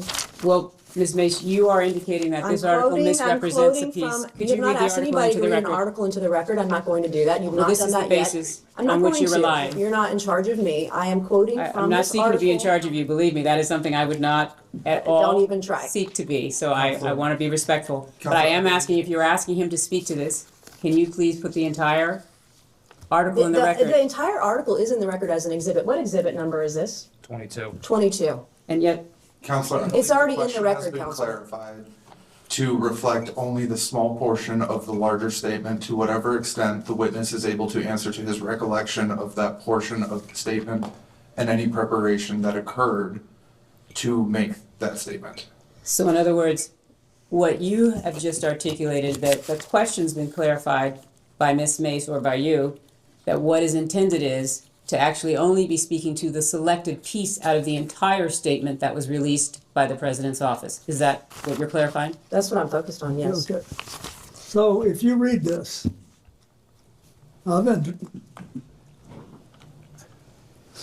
you really want to know is if I was at a dinner No, I don't. My question was that about your Ron statement. Perlman No, sir. gave. No, sir. I'm not asking about that dinner. I'm asking about the statement at the beginning of the article. I would like to ask another question. Your statement in 2019 about only meeting with Jeffrey Epstein on 2 occasions briefly. That is not was a correct, I'm going to object to that characterization. I That is believe- not what the statement says. Okay, so the third You're reading the paragraph Daily down- Beast article. So to be which clear, is a leftist rag, by the way. And on the third paragraph down, it says, in his Monday statement, Clinton said he had only, quote, one meeting with Epstein in his Harlem office in 2002, and around the same time made one brief visit to Epstein's New York apartment with a staff member and his security detail. Those are the 2 That meetings is that in were addition to this. referenced. so the Daily Beast, Bill Clinton failed to mention his intimate dinner, statement 1995 described dinner trips. with Epstein. That's by Pilar Melendez on the 11th of July, 2019. All right, Mr. What? President, your statement saying you only met with Epstein briefly twice, was that part of an effort to cover up your close relationship with Jeffrey Epstein, correct? Object to the form of the question. It misstates the record. She's asking if you were trying to mislead the public. Oh, no, Okay, how many times did Ghislaine Maxwell visit your home in Chappaqua? I have no idea. Who invited her? Well, I don't know. I don't know how, she may have been, Mr. President, that's it. Okay, Hillary had political events there. okay, so is it is it to your knowledge, was she at your home in Chappaqua likely because your wife had her over for Senate events? That's what you testified earlier today, correct? That's not what he testified, but please ask the I would like question as him to to what he would clarify. actually, thank you, I appreciate that. I do not know, but if you are Okay, Mr. President, implying if the you don't know. reverse, I will volunteer something. She was never at my house in Chappaqua for any personal reasons. I didn't say anything for anything No, personal. you I didn't, but you had a great tone in your voice and you're Mr. very good President, at Mr. it. President, let's just, Thank you. I'll take that as a compliment. I am It is a very good at compliment. Thank you. And I did not go to Yale Law School or any law school for that matter. So yesterday, your wife testified that Ghislaine Maxwell was never at her home, and I believe you stated earlier today you thought if she was over there, it would be for Senate events. So was your wife falsely testifying Objection. yesterday before this committee, Mischaracterizes. or are So he you? doesn't have the benefit of his Mischaracterizes wife's testimony yesterday, Secretary's and so unless you all are gonna provide the transcript, or you're gonna actually provide that information, he's not in a position where he could address I that. believe all I said was that I didn't know Okay. that she had done. You postured that maybe it was for her Senate. I'm going to have one last question, Mr. Chairman, and then you'll take over. I believe you stated today on around, and I know it's been a number of years, on around 2008, you ended, or before that, ended any communication with Jeffrey Epstein, correct? That's Around the time correct. he got arrested or right beforehand. And he was arrested for child sexual prostitution or hiring girls for sex or one girl for sex, correct? Roughly, child sexual exploitation. If you were aware in 2008 that Jeffrey Epstein was having sex with kids, and you knew of his close association with Ghislaine Maxwell, why would you still associate with Ghislaine Maxwell, who you dub essentially like your Doug Band? She was the body man to Epstein, Doug Band was the body man to you, and why would you allow Ghislaine Maxwell to associate with your daughter up until, 2004, 2015? You knew he was a bad guy. Why would you allow your So, daughter. excuse me, to- what's the period in which you're saying he would have known that Jeffrey Epstein was After a bad guy? 2008, so up until Ghislaine Maxwell was involved with CGI until what, 2015? And we confirmed today that he had a dinner with Ghislaine Maxwell in LA in 2014. So he's still hanging out with a close associate, the closest associate to convicted pedophile Jeffrey Epstein. But, excuse me. I guess my question is Congressman, why? Yes, the question, excuse me, is the question why Ghislaine Maxwell came to the wedding? Is that the question? No, I didn't even bring up the wedding. Okay, Why are sorry. you obfuscating? Why are you putting words in my mouth? You're smarter than that. No, let me Thank you. finish. I think, first of all,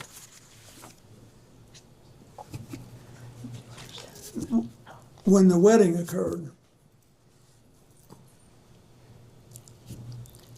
she was with Ted Waite, and she was for several more years. We did not know when Epstein was arrested that she was still involved with him. I think that clears a lot of this up. We didn't know. And I don't want all of you to get, we're all getting in a lather. There's a logical explanation. We didn't know. And I'm sorry for what she did and what she allowed her life to become, and now she's living with it. And I have one final short question. I promise I'm done. I was severely and heavily duped by an individual in my life about 2.5 years ago. It's very publicly well known. You graduated from Georgetown and Yale, correct? Yeah. How do you think Ghislaine Maxwell and Jeffrey Epstein duped so many powerful and smart people, fully connected, powerful people all around the world? I really don't know. But I don't know. I've thought about it a lot. And if you can figure it out, I'd like to know, but. Thank you, Mr. President. And Mr. Chairman, I yield back. Yeah.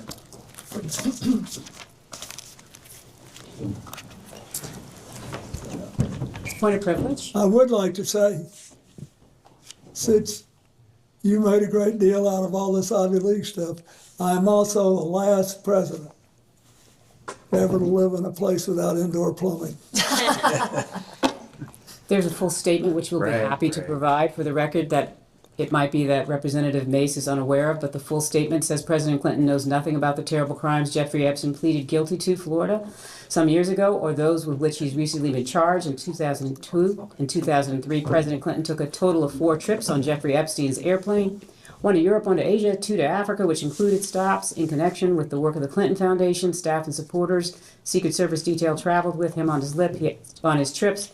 He had 1 meeting with Epstein in his Harlem office. 2002, around the same time, he made a brief visit to New York. That was the full statement. Ms. Mace was selecting portions out of the statement or relying on an article which only shows certain portions of the full statement. Let's go. Miss Luna from Florida. Mr. President, I just wanted to do a couple of follow-ups. Regarding your personal conversations with Mr. Epstein, you said that he wanted to discuss economic and political questions. Was there ever a particular region of the world or topics that he wanted to reoccur and address?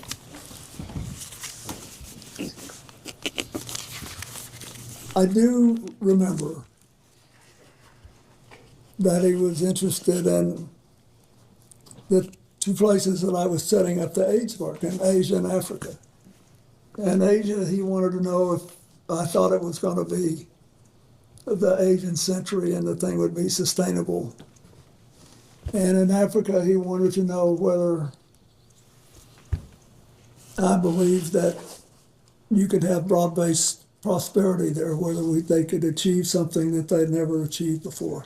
It seems that Mr. Epstein also had asked a similar question about America's prosperity and economic policy. Did you feel that when he was asking questions, particularly maybe pertaining to the regulation of our stock market and or derivative trading, did he on a number of occasions come back to that and maybe pick your brain about policy or future policy here in the United States? No more than any other big issue. I knew that, everybody lives in New York with money, and look at, he made his money advising Les Wexner, so he had to be interested in markets. Okay, and then I know that Ghislaine was a little bit more probably chatty with you. Did she ever share a similar interest to Mr. Epstein on economics or political topics of discussion? Were there any reoccurring topics that you felt that she would want to focus on? Not that I noticed. Okay, all right. Thank you, Mr. President. Thank you. Good.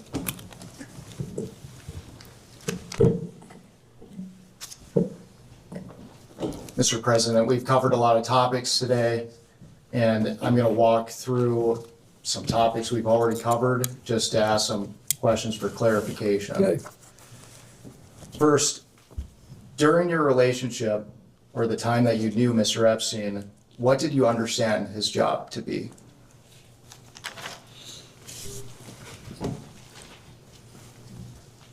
I'm not sure I knew. It was never clear to me. But he could have been living on investing the profits he'd already made. I knew he was his finance guy.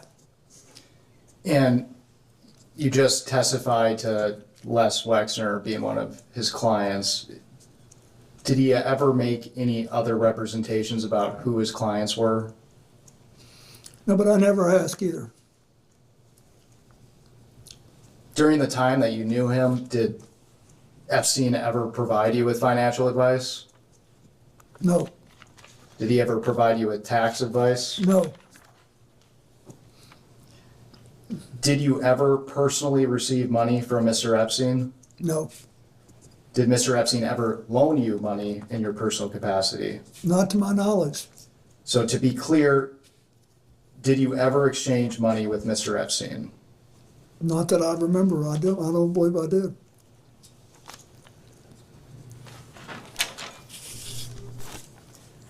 And throughout today's questioning, we had talked about the various properties that Mr. Epstein owned.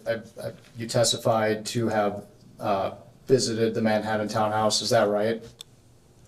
Yes, I did go there once. And just for clarification, it's been reported that what we've seen from the files from the DOJ, Mr. Epstein decorated his home with creepy and disturbing artwork. Did you notice anything unusual as far as his decor at his residence? Keep in mind, I was only on the first floor, ground floor. I did not see anything like that there in any of the rooms that I saw. It's been reported that Mr. Epstein had cameras on his premises. Did you notice anything, any cameras at the Manhattan townhouse? I didn't, but that may have been the whole point.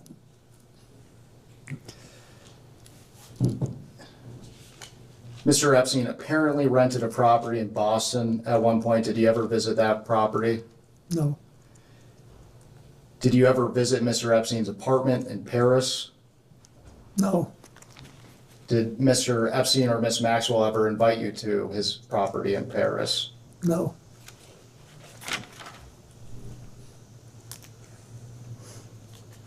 Did you ever visit Mr. Epstein's home in Palm Beach? No. Were you ever invited by Epstein or Maxwell to visit the Palm Beach property? I don't think so. Did you ever visit Ghislaine Maxwell's New York townhouse? No, I don't even know that I knew she had a townhouse.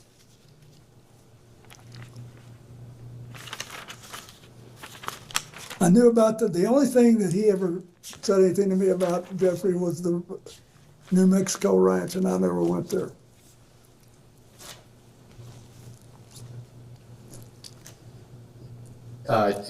Did he invite you to the New Mexico ranch? Sort of. I mean, he was a little, but I didn't go. By then, I didn't go. Was there a reason? I don't remember, but I didn't. I think it was as we got closer to the end that he said something about it. Mr. President, in 2005, police in Palm Beach, Florida began investigating Epstein. In July 2006, Epstein was arrested for the first time for soliciting prostitution for minors. For the record, prior to Mr. Epstein's arrest, were you aware of any investigation into Mr. Epstein? No. On October 20th of 2005, police executed a search warrant for Mr. Epstein's Palm Beach, Florida home. Palm Beach Detective Joseph Carey spoke out about his belief that Epstein was tipped off about the raid since multiple computers expected to be at the house were missing when the search warrant was executed. To your knowledge, was Mr. Epstein tipped off about the October 20th search warrant in Palm Beach? Just asking to your knowledge. I don't know. I don't know. It's the first I've heard of it. They're only asking for your knowledge, Mr. President.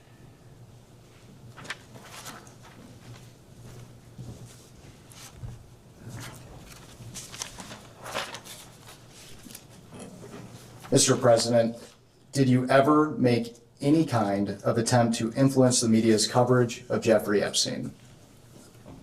No. At this time, I'd like to introduce what we've marked as Majority Exhibit 23. And this is Bates number EFTA 02792895.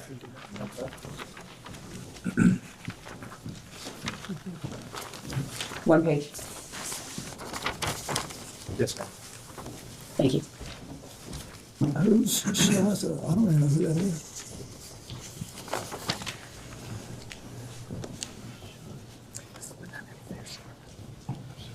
And this is email from Virginia Giuffre, an Epstein victim, that alleged that you walked into Vanity Fair and threatened them not to write sex trafficking articles about your good friend Jeffrey Epstein. Mr. President, is this true? No.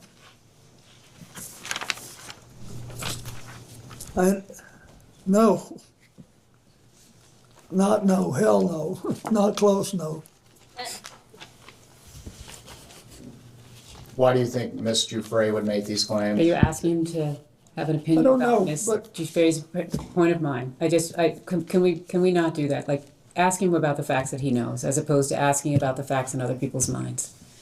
Mr. President, have you ever asked any other publication to shut down a story related to Mr. Epstein? No. And by any other publication, counsel, he's answered the question about Vanity Fair, correct? Yes. Thank you. I absolutely didn't. Okay. No. Okay. I thought it was hell no.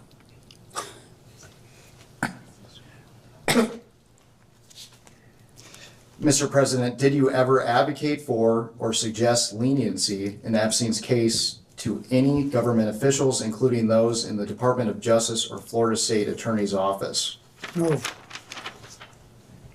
On June 30th of 2008, Epstein pleaded guilty in Palm Beach County, Florida State Court to 2 felony charges, 1 count of solicitation of prostitution and 1 count of procurement of a person under 18 for prostitution. He was subsequently sentenced to 18 months in Florida County Jail and began serving his sentence on June 30th of 2008. To be clear, you have not had any direct contact with Epstein after his arrest in 2006, is that right? That's correct. After his arrest or after the publication of when he went to jail in 2008? Can you just clarify the dates there? I will ask another question. To be clear, you have not had any direct contact with Epstein after his arrest and when he was incarcerated in 2008. Yes, to the best of my memory, that's correct. Are you aware of any effort by Epstein to contact you while he was incarcerated in Florida? I'm not. Mr. President, who is Arnold Paul Prosperi? I think that he's a son of a guy I went to Georgetown with, named Paul Prosperi. I think that's right. And I saw in all these things that my staff gave me that he was mentioned, but I don't think anybody said anything to me. I have no memory of that. So is it your testimony today that and actually, let me back up here. So according to jail logs, Mr. Prosperi visited Epstein at least 20 times while Epstein was incarcerated in Palm Beach County Jail between 2008 and 2009. Based on what you just said, is it your testimony that you believe that to be the son of the man you went to college with? It could be. But he didn't talk to me.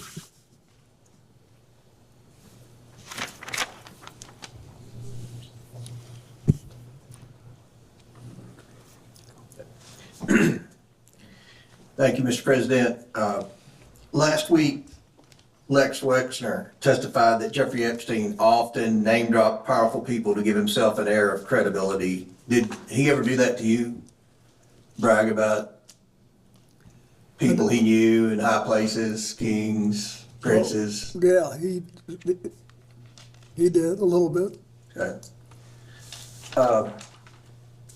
Going back to what was mentioned earlier about the search warrant on October 20th in Palm Beach for Jeffrey Epstein. Mrs. Clinton testified yesterday. I think she mentioned that it appears he got a sweetheart plea deal, and I don't think anyone on this committee would disagree with that when Alex Acosta was the U.S. attorney down there. And we've already deposed Mr. Acosta, and we've got the transcripts and everything. There's a lot of speculation, as had been mentioned, that he may have been tipped off prior to the search warrant, that Epstein may have been tipped off. Are you aware that whether or not Sandy Berger may have tipped off Jeffrey Epstein? The president just testified that he was unaware that anybody had been tipped off. So are you asking him to? This explains why I was asked yesterday about him. But no, I don't. I know nothing about that, and I wouldn't. Mr. Epstein was indicted by a grand jury on July 19th, 2006.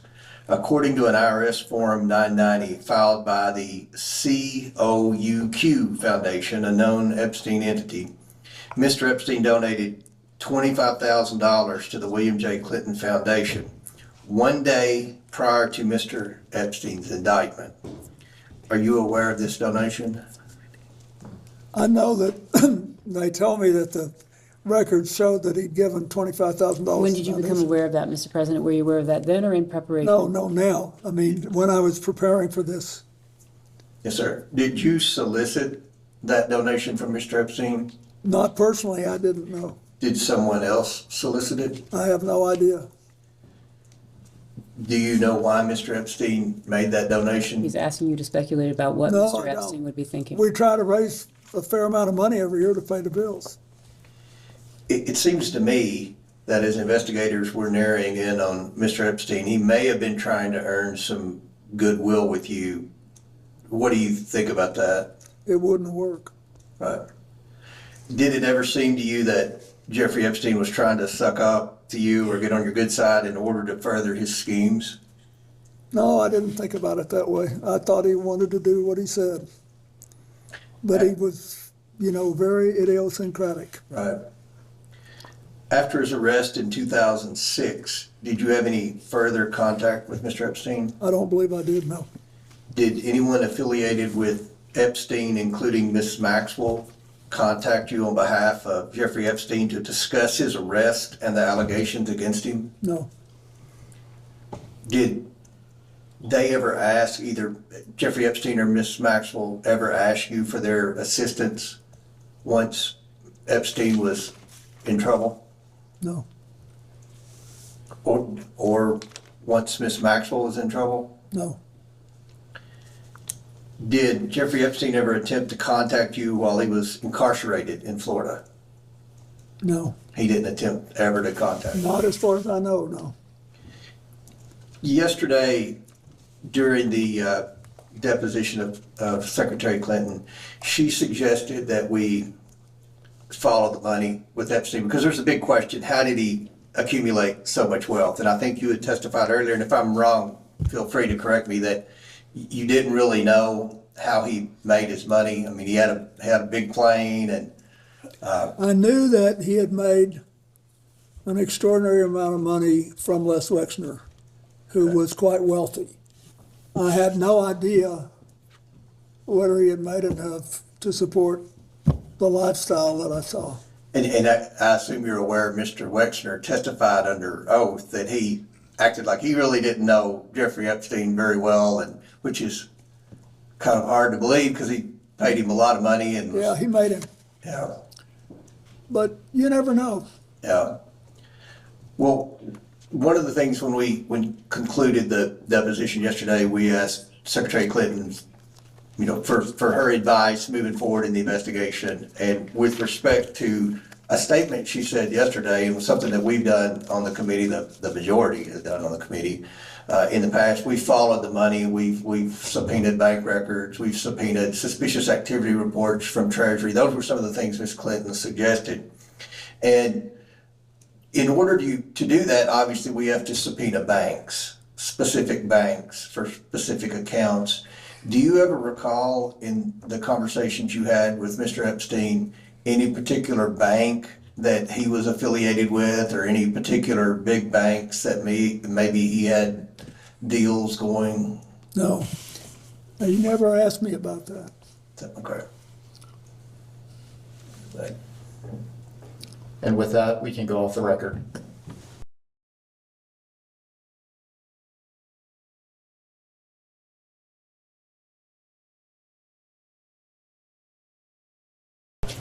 We can go back on the record. Mr. President, I just wanted to clarify one thing from the previous round. Our understanding of your testimony today is that with respect to the dinner with Ms. Maxwell in Los Angeles, you were not actually sure whether or not that dinner occurred. That's Is that correct? Is that correct? That is correct. Thank you. As we start to close, is there anything you would like to add or clarify about what you've said here today? You're good. Well, You're good. I think we're fine. I'm struggling because it's hard to know exactly what I knew when I knew it, given what I've learned since. It's become a kind of a compelling challenge, but I've tried to tell you what I knew then, and when you ask what I think now, I think you have, all of you, Mr. Chairman, you've had a chronologically challenging thing. You've got all the stuff that happened with Jeffrey Epstein, some of it as regards to President Trump going back to the late 90s. And that's a long time ago. And then what we learned later, it's been difficult. But I have enjoyed it. You've been very respectful to me and given me a chance to talk to you. Well, we thank you for your time. And I wish you well. I still will say, if you can think of some things to do that will reduce the incidence of trafficking in America, and it should be possible for us to virtually eliminate underage abuse. It should be. We just got to figure out what kind of technology we need and what kind of policies. So thank you. And the answers that you've provided today are to the best of your recollection. Is that correct? Yeah, the answers I provided today are what I believed at the time and what I think was in my heart, including about previous testimony. Great, thank you. Unless there's anything else you would like to share, we can go off the record.